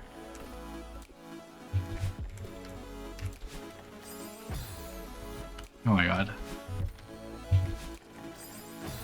I'm pretty sure you do it at the top. Oh, that makes a lot more sense.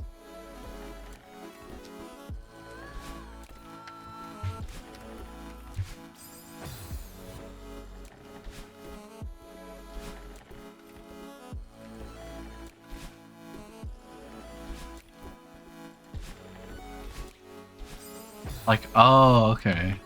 That is... I mean, you're just supposed to jump and then dash up, right? Like, that is the intended way. Like, this is the intended way right here. Right? You gotta do that earlier.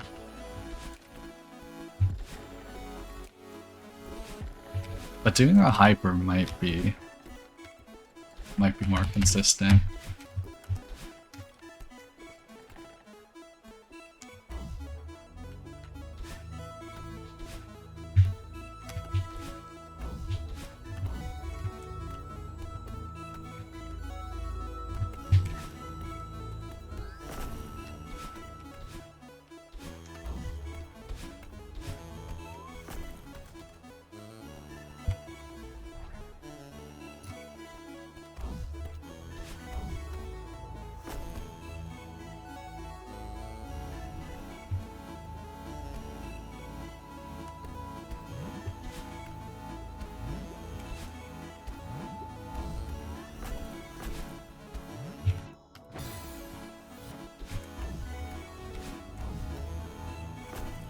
Surely you can outrun this box with some tech, right?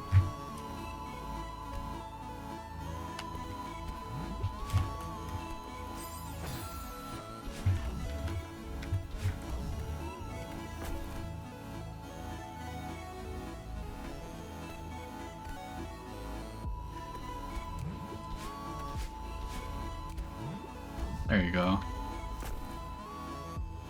It's not that bad. I'll try to go for it.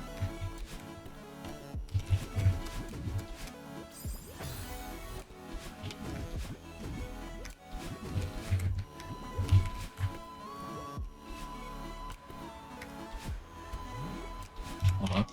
That Discord message, let me just read it.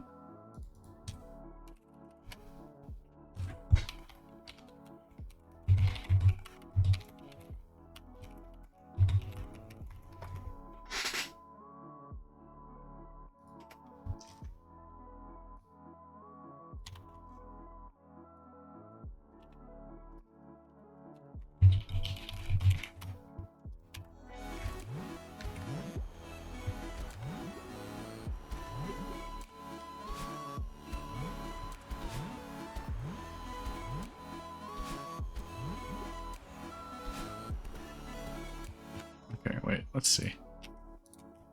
Is this B-side? Yeah, this is B-side.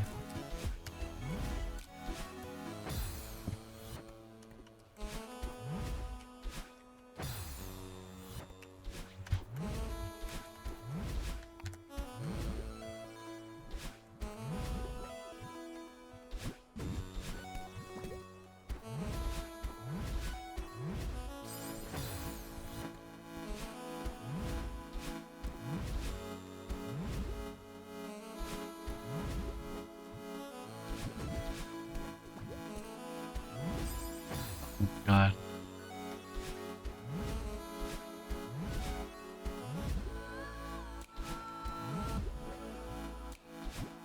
These tiny clouds.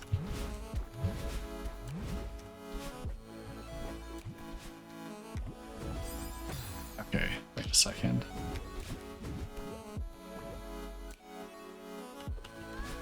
How are you meant to do this? There you go.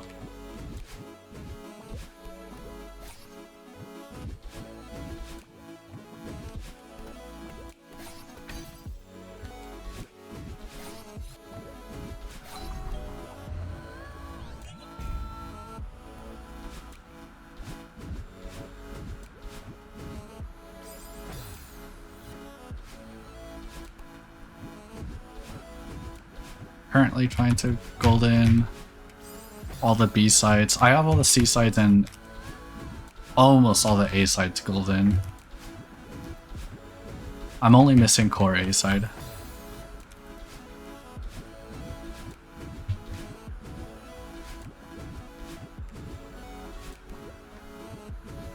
Right, you're supposed to do this.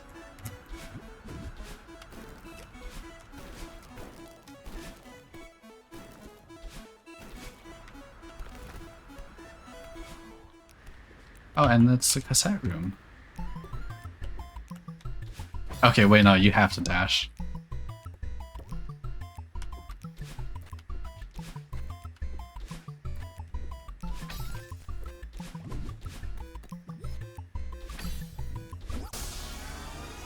Nice. Golden Feather. Why is it called Golden Feather?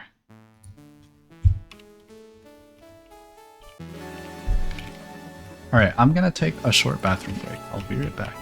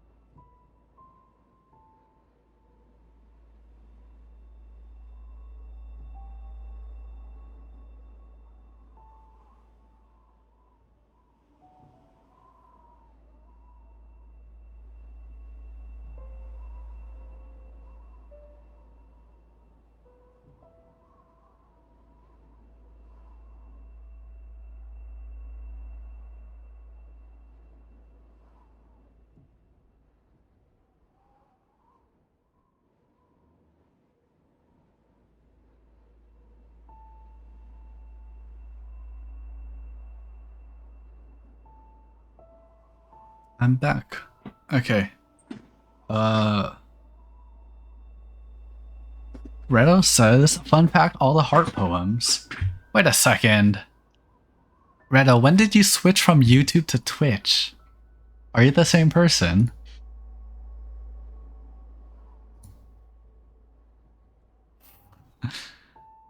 Suspicious. All the heart poems you see when you get a heart were part of some scrapped puzzle. I'm watching on YouTube, but you're chatting on Twitch. Is it because you wanted your messages to appear within the stream visual overlay?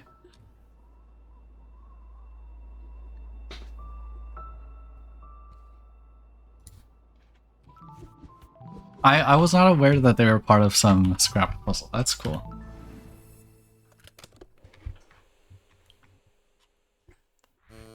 I wonder what it could have been, because I can't imagine what type of puzzle it would form.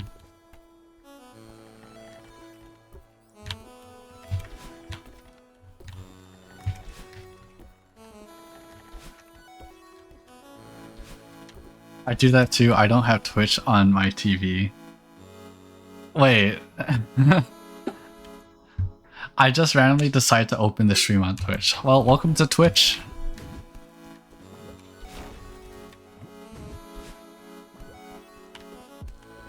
Wait, so you're watching, like, for you, Foster, you're watching the stream on TV with YouTube, but you're, oh my god, I'm dying. You're watching the stream on YouTube, but you're commenting on Twitch. Not right now, but you usually do. Ah, okay. What is wrong with my inputs? Oh my god. There we go. For some reason, my game was not accepting inputs for a brief moment.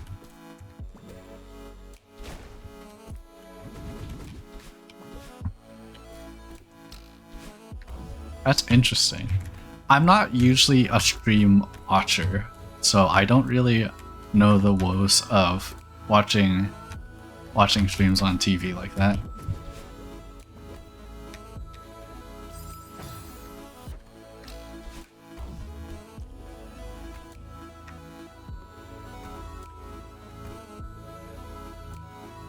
On the big screen. Yeah, right? I just can't even imagine. I don't typically watch things on the big screen.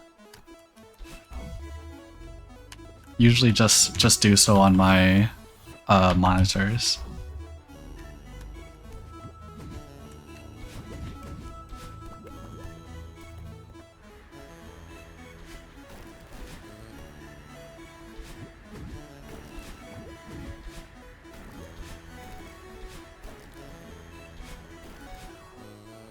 I am honored to be playing on anyone's TV.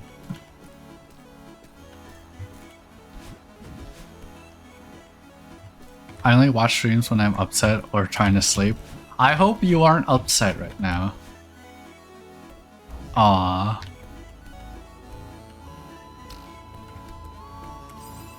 Whatever you're upset about, I hope you feel better soon.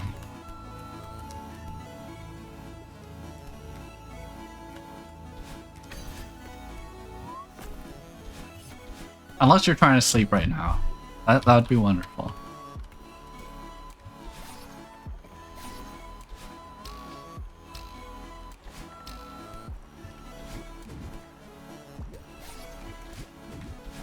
More mad at Celeste than upset. Okay, that's fair.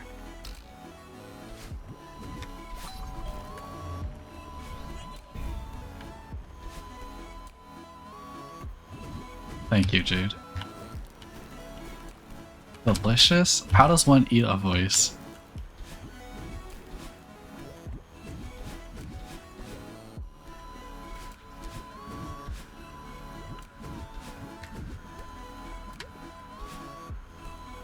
Oh no, I messed up. I done goofed.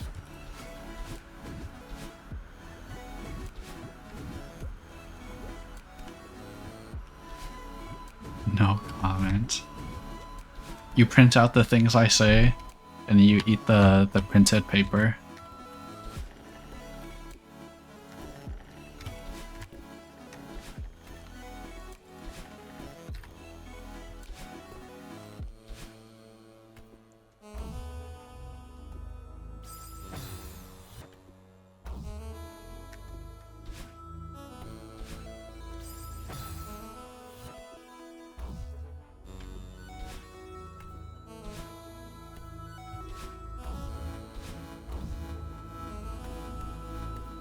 500k. I have not texted you that much.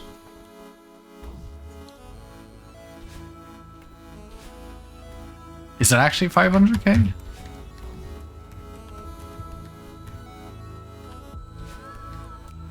If it's 500k, more than half of them must be yours.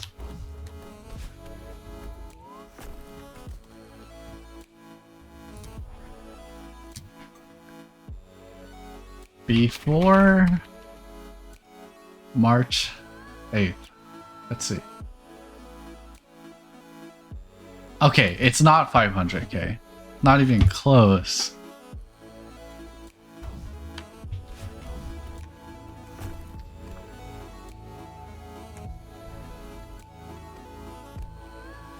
It's a little close.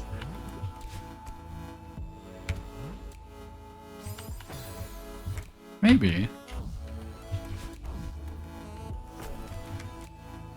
No, it's not close.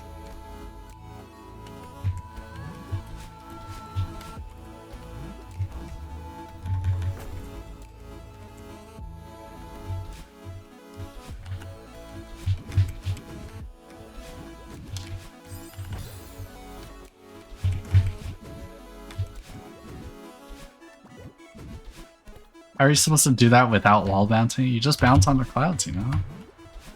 I have no idea.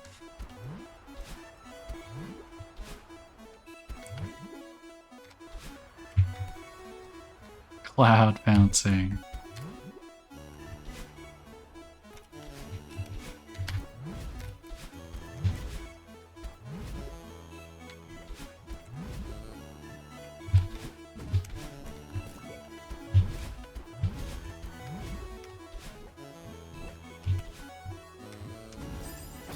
Okay, only up.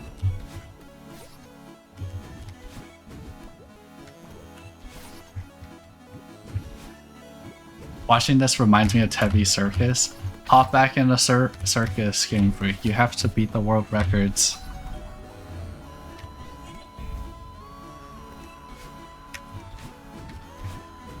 Do you think you would enjoy Dust Force, Game Freak?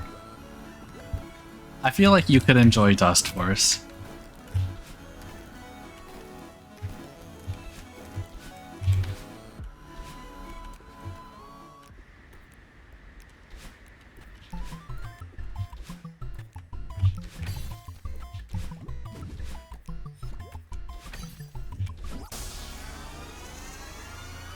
Golden Feather. How many deaths was that? I was not PB. I don't know how far I want to go here. Let me see. Do I think I can clear Golden Ridge in this session? I did not update my PB thing here. Right now, lowest deaths 4 for chapter. Is it 5? Chapter 4? Chapter 4. You can move the poems around the journal, even if that does nothing. Yeah, I am aware of that.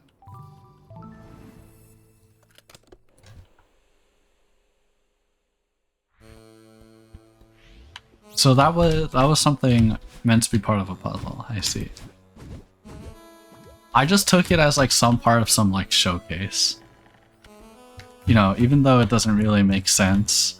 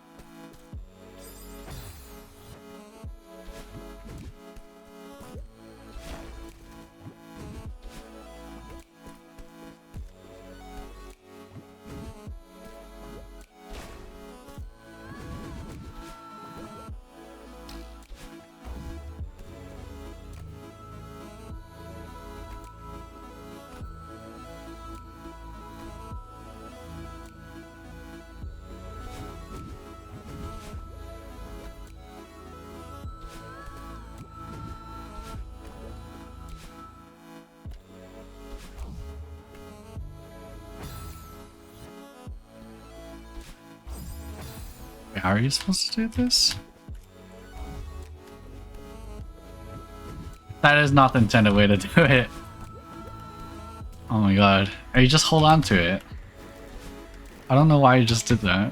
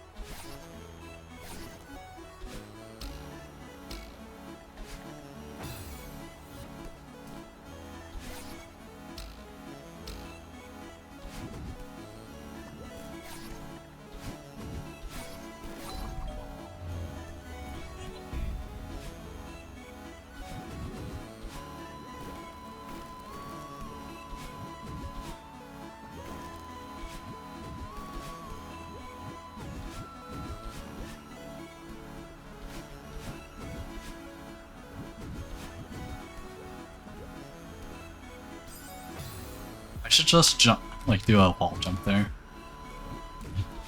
Like, going for the left dash is kind of ambitious. Like trying to time it, I mean.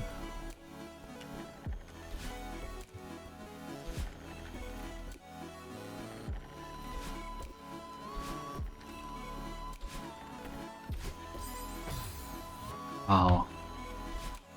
Maybe I just do a regular jump there.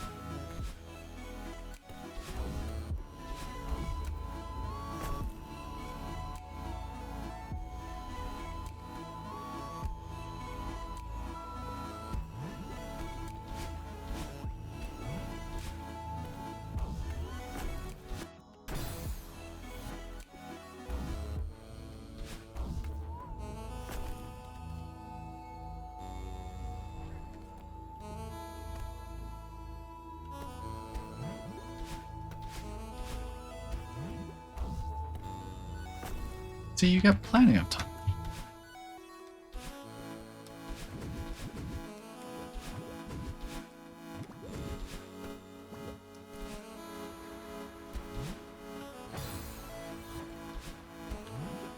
Thank you for the comfy stream. I'll be off to sleep. Alright, good night, Schnee. Thank you for dropping by.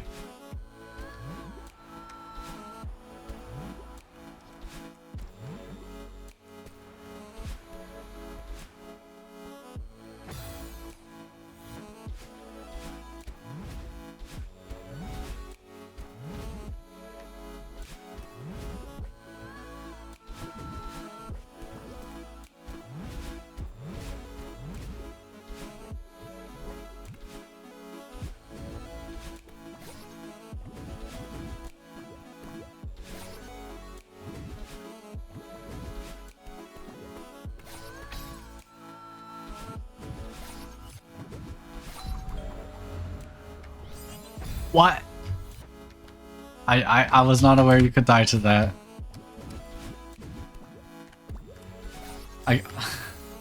Okay, next time I will wait until it fully stops moving. Oh my god, I'm dying so much to this. Just careless deaths.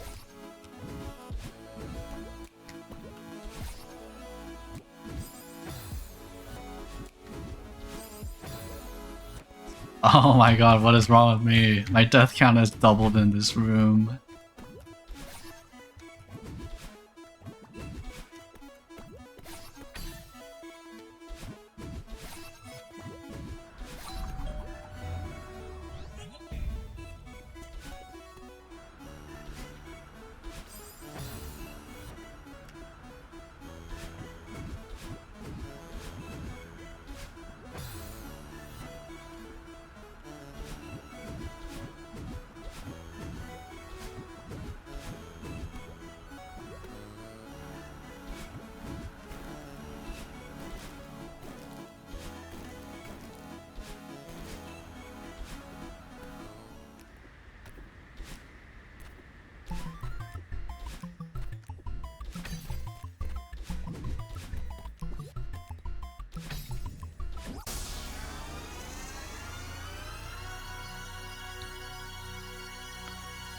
golden feather once more.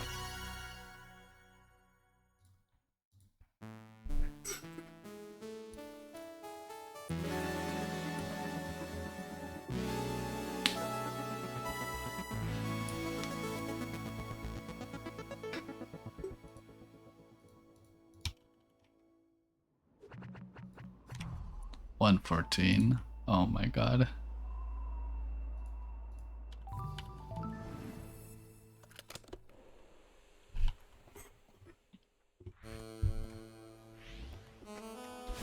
Maybe I'm getting too hungry. I will stop the stream after this attempt, but that doesn't mean my pursuit for 202 is over. Eat a strawberry. True, I should just eat one of the strawberries I have.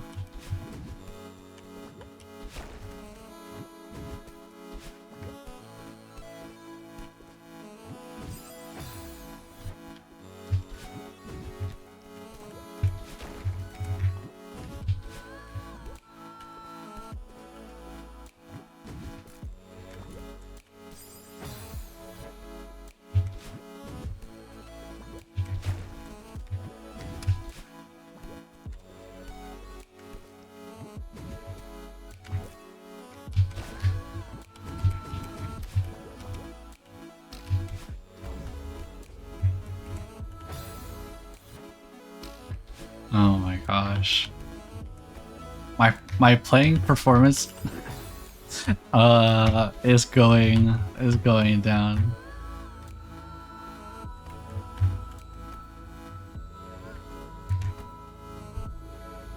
So much.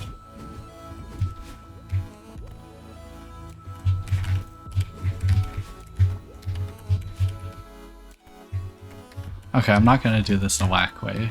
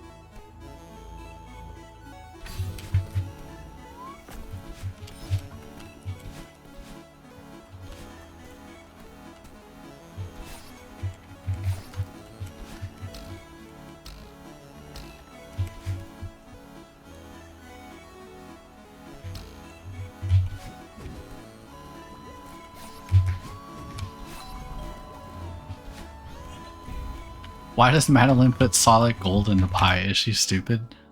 That is a good question, you know?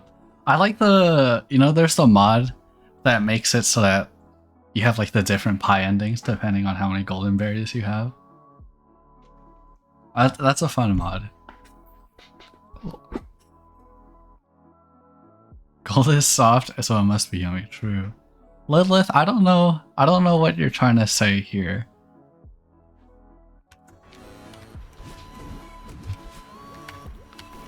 No need to be mean. That's you? Are you wait, you're Foster? Interesting.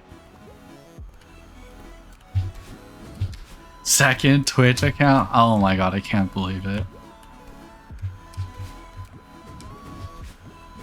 I didn't know you could have multiple Twitch accounts. That is crazy tech.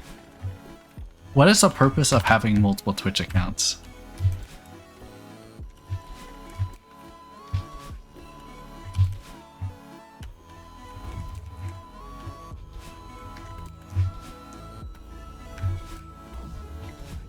Use your old number and no email. Ah, that is tragic.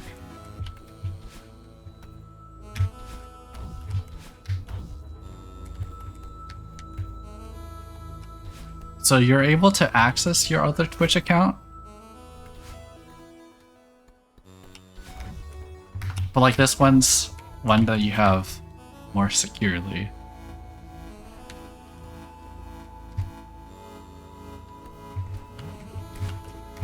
Oh god.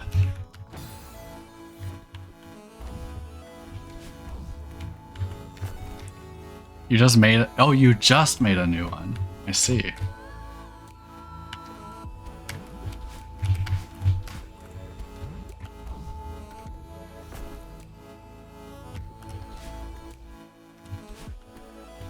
Is your old one like gone now?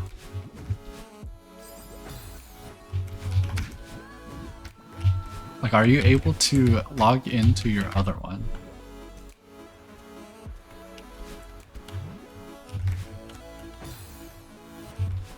I don't know if Twitch requires you to have two-factor authentication on like general accounts.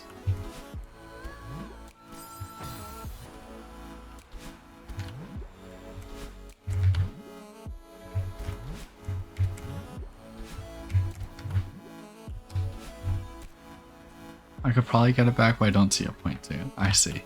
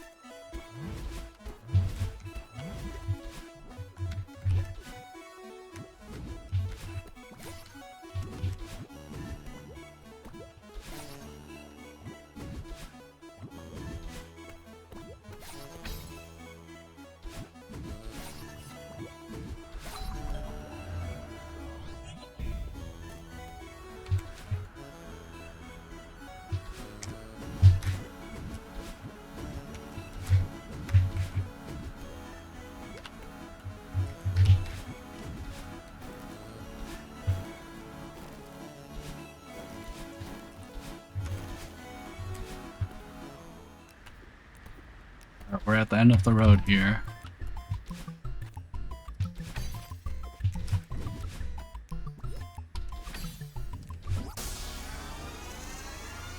Next time I will get Golden Ridge and